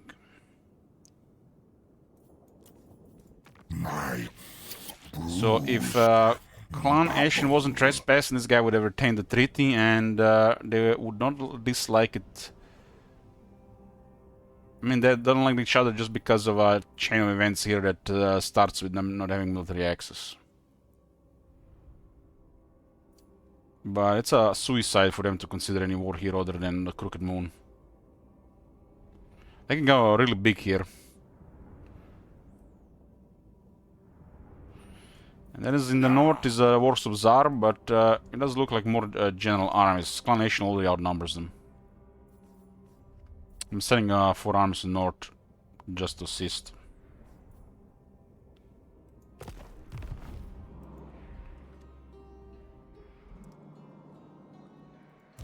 Admiral of Kar's fleet. Dreadlord of the Druki. Druki Lord. Such slaughter awaits. What sea is this? Serpent Coast, huh? It's Voltrax and Dawn's Light. Far beneath an archmage. Dark and noble. Did I replenish this?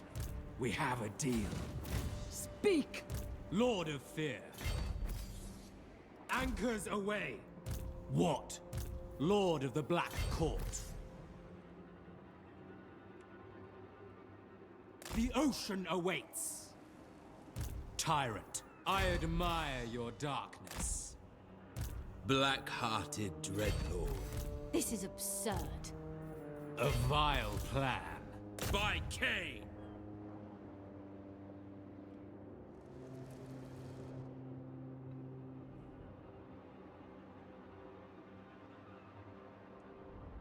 They're retreating, huh? Beyond What, run out of manpower? Feared by all. A brief interlude. Such slaughter awaits. I approve of these dark deeds. Double time! I will continue in time. Dreadlord of Nagaroth. My plans must wait. Tyrant of Nagaroth. Rest for the This is the wicked. one to enable replenishment here. Dreadlord of the Druki. With haste! Sail, damn you! Lord of the Black Court.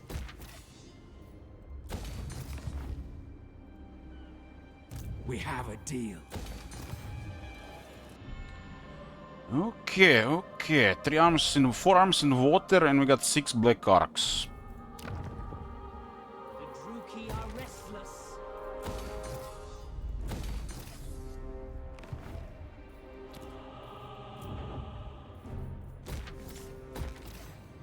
Village of the Tiger Men. Where is this? Here?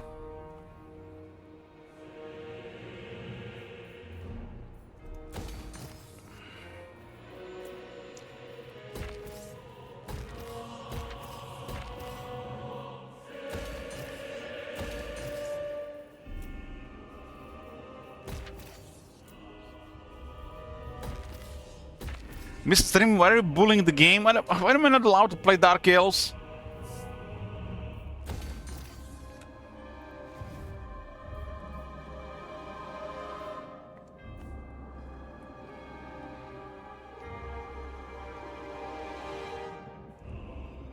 I see everything they have here, so this will be a smooth finish here. AI Basher, I forgot about this, top manager. Thanks for reminding me. Yeah, somebody called me AI Basher once. They got triggered because I was talking shit about multiplayer. And the truth is, most people really suck in multiplayer compared to the legendary campaign.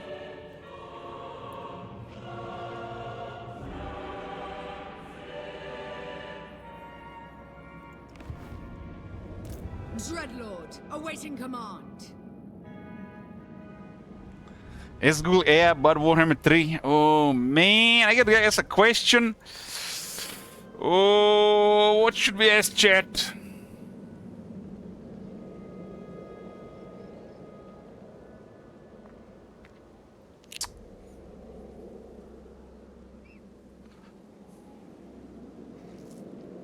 This will be a bonus one. This will be a bonus one because I can't help myself. But we asked something similar last time.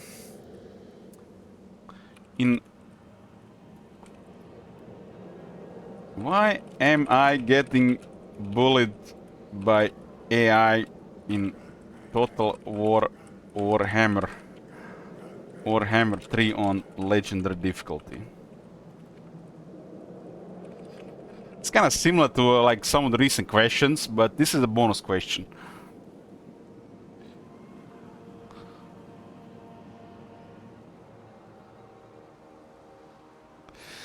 So I asked Google AI, why am I getting bullied by AI in Total War Warhammer 3 on Legend difficulty? They answered, in Total Warhammer 3, bullying by the AI on Legend difficulty is a deliberate design choice driven by specific hardcore behaviors and massive economic advantages. Anti-player bias and threat assessment. Maybe, I've been using this thing for a couple of weeks now, so this is a novelty to me. So maybe everybody's using this and I'm just new to this, and this is why when they're typing on Reddit, everybody's just complaining about 80-player bias, like they're not even playing the game.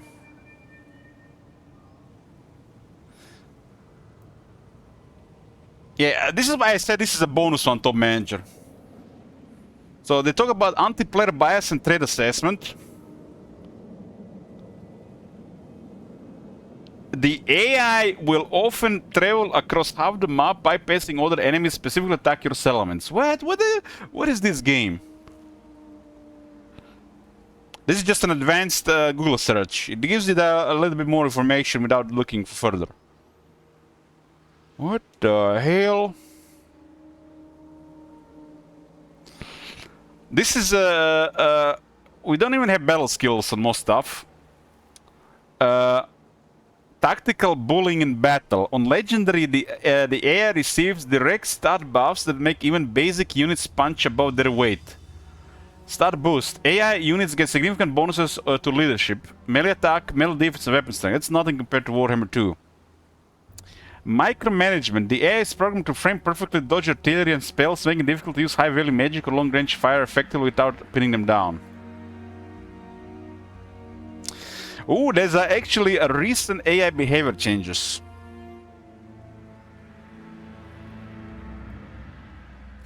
When since we asked these couple of questions, to me it looks like when you read people on Reddit or Steam discussions, it's almost like they're using this to try to communicate instead of their experiences. Because what they're writing, they have nothing to do with the game, really. What game are they playing, right? You know when we ask ourselves what game they're playing? Many times. Recent updates have attempted to refine these systems, though they often result in more aggressive behavior. Strategic aggression. Patch 6.2 and the subsequent updates in early 2026 increased the AI willingness to engage in field battles and seek out player targets more actively. Recruitment fixes. Hotfix 6.3.2 addressed a major bug where the AI would get stuck trying to recruit units if it couldn't access, meaning the AI is now more consistent, constantly pumping out new armies to harass you. Yeah, this is a bonus one. I don't know what to ask them this time, though. What should we ask? Give me guys some suggestions.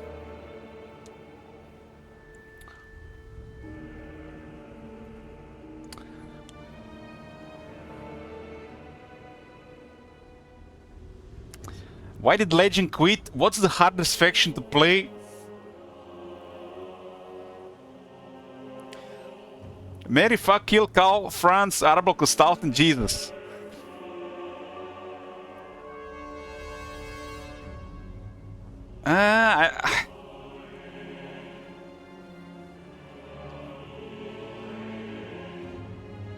Always this hard Mary, fuck, kill. Why can't I have easy Mary, fuck, kill? Why is Vlad so strong, can't beat him with Empire? What's the best magic lore to use?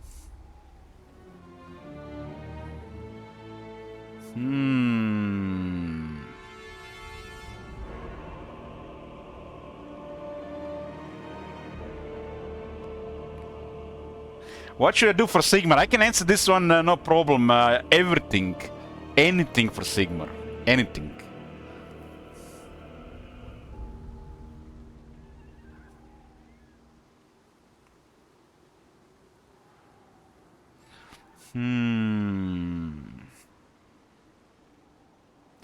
Let's ask. Like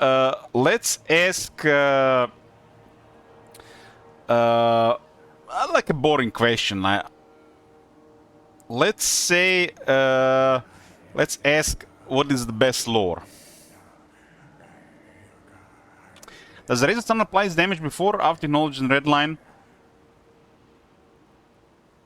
Goland all bonuses to stats apply to the base. So any flat bonuses are not multiplied by the percentages, not buffed by the percentages. So if you have a 100 damage, any percentage bonus will go to 100 damage. But if you get bonuses like plus 10, plus 5, plus 3, those are separate bonuses.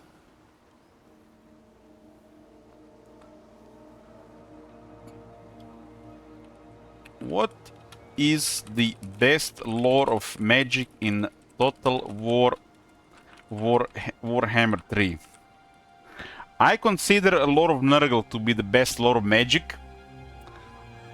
Let's see what this says.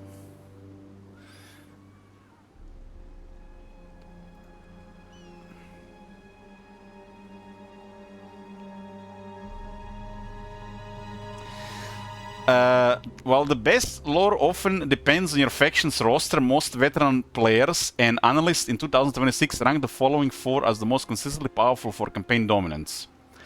Lore of Vampires. What the fuck? Universally considered the strongest lore due to its perfect blend of massive damage, utility, and elite healing. Man, what the fuck is this? 2018? Key spell Wind of Death remains a delete button for enemy infantry lines. I wrote to Warhammer 3, right? Not Warhammer 2. What the fuck is this? Man, I am biased like hell towards the vampires, but Lore of Vampires is above average at best. Healing. Invocation Hag is unique because it can resurrect fallen models in a unit, not just healing HP. Utility. Raise Dead allows you to instantly summon mid-shields to tie down dangerous enemies. Smells of multiplayer. Lore of Life. I agree with Lore of Life being in the top. The premier lore for keeping expensive single-entity units, lords, heroes, and monsters alive. Healing, Earth, Blood, AoE, and growth single target provide unmatched sustainability. Unmatched. This is Lore of Nurgle there, friend. Damage, the Develops Blow is one of the most powerful direct damage spells for destroying high-value infantry blobs. That's true. What the fuck is this? There is no Lore of Nurgle here? What the fuck? This must be multiplayer. The gold standard for pure offensive output and cost efficiency. Passive Kindle Flame increases the fire weakness of all enemies on the map, amplifying its own damage. Efficiency. Spells like Burning Head and Flamestorms offer high damage, relatively low winds of magic costs. Strategic value essential against faction high regeneration like Nurgle or Vampires, as fire damage halves healing effectiveness. And then is the Lore of Shadows. This is basically a Warhammer 2 answer. Favor for reliability and precision, specifically when fighting in city walls or in tight spaces. Stationary Vortex, Spirit of Shades, Card Clearing. I mean, Lore of Shadows and Lore of Fire, Lore of Salnation, Lore of Nurgle already on same level, if not better. And Lore of Nurgle is just overall the best. But it's mentioning Lore of Tzeentch.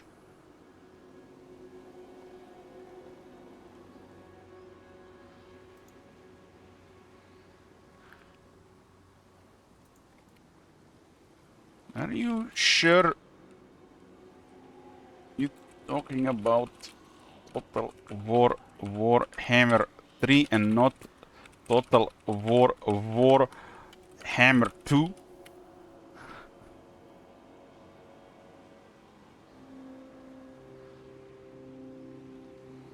Yes, this is specific to Total War Warhammer 3 Model Empires. While these lores were the top tier in Warhammer 2, they have remained dominant in Warhammer 3 due to how the game core mechanics like single-entity monsters, SAMs, and blobbing work on the large map.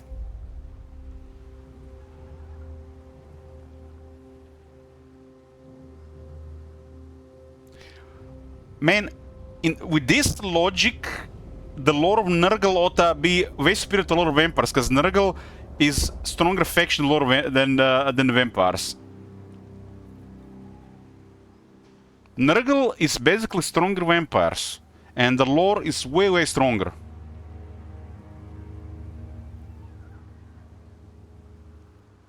This is nonsense, really. Life and Shadows is definitely there, but Fire is imbalanced. It'll just bully infantry. For most part.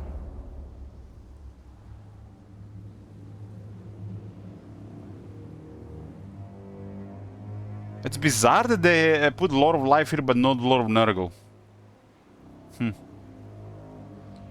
The game, I mean, just think about this for a second. A lot of life is only as powerful as the base unit you're healing. Right? And for when it comes to support and damage, nothing beats metal. It's the overall strongest. Because it's a perfect against a combination of infantry and large enemies in both damage and other stuff. So a lot of matter should be instead of a lot of fire. A lot of Rife is fine here, a lot of Shadow is fine here, but a lot of Vampire should really be a lot of Nurgle.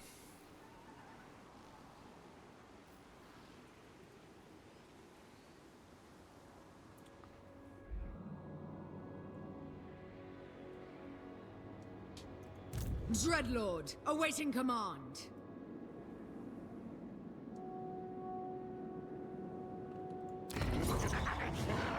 Two Skaven settlement and it's still high corruption. Must be the AI benefits.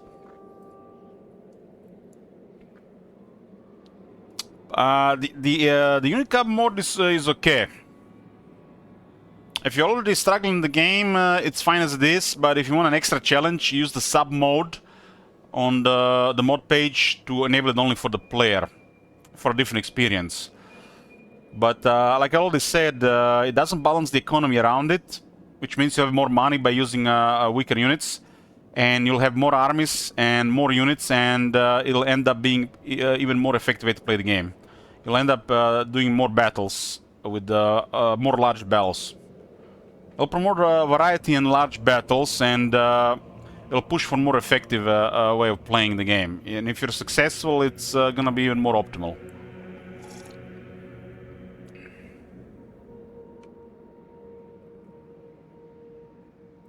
Noble of Nagaroth.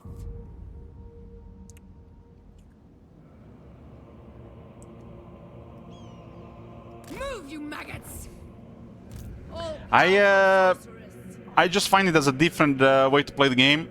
I wouldn't say it's better, although I personally would see unit caps as an option in campaign settings, followed with modifiers and bars for a couple of things to go with it. But you know, that's been my main thing on the wish list, them expanding campaign settings so you can modify campaign rules before starting campaign. And unit caps is like should be one of those things. There should be like 100 different settings there anyways.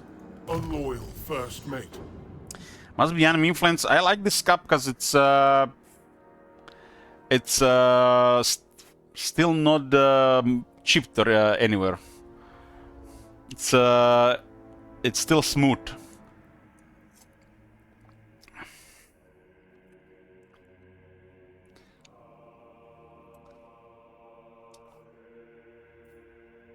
My old one was like a $100 bill, and had to retire it.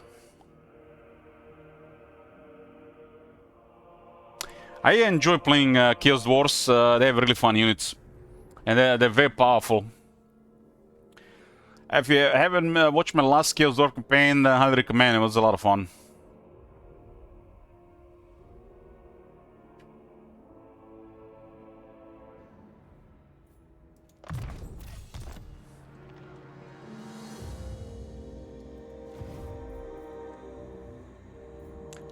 It was the Warhorse of Zar.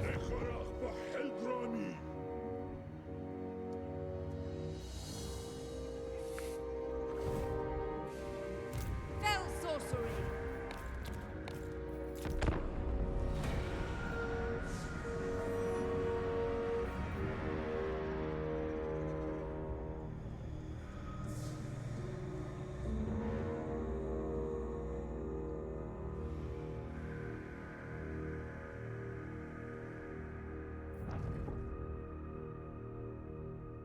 I like the idea of more stricter resources, unit caps, and a manpower mechanic.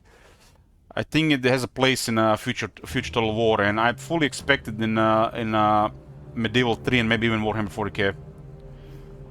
This is literally a resource of Total War, right? And I'm talking about Total War games, but what actual the concept of Total War. Just having some basic resources, it's so like old school, outdated.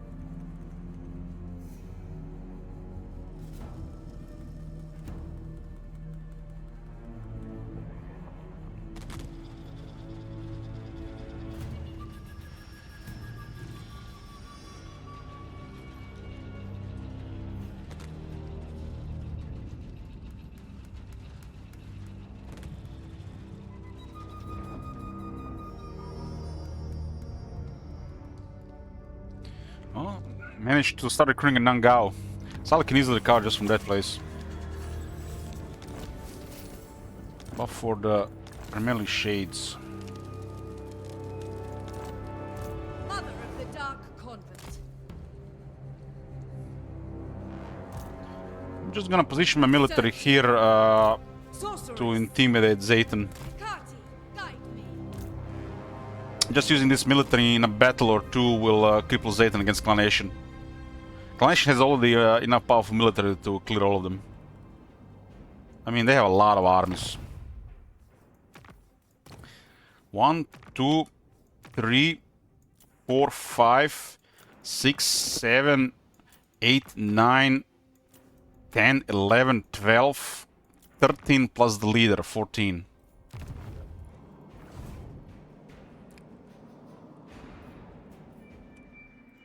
Lord of the Black Court. Plotting a course. Slaughter calls us! Murderous Lord. Going ashore, black-hearted. What's the play for Nurgle? This campaign is almost finished. What now? But the Wood had a crazy military in any direction where I want to do conflict.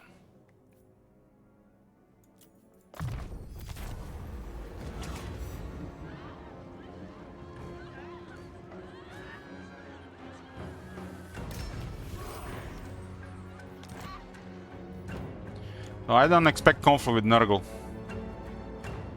What happens when slaves run out? You lose the slave economy that is currently running. And for an example, this could mean several things. This you would lose the control from the entertainment, the additional control from the entertainment. You would lose the slave income from the guild halls. And the additional growth from the growth building. So that's what happens. But primarily, you lose a really big income from the industry buildings. Everything else doesn't matter. This is where most of the slaves are going, but it's mostly due to low control. I don't have a lot of slaves saved because I keep higher control, so I just go for null markets. Null markets to get money.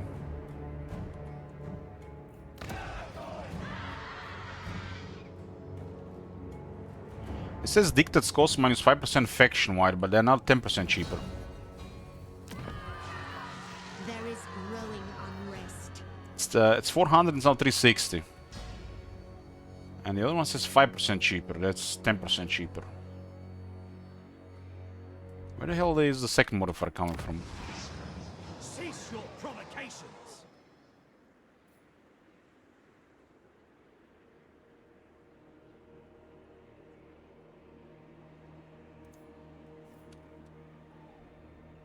This is definitely quite big. It adds up for the money dictate.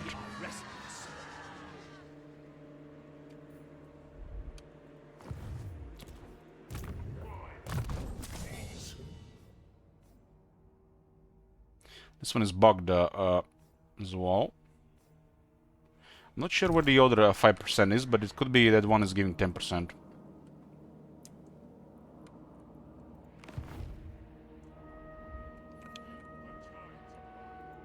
The well of eternity. Looks like Kairos got wrecked there. Dreadlord!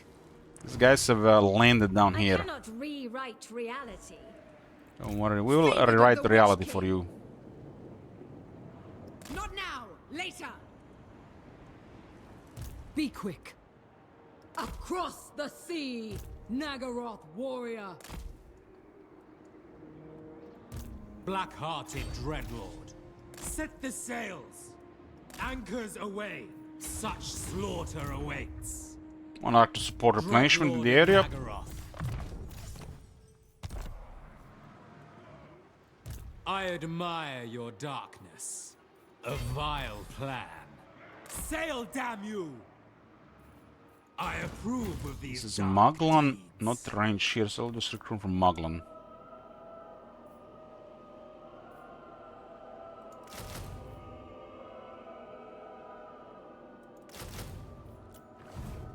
Lord of the Black Court, such slaughter awaits. Yeah, all Grand Cardis seems pretty hairy now. Cruel and deadly. Set the sails. Lord of Fear. Speak immediately. It's an incredible moment. Launch the ship hooks.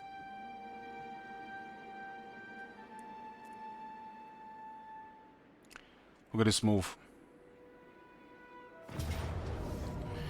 So what's waiting for us here? Damn, man, they recruited so many of these. I think we can kill this many of Singlantis with this crop. I have them delayed, right?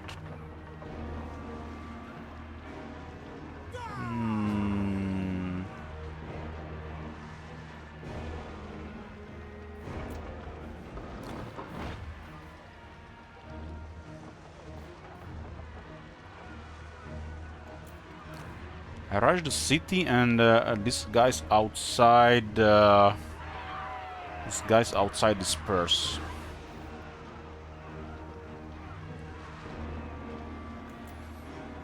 That army went up. I'm gonna have to chase them for a couple of turns as well. I'm going this battle destroy some of the reinforcements and just retreat as well.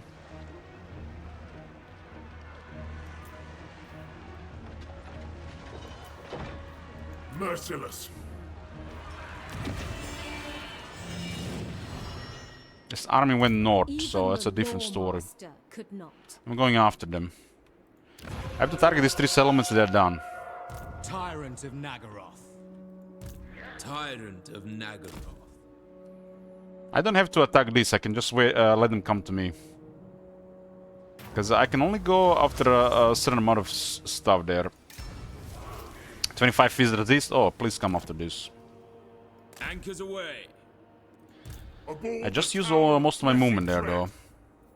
We have a deal. Vicious Dreadlord. Dreadlord of Nagaroth. Insolent varlet. So when you look at it, it's gonna be ugly for Lokir no matter what. Black-hearted Dreadlord. What if I disengage here? How close are we to this? Retreat. Bring fire and terror. We're just at the settlement. Yes? I admire your darkness. A vile plan. Fear my malice.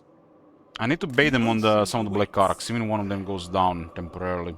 All the Black Arcs are immortal. Feared by all. Dreadlord of Nagaroth. Sail, damn you. This will be reinforcements here. Hated landwalkers. I don't have a follow-up after capturing this, so it's not really worth it. I want to capture the Ark while Lokir does the other thing. Clear the countryside.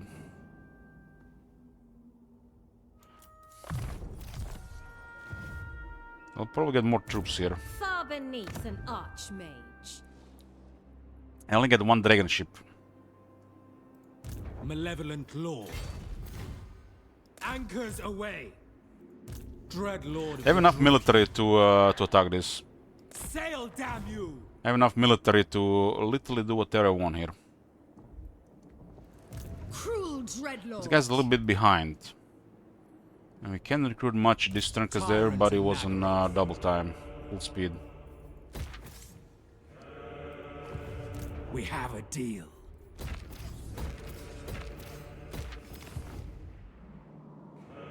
This guy's a little bit behind, but he'll catch up.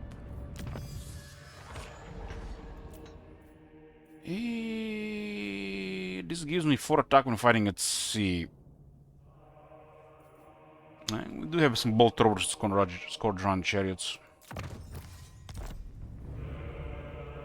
This is it. We just have to take this and destroy that, and we're done. Good thing they actually have something to fight. Be like underwhelming if they just went down. They recruited some of these sea elementals, and they're no joke when you're outnumbered. They're really hard to kill.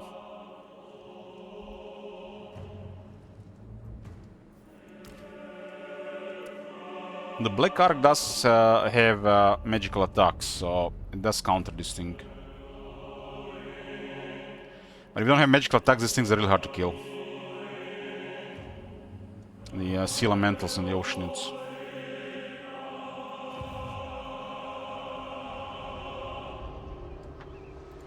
Try my patience and suffer. Pretty good army on Aislan. Look at this. Pretty good army. It looks like a recently recruited. Must have been defeated recently as well. He's ranked 32 and doesn't have veterans, so must have taken massive casualties or lost in recent times. I don't believe we fought him yet, so he was lost probably against Zinch or Uther Harkon.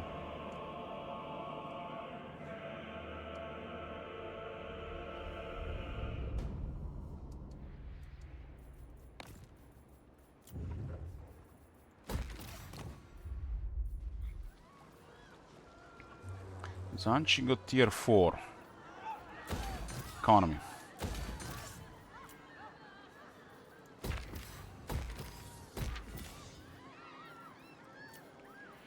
Economy, economy, economy, economy.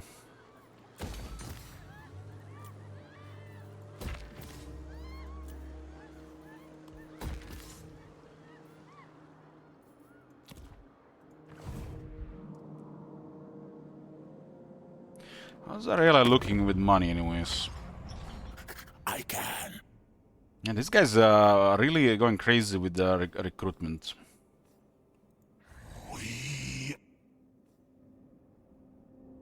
Tolgan has been struggling to recover military, was getting wrecked by Zaytan. Probably would have lost Zaytan if Reclamation didn't move in. I could not hope for a more They got military explanation, so that's strength. The alliance is solid now. Now it's 3 for sure. So it's likely they'll make an alliance with Clanation. That's the next step. This guy's a mega pain in the ass if they get a couple provinces as well.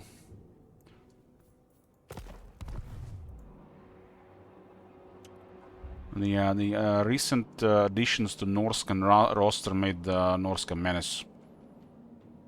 They were menace on and off, but they're even bigger menace nowadays.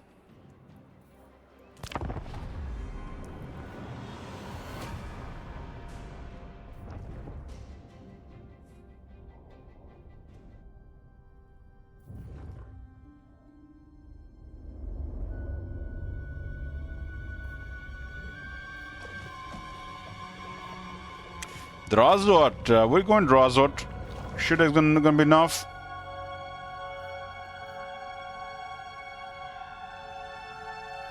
Explanation is that we counted 14 armies.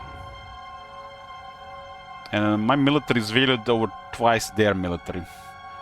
And that's all added to the alliance when somebody's trying to declare war on us. And now we have Zinch and Clan Morse alliance is also in the works, so this will be a big evil alliance in the east.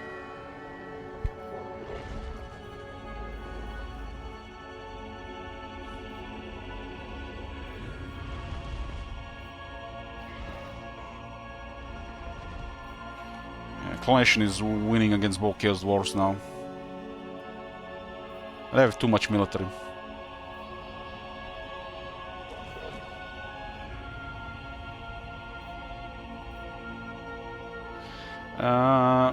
The Chaos Wars didn't like Sile, and Legion of Asgard was too weak on the border with Clan Nation, so Clan Nation always prey on the weak. I don't care who they fight.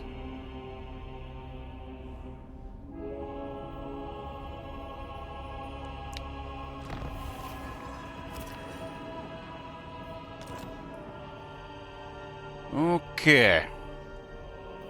What my spy satellites say? Bella Amy is going north. We'll follow it. Druki nobility. Black-hearted Dreadlord. This is an admiral. This is an my army. dark desires. Hoist the colors.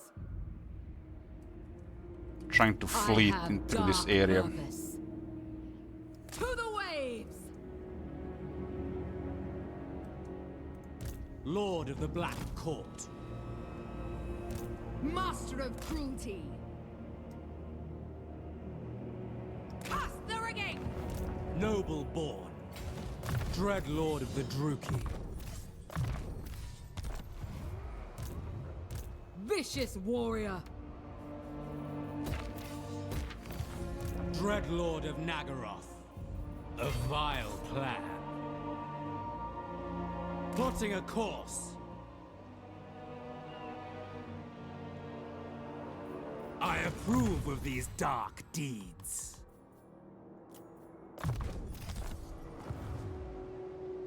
Yeah, so what are we gonna do about this? I admire your darkness. I kinda wanna capture Don't Slide without using Loki's movement. So it has to be done with a Black Ark. Tyrant of Nagaroth. It's a mega military with no reinforcements. Beyond even quiet. How do you even do that? We could try to zerg the settlement.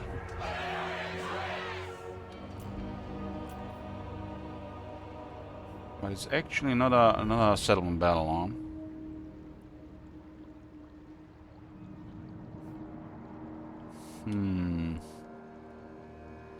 This is interesting. I don't really have to do it like this, but it's interesting you can do it like this. Black-hearted Dreadlord. Such slaughter awaits. Because if I capture the settlement, I can use Lokir to attack the guys on land with reinforcements. Otherwise, Lokir uses his movement just to get a settlement with an easy way out. Admiral of I can also just attack Forest of Dawn first. That's probably the best option. Cruel and deadly.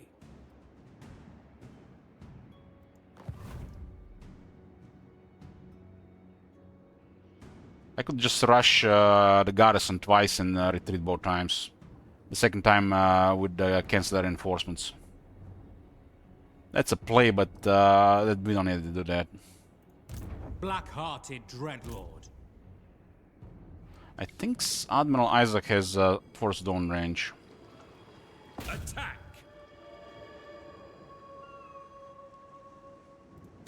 It's a tier 3 only. Nothing I can do about this. Death and carnage wait. It is mine now.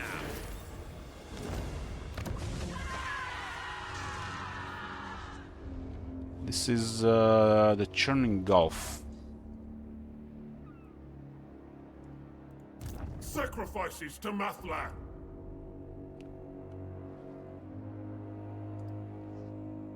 Yeah, this works while the other guys are landing and coming here. Hoist the sails. Druki, Lord. The ocean awaits. A vile plan. Fear. We'll have a my military lads. parade instead of in front of their port. If they want to fight, let them Set come. the sails. We have a deal. Let them come. Black-hearted, tyrant of Nagaroth. I admire I don't think they're gonna come. darkness. Sail, damn you! The rest of the military is 2 turns behind. Just crush them with numbers. Noble born.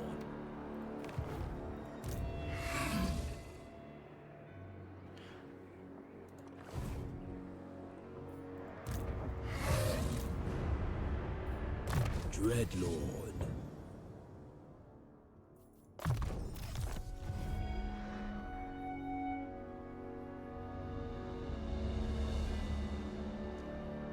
Merciless one. There's one moving here and there are 3 armies here.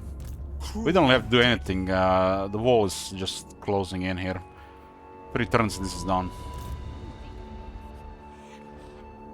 3 turns and this is done, and our allies are bullying the neighbors here.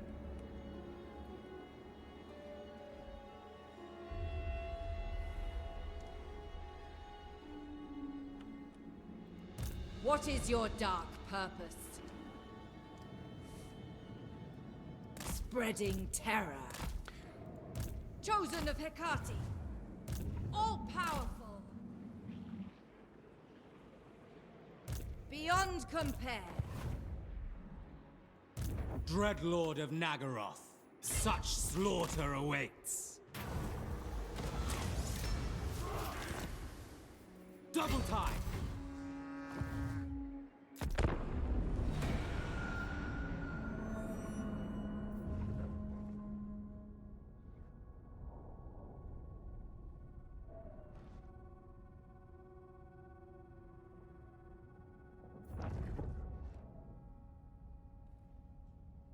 Three turns and this is done from the looks of it.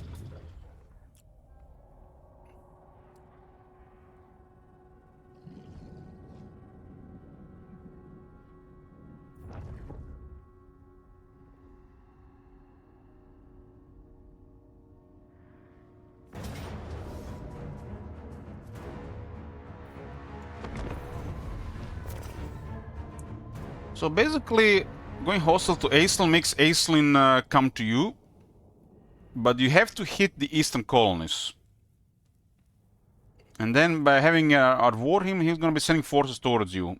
And you just need to target wherever he is located with settlements. He does have an edge in recruitment. But against Dark Elves, like, have no chance. Nagarothi! Talak! Battle ready! Cold-blooded killers. Merciless warriors. Shades. Moving out. Into the fray! To destruction. Merciless warriors. Cold-blooded killers! Merciless warriors!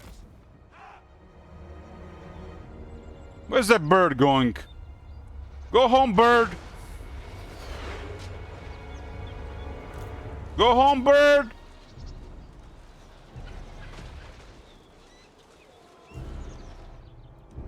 We are ready. Battle calls. Purveyor of cruelty. Hack, cut. Ruki. Shades.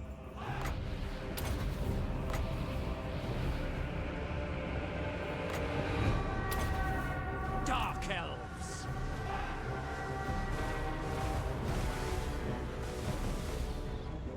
Advance, Druki!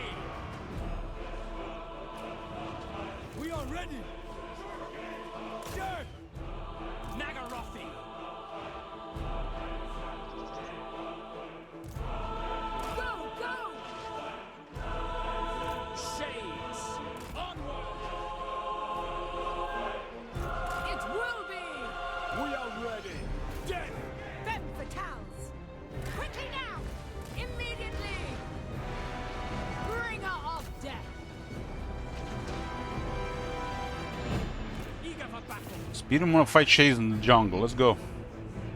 Dread spears. On to murder!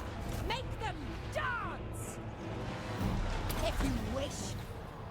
Druki. Dealers in death. By Cain. For the king. We understand. Onward. Battle ready. Dark elves. Forward. Chain lightning by the Archmage.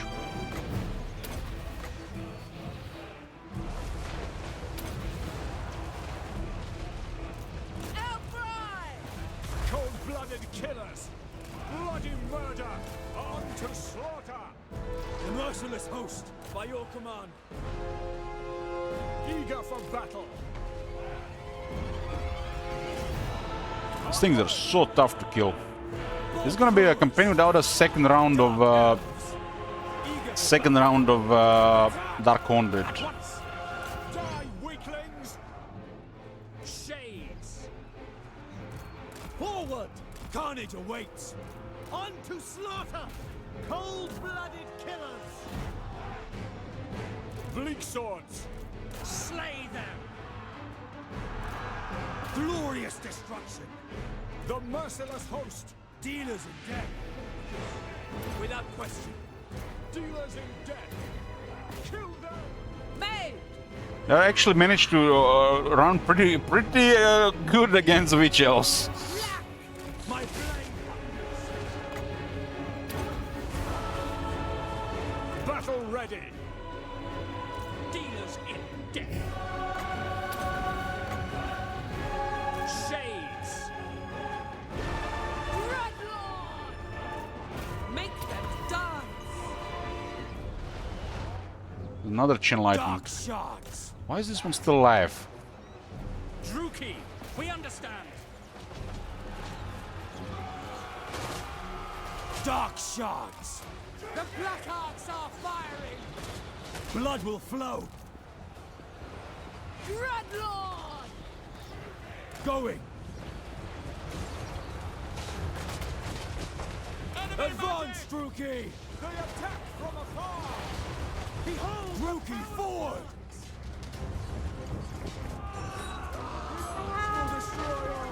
No survivors!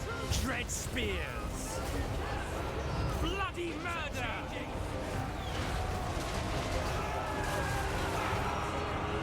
Missiles! Take cover! Dark elves! Die, weaklings!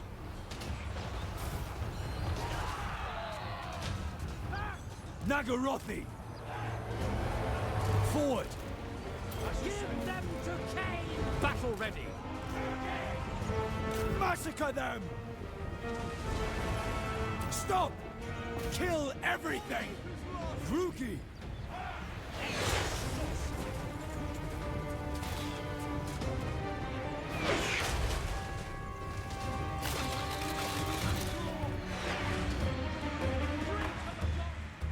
The merciless host!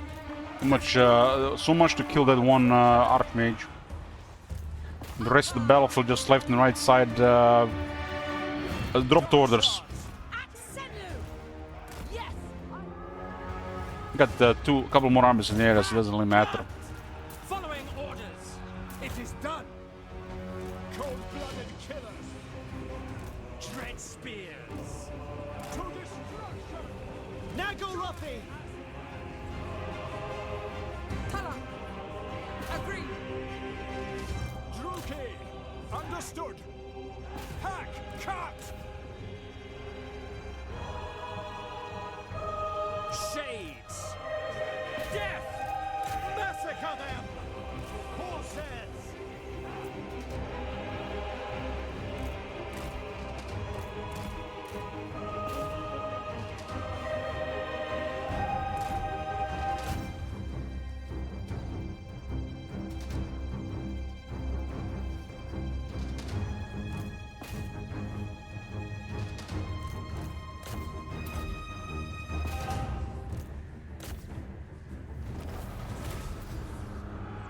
It doesn't matter, this army was just recruited in a single turn, just to add numbers. I positioned this one to hunt this one. They wouldn't have attacked if the armor was any stronger.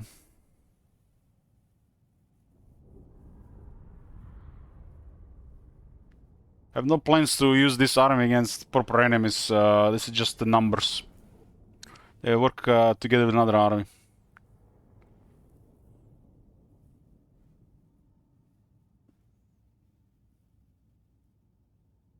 It's a rank 9 army recruited in a single turn. Put them in chains.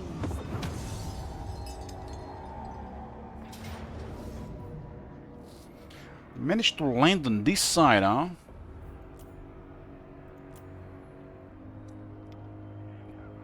This guy is rank 15, and even if they defeat him, he'll live, because we could retreat.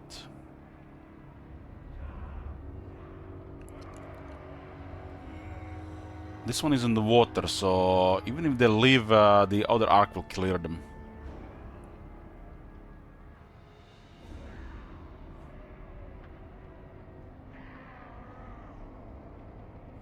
But this is suicide.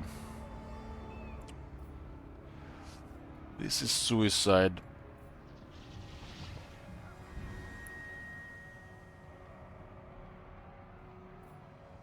We don't have to damage them. We can just destroy them on their turn. I mean, on my turn. Withdraw!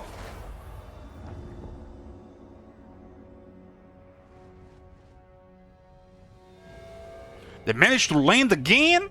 Okay, Loki will get him.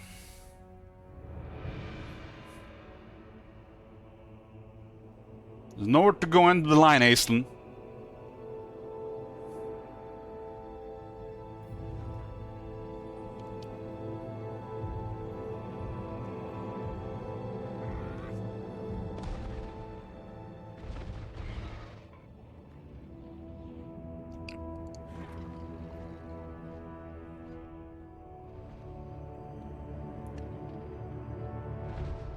See the menace Ashen turns into when they get several provinces.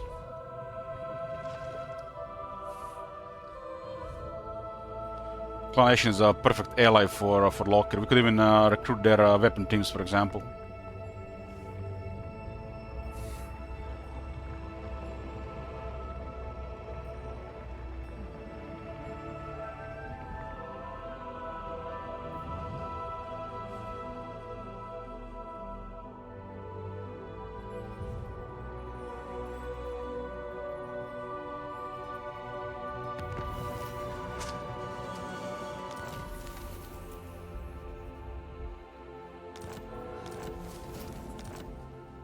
So these guys are having a little bit trouble here, huh?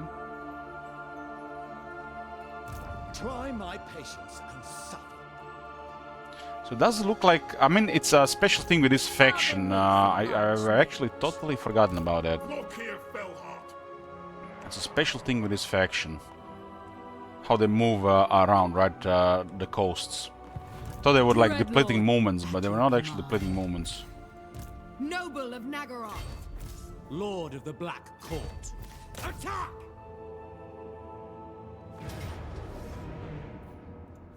We will make them bleed. Murderous Lord. We have a deal. Stay your hand lest you lose it. To the waves! We got the numbers here. What now? Try my patience and suffer. I have dark purpose. We rest first. Stay your hand lest Yeah, you see what I'm talking about? Aisling don't really care if you're on land or sea. It's like he has no cost to move like this, What? which makes him very scared to engage. Tyrant of Nagaroth. Unless you surprise him by attacking him before, I mean, declaring war and attacking him immediately.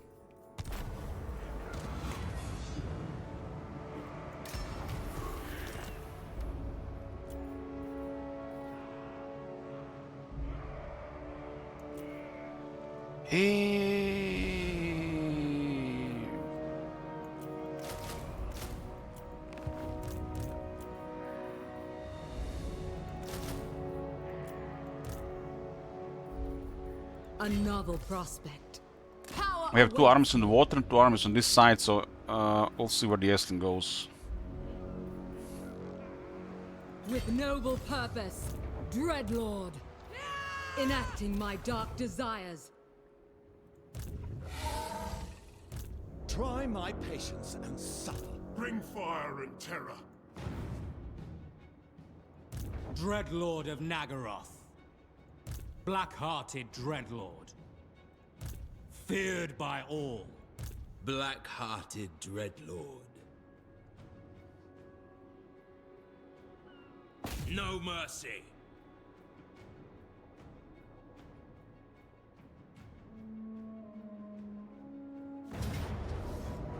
These guys are marching. Still a pretty good army. Of course.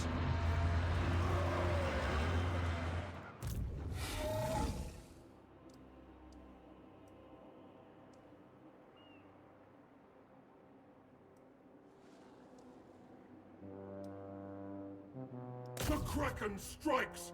Insolent varlet.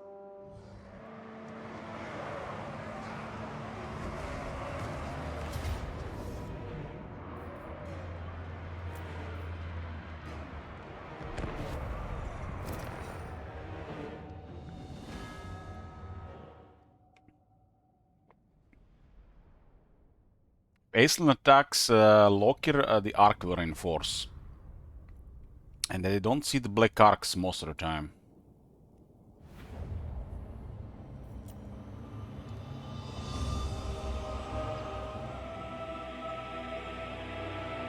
This is a quite high casualty battle here. We gotta utilize artillery.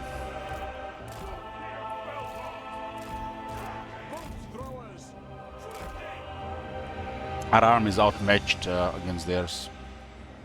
Outmatched. And we need the army to be in a decent shape for the next battle. Not convenient, but we can transfer some troops.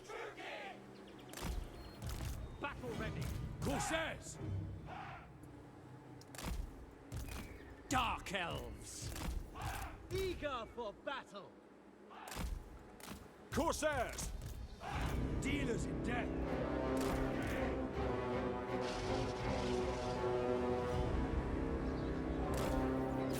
Artillery can get us some advantage here. Lokir can handle the air for most part. Sorceress of Grund! Dark elves. Dealers in death. Death. We got a level 2 lightning strike, so reinforcements will be delayed. Going. We are ready. Battle calls.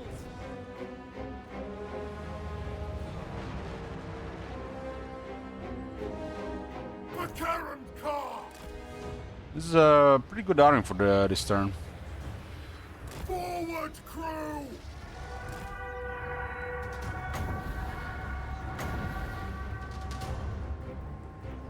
Bolt throwers. Red blades, dogs! Fury! Fulfilling. Star Dragon has a lot of toughness. Bellheart!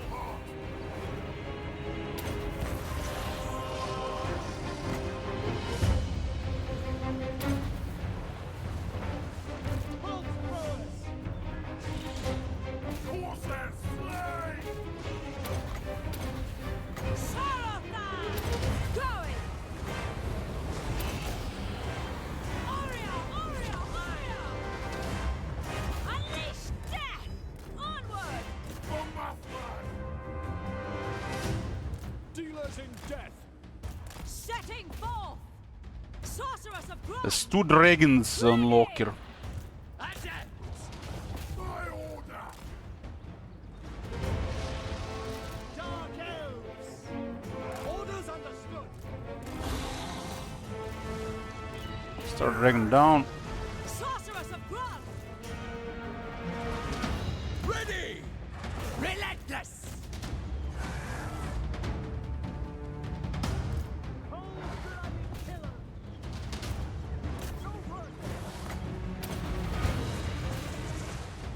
Star Dragon is a little tough, but Sun Dragon is weak.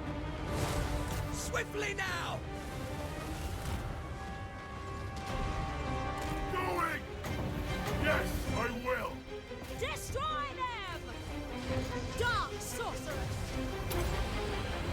Elfrine and Alpha! On the move! Bring me slaves! To their grave! Taruki!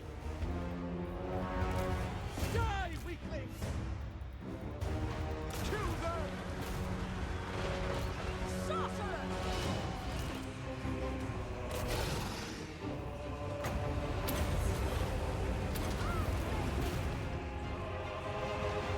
Corsairs! Merciless warriors! Nagarothi! No survivors! Dark shards! It is done! Ruki! Damn, the sword master got a good charge on them. Bleak swords! Dark shards! Blood for Cain! Attack! Death! Look here, Felhar! Corsairs! Murder awaits! Nagarothi! Corsairs! Murder awaits! Bolt throwers! We understand! Murder is mine! Advance, Druki! By Cain! Dealers in death! Slay them! Forward! Without question! Druki!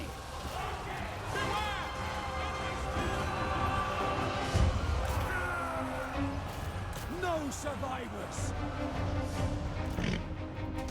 Sacrifice them!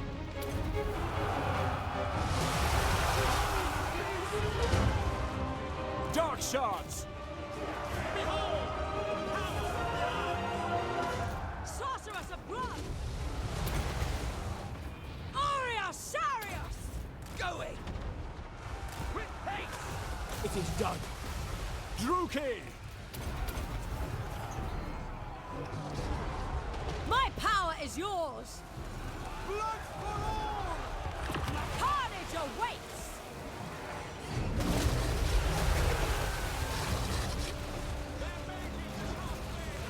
I dare!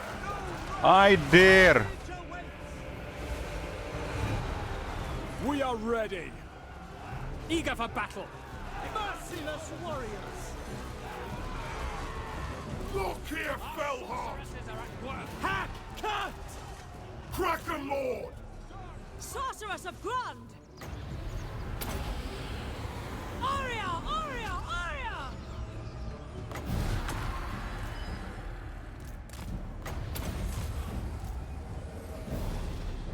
Battle ready!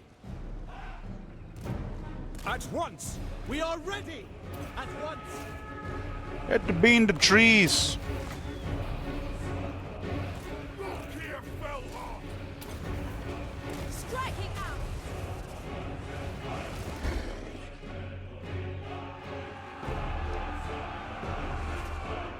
Nagarothi!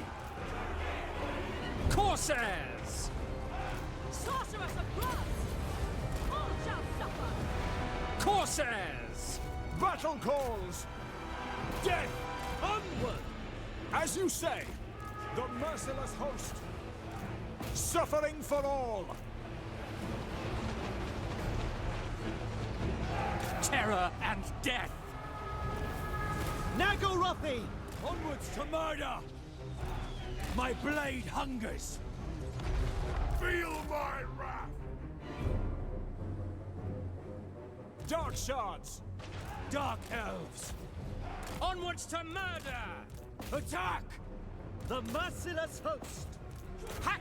We have a little bit speed here, don't have the battle skill. Corsairs! Slaughter them! Following orders! Come then! Yes!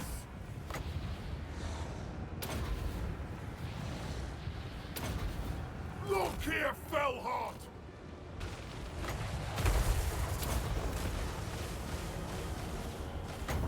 It will be!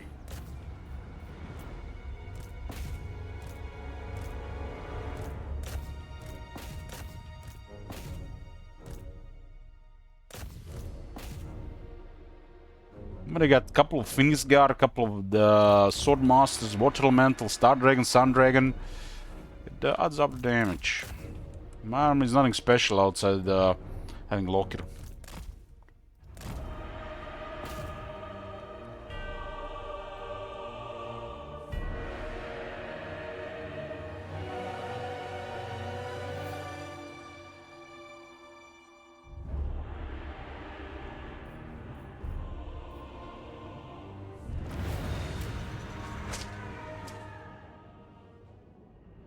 Two Sword Masters, two Phoenix Guard, two Oceanids, one Water Elemental, one Sky Cutter, one Sun Dragon, one Star Dragon. It's an entire circus here.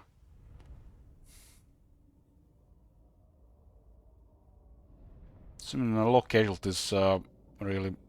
3 Dark Shards deliver.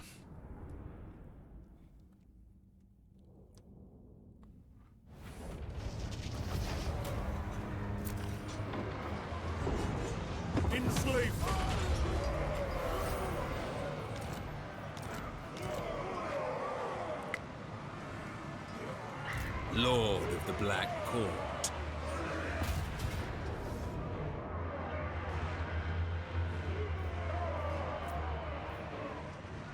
The thrill of battle awaits.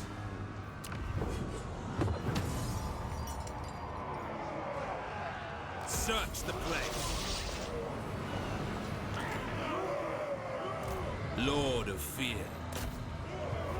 It is mine now. Insolent varlet. Okay, what do we have here Dreadlord of the now? Druki.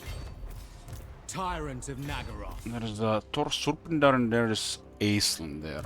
Lord of the Black And Court. Aisling's out of range to finish. Dreadlord of Nagaroth. But it's kind of surrounded. Try my patience and suffer. Unless he flees to the opposite direction. Dreadlord of the Druki. Cruel and deadly. Plotting a course. Tyrant. I approve of these dark deeds. Let's make sure there is nowhere to go. End of the line. Stay your hand, lest End of the you line. The ocean awaits. Look here, Fellheart. Lord of the Black Court. Dreadlord. Admiral of Kar's fleet.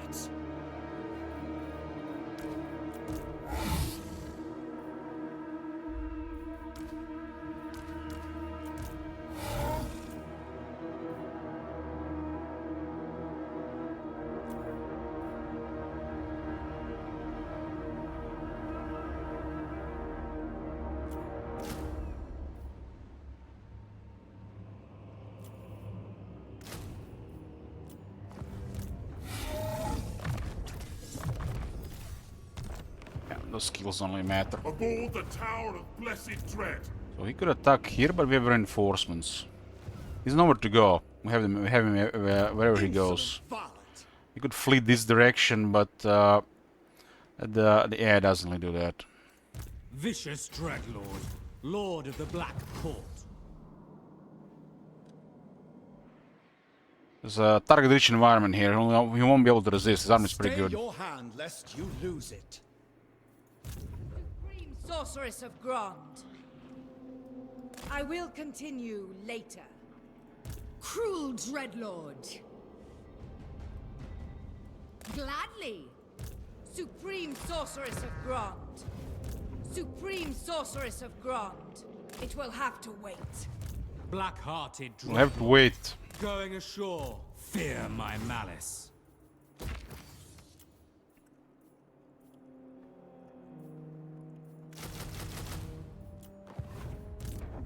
What is this thing going on here? Oh, service okay, number 2, huh? So like we need it for the fight here. That's how you do it, boys. Pro move. Turn on the rights at the end of the turn. Sometimes you want to do them on the end of the turn, but this one you want to check if it's available at the start of the turn. But it doesn't really matter.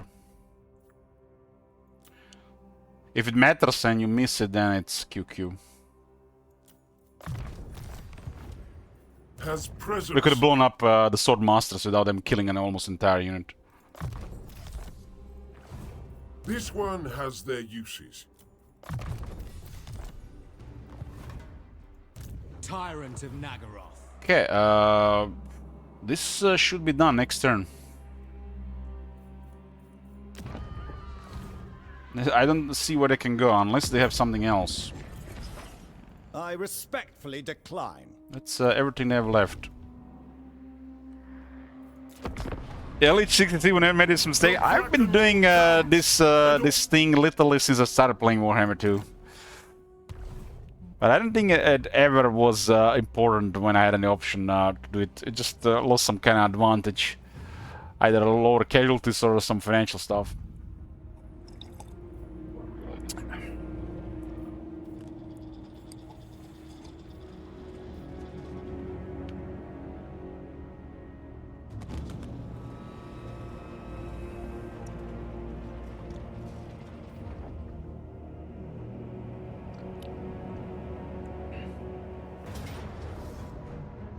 End of the line.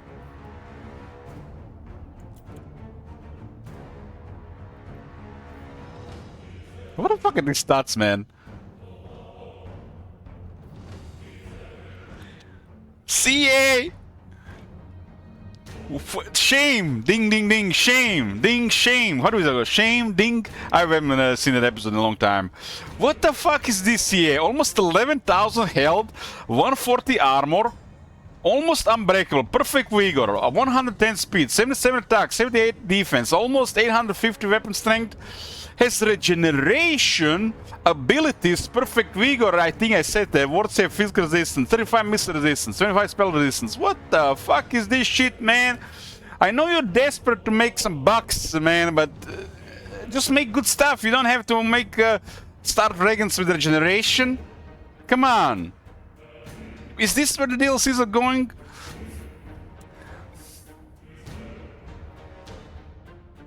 This is an AI nightmare.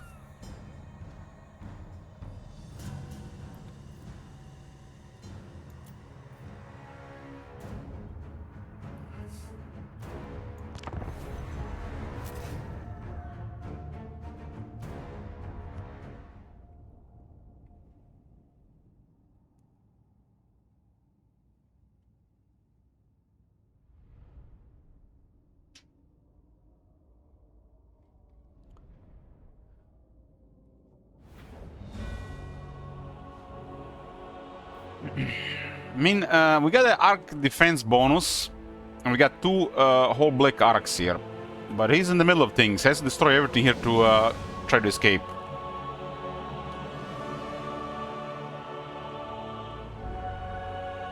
I think the numbers ought to do fine here, but that is just still ridiculous.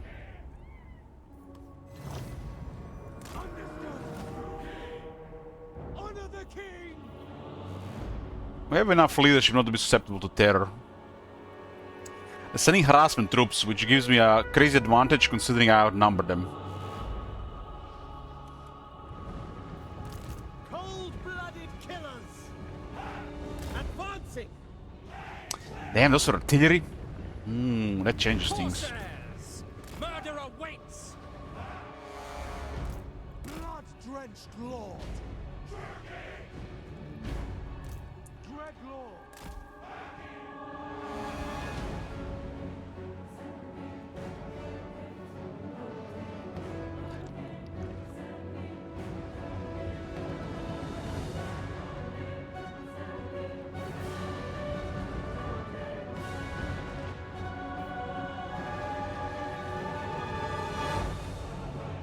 Looks like they haven't instructed the Lothran Sky Throwers, Bolt Throwers to use anti-infantry missiles.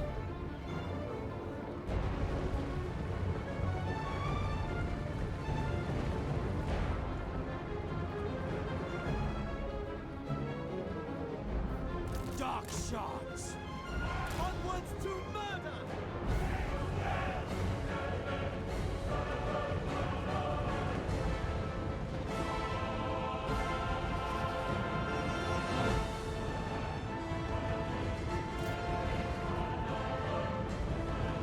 merciless host. Slay them. Battle ready. Slay them. Dark shards. Advance, Rookie.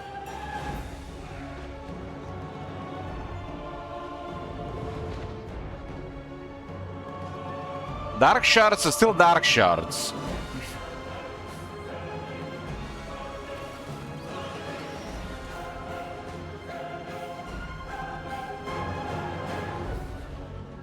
Dark elves.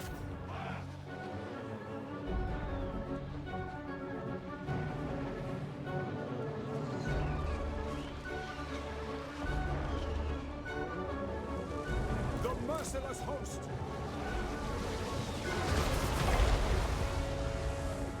Destroy! Battle ready! Dark shards! Cold-blooded killers!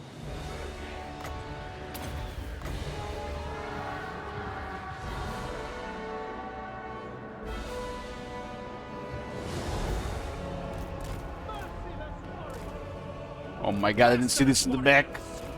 Dreadlord! Dread spear! Massacre them! Corsairs! Dealers! Nagarothi! Cold-blooded killers! Cold-blooded killers! Dread spears! Eager for battle! Moving out! Orders understood!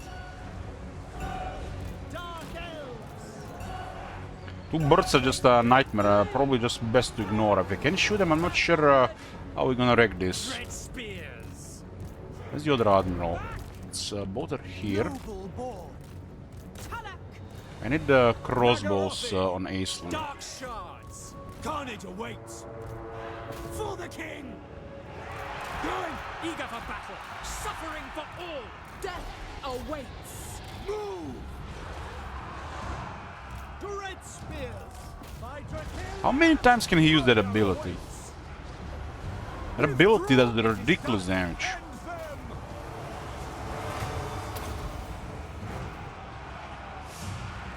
Dark shards! Tyrant of Nagaroth! There's a couple of dark shots firing. That thing is not even taking that much damage. Dread spears! Advance, Druki! Bloody murder! I have them a pretty decent outnumbered, but they're causing so much damage. Dreadlord! Dark shards do mega damage. The dragon cannot handle dark shards fire. Druki! Withdraw! Dark shards! Advancing! Dead! Excellent! Murderous prowess. It's gonna matter for this battle. Indeed! Glorious destruction! Corsairs! Not sure about water metals though. Dark shards! To destruction! No survivors! Slaughter them! Bloody murder! Attack!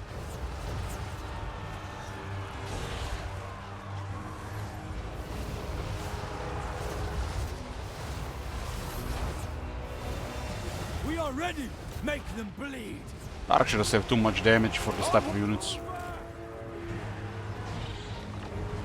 We'll kill Aisling, then we'll kill water elementals, and the rest of the army are out. They're crazy outnumbered here. Dark shards! Druki! Advancing! Carnage awaits! With pleasure! Onwards to murder! Numbers still one of the main factors, really. Eager for battle! Numbers in the hand of the player even worth more. At once! Battle calls! Dark shards! Black-hearted lord! The merciless host!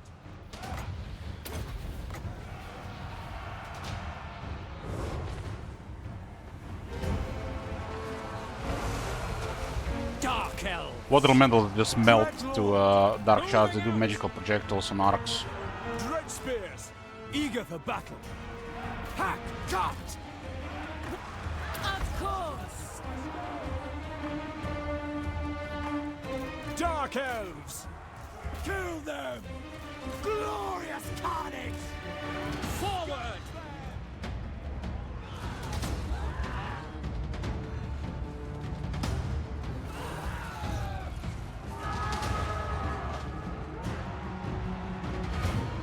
Look out! Dark Shards! I live for murder! Dread Spears! Onward! Druki!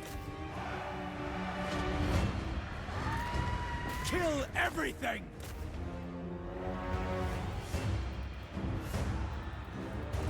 Okay, clear the rest. Death is coming!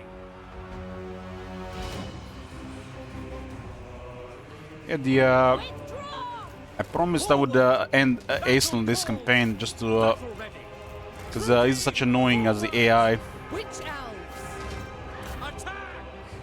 Dread Spears! To see also how he's deal with Aeslan as the player. Destroy! It's pretty much as expected. We are ready! Advance! Gotta target the Isles and then the remaining settlements and armies. The merciless host! Advancing!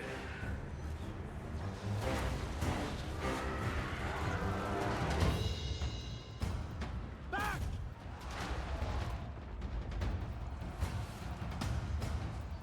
Dark Shards! By Drakira! Dread Spears! Talak!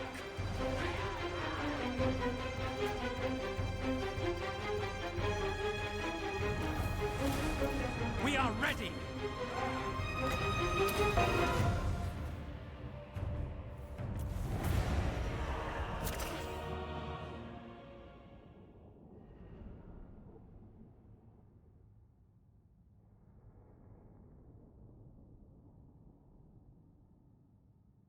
The Oceans and the Water Elementals are pretty solid units. The Skycutters need experience, but they can definitely deliver.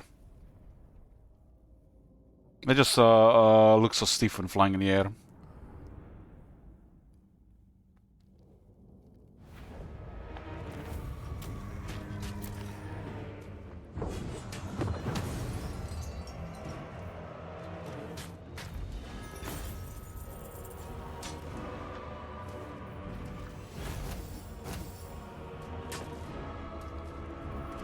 Bind!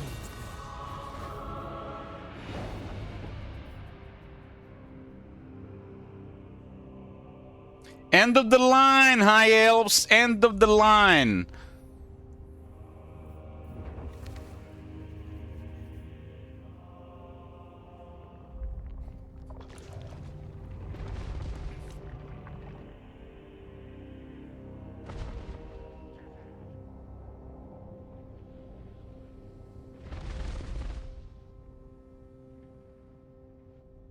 Which game has been the most far? What do you mean most far? Most fun? Played the Malagor, Manfred and Lokir so far. Manfred had no house rules or restrictions, ended up being really boring towards the end, but it was pretty good in the start. Lokir and Malagor, as much can be expected.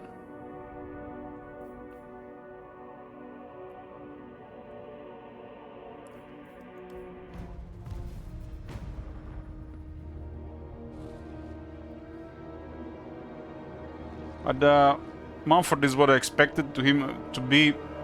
Lokir, I expected Lokir to be crazy good, but not this good.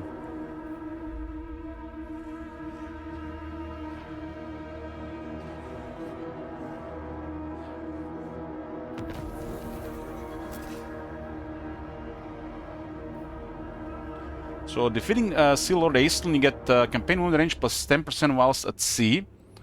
Minus 50% casualties suffer from high seas, reef, and storm attrition, and plus 10 leadership when fighting against high elves. A flavor-based trait. Any way you get campaign movement buffs is pretty good. Unusual location in finally after 57 turns. These things sometimes can be very rare. Is this a Tossen Vault? It's the one to improve relations with Empire Coast. but low relation to everybody else. You do get some money out of it, and there's a chance to trigger an event. That's a flavor one. I cannot rewrite reality. Dreadlord, awaiting command. I've been rank 1 for the last 30 respectfully or so decline. turns. Favored.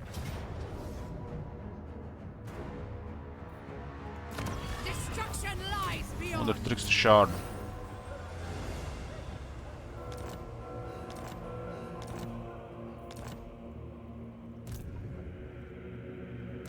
Look here, Fellheart. Casualties? What casualties? Kill them.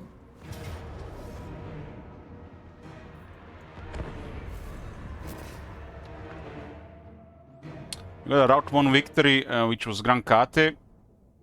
And I promised I would defeat Aisling, because I wanted to see how this faction will go against the player.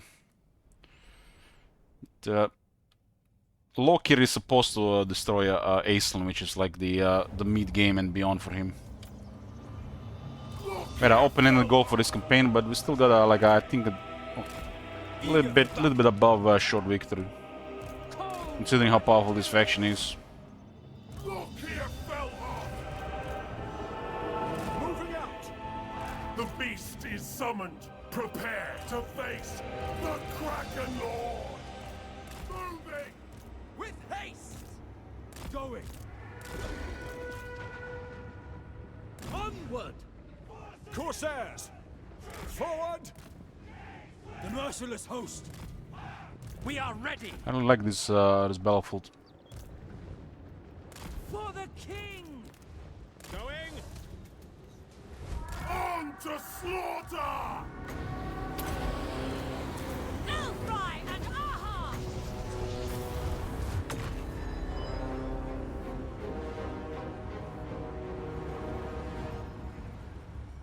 Purple Sun is really strong around the barricade, really strong.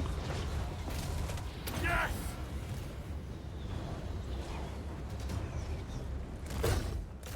What now? Slaughter! Eager for battle! Going! Yes, I will! Master Druki! Corsairs! As you say, slaughter them! The merciless host! Bloody carnage! Enemy magic! Bleak swords! Carnage awaits! Murder awaits! Kraken Lord! Master Druki!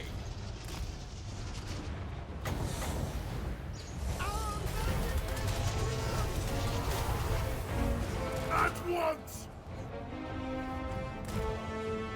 Pillage!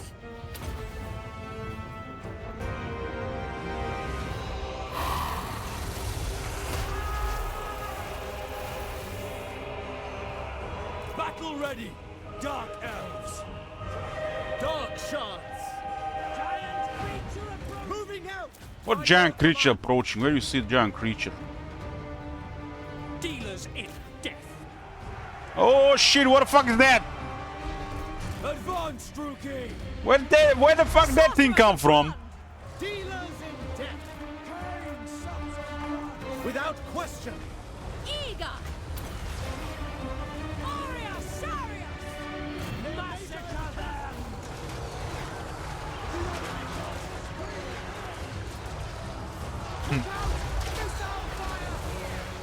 Sliding for 3 Dark Shards though. Dark Shards melt anything.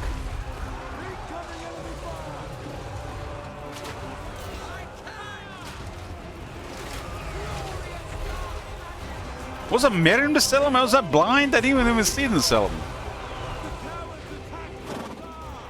Onward!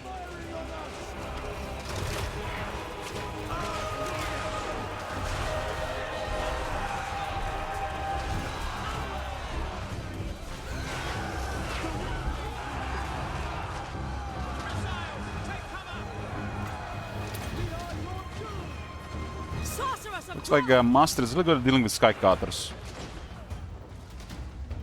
Cold-blooded killers. Going. All powerful, striking out. Aria, Aria, Aria.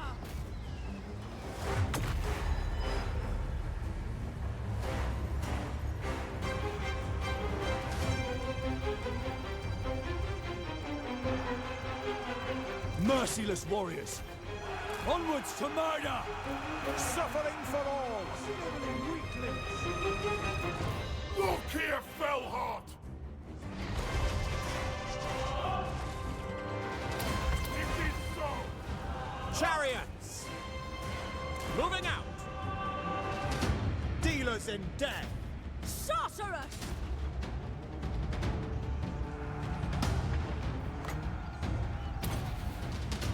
Come, Melee. Senlu. Well, lower Locust starts lowered because he's exhausted. Defend of one. On to battle. Sarathan. The Mathland!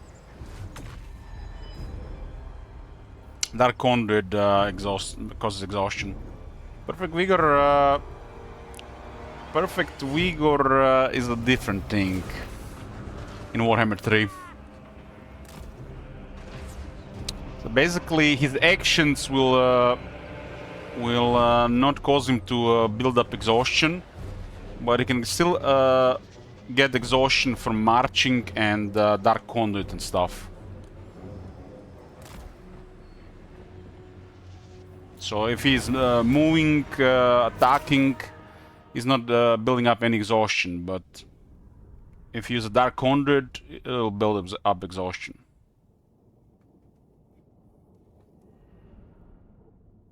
Which is gonna recover normally, because he doesn't use Vigor for his actions.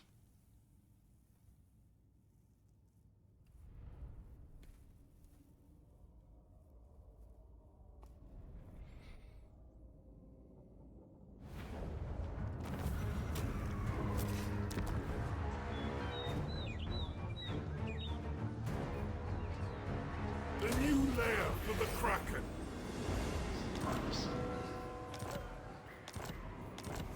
Hi, Elsie Patrol is dead, boys. This will be it for the first Blizzard Dead campaign. This is a very very powerful faction, probably one of the strongest. Very strong starting location. If you have any experience with the game, this is probably a really easy Dark Elf faction to play if you want to play some Dark Elves. I do like Grand Kade location. I think the how he gets the Black Arcs a little bit imbalanced. Should be probably tied to Tier 3 major ports. But you know, it is what it is. We had an open-end goal in this campaign, and we managed to do the Grand Kate route in the victory condition. And I did promise to destroy Aislan, just want to see what they're gonna do. Can we check them up? Sure.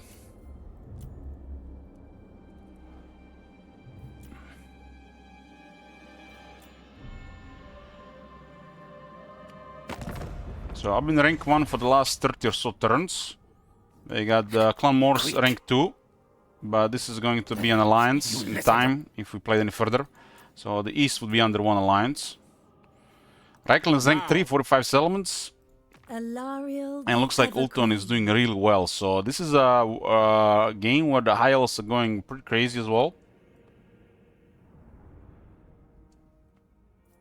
High elves and the Empire dominating. Looks like Reichland. Yes. Reichland going really well here. They got an alliance between Kislev and Dwarves.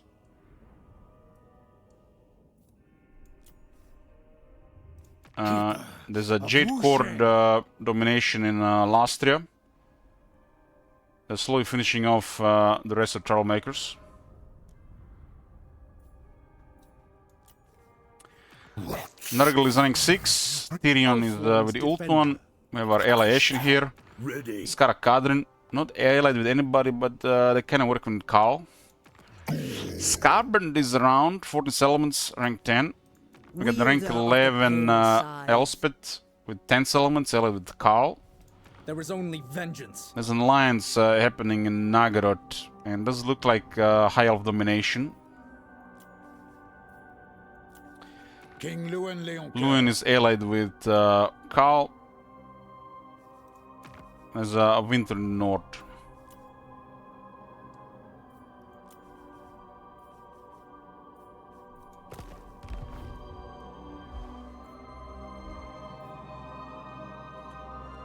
You can see most of the density here. There's a lot of density in this area. Kugat has been doing real well. I had a couple of alliance options, and I totally dropped anything I was doing here. I could have still invested resources to work in this area here if I was had any plans for this area, for example. The rest of this area would have probably just been to make supermassive allies. This is all red climate for Dark Elves, at least for Loker.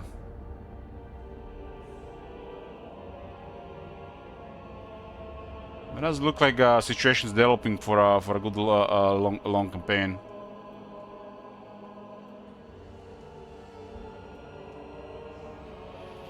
Well, this is it for Loker. Another campaign finished. Was another open-ended campaign. We decide the goals at the start. We have Old World next, but that'll be on the next stream. It's a first look at the Old World map overhaul. Let me show you a bit. I haven't decided the faction yet, but it's basically a much bigger version of like the main area of the game, like where it was in Warhammer 1. There's a lot of stuff here, like some really massive areas. And they placed most of the factions around, which is kind of bizarre. Makes you wonder how big is Albion, for example. I mean, look at Albion. There's a lot of stuff in Albion, right? I've not really decided on a faction yet, but we'll take a look next time about this. To me, it looks like Albion is about, I would say,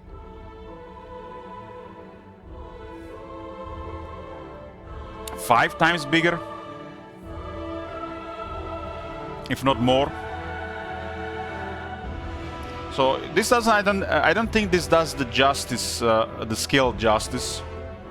These are some really massive areas, like really massive.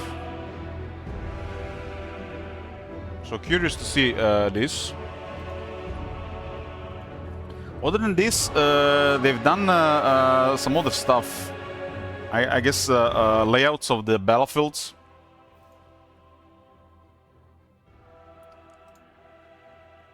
So it'll be. I haven't used a mod like this before. This was part of the goals. This looks like Sartosa. Might be Sartosa. It's really huge. This is the. You see this? You see how big is the river around Zandri? This is a massive scale. We're probably just gonna use the AI mod and see what the game has to offer. AI mod ought to just improve things. The rest we'll see what they had intended.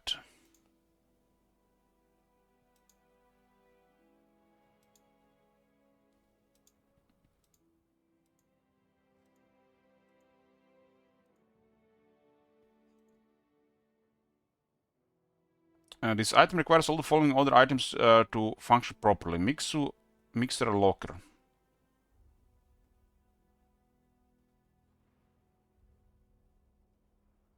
Does it say it requires that one?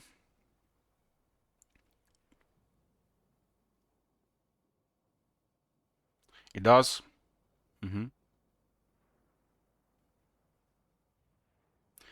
actually, if you have the mod configuration tool, which is a pretty standard mod to have when using mods, there's some customization that you can do as well.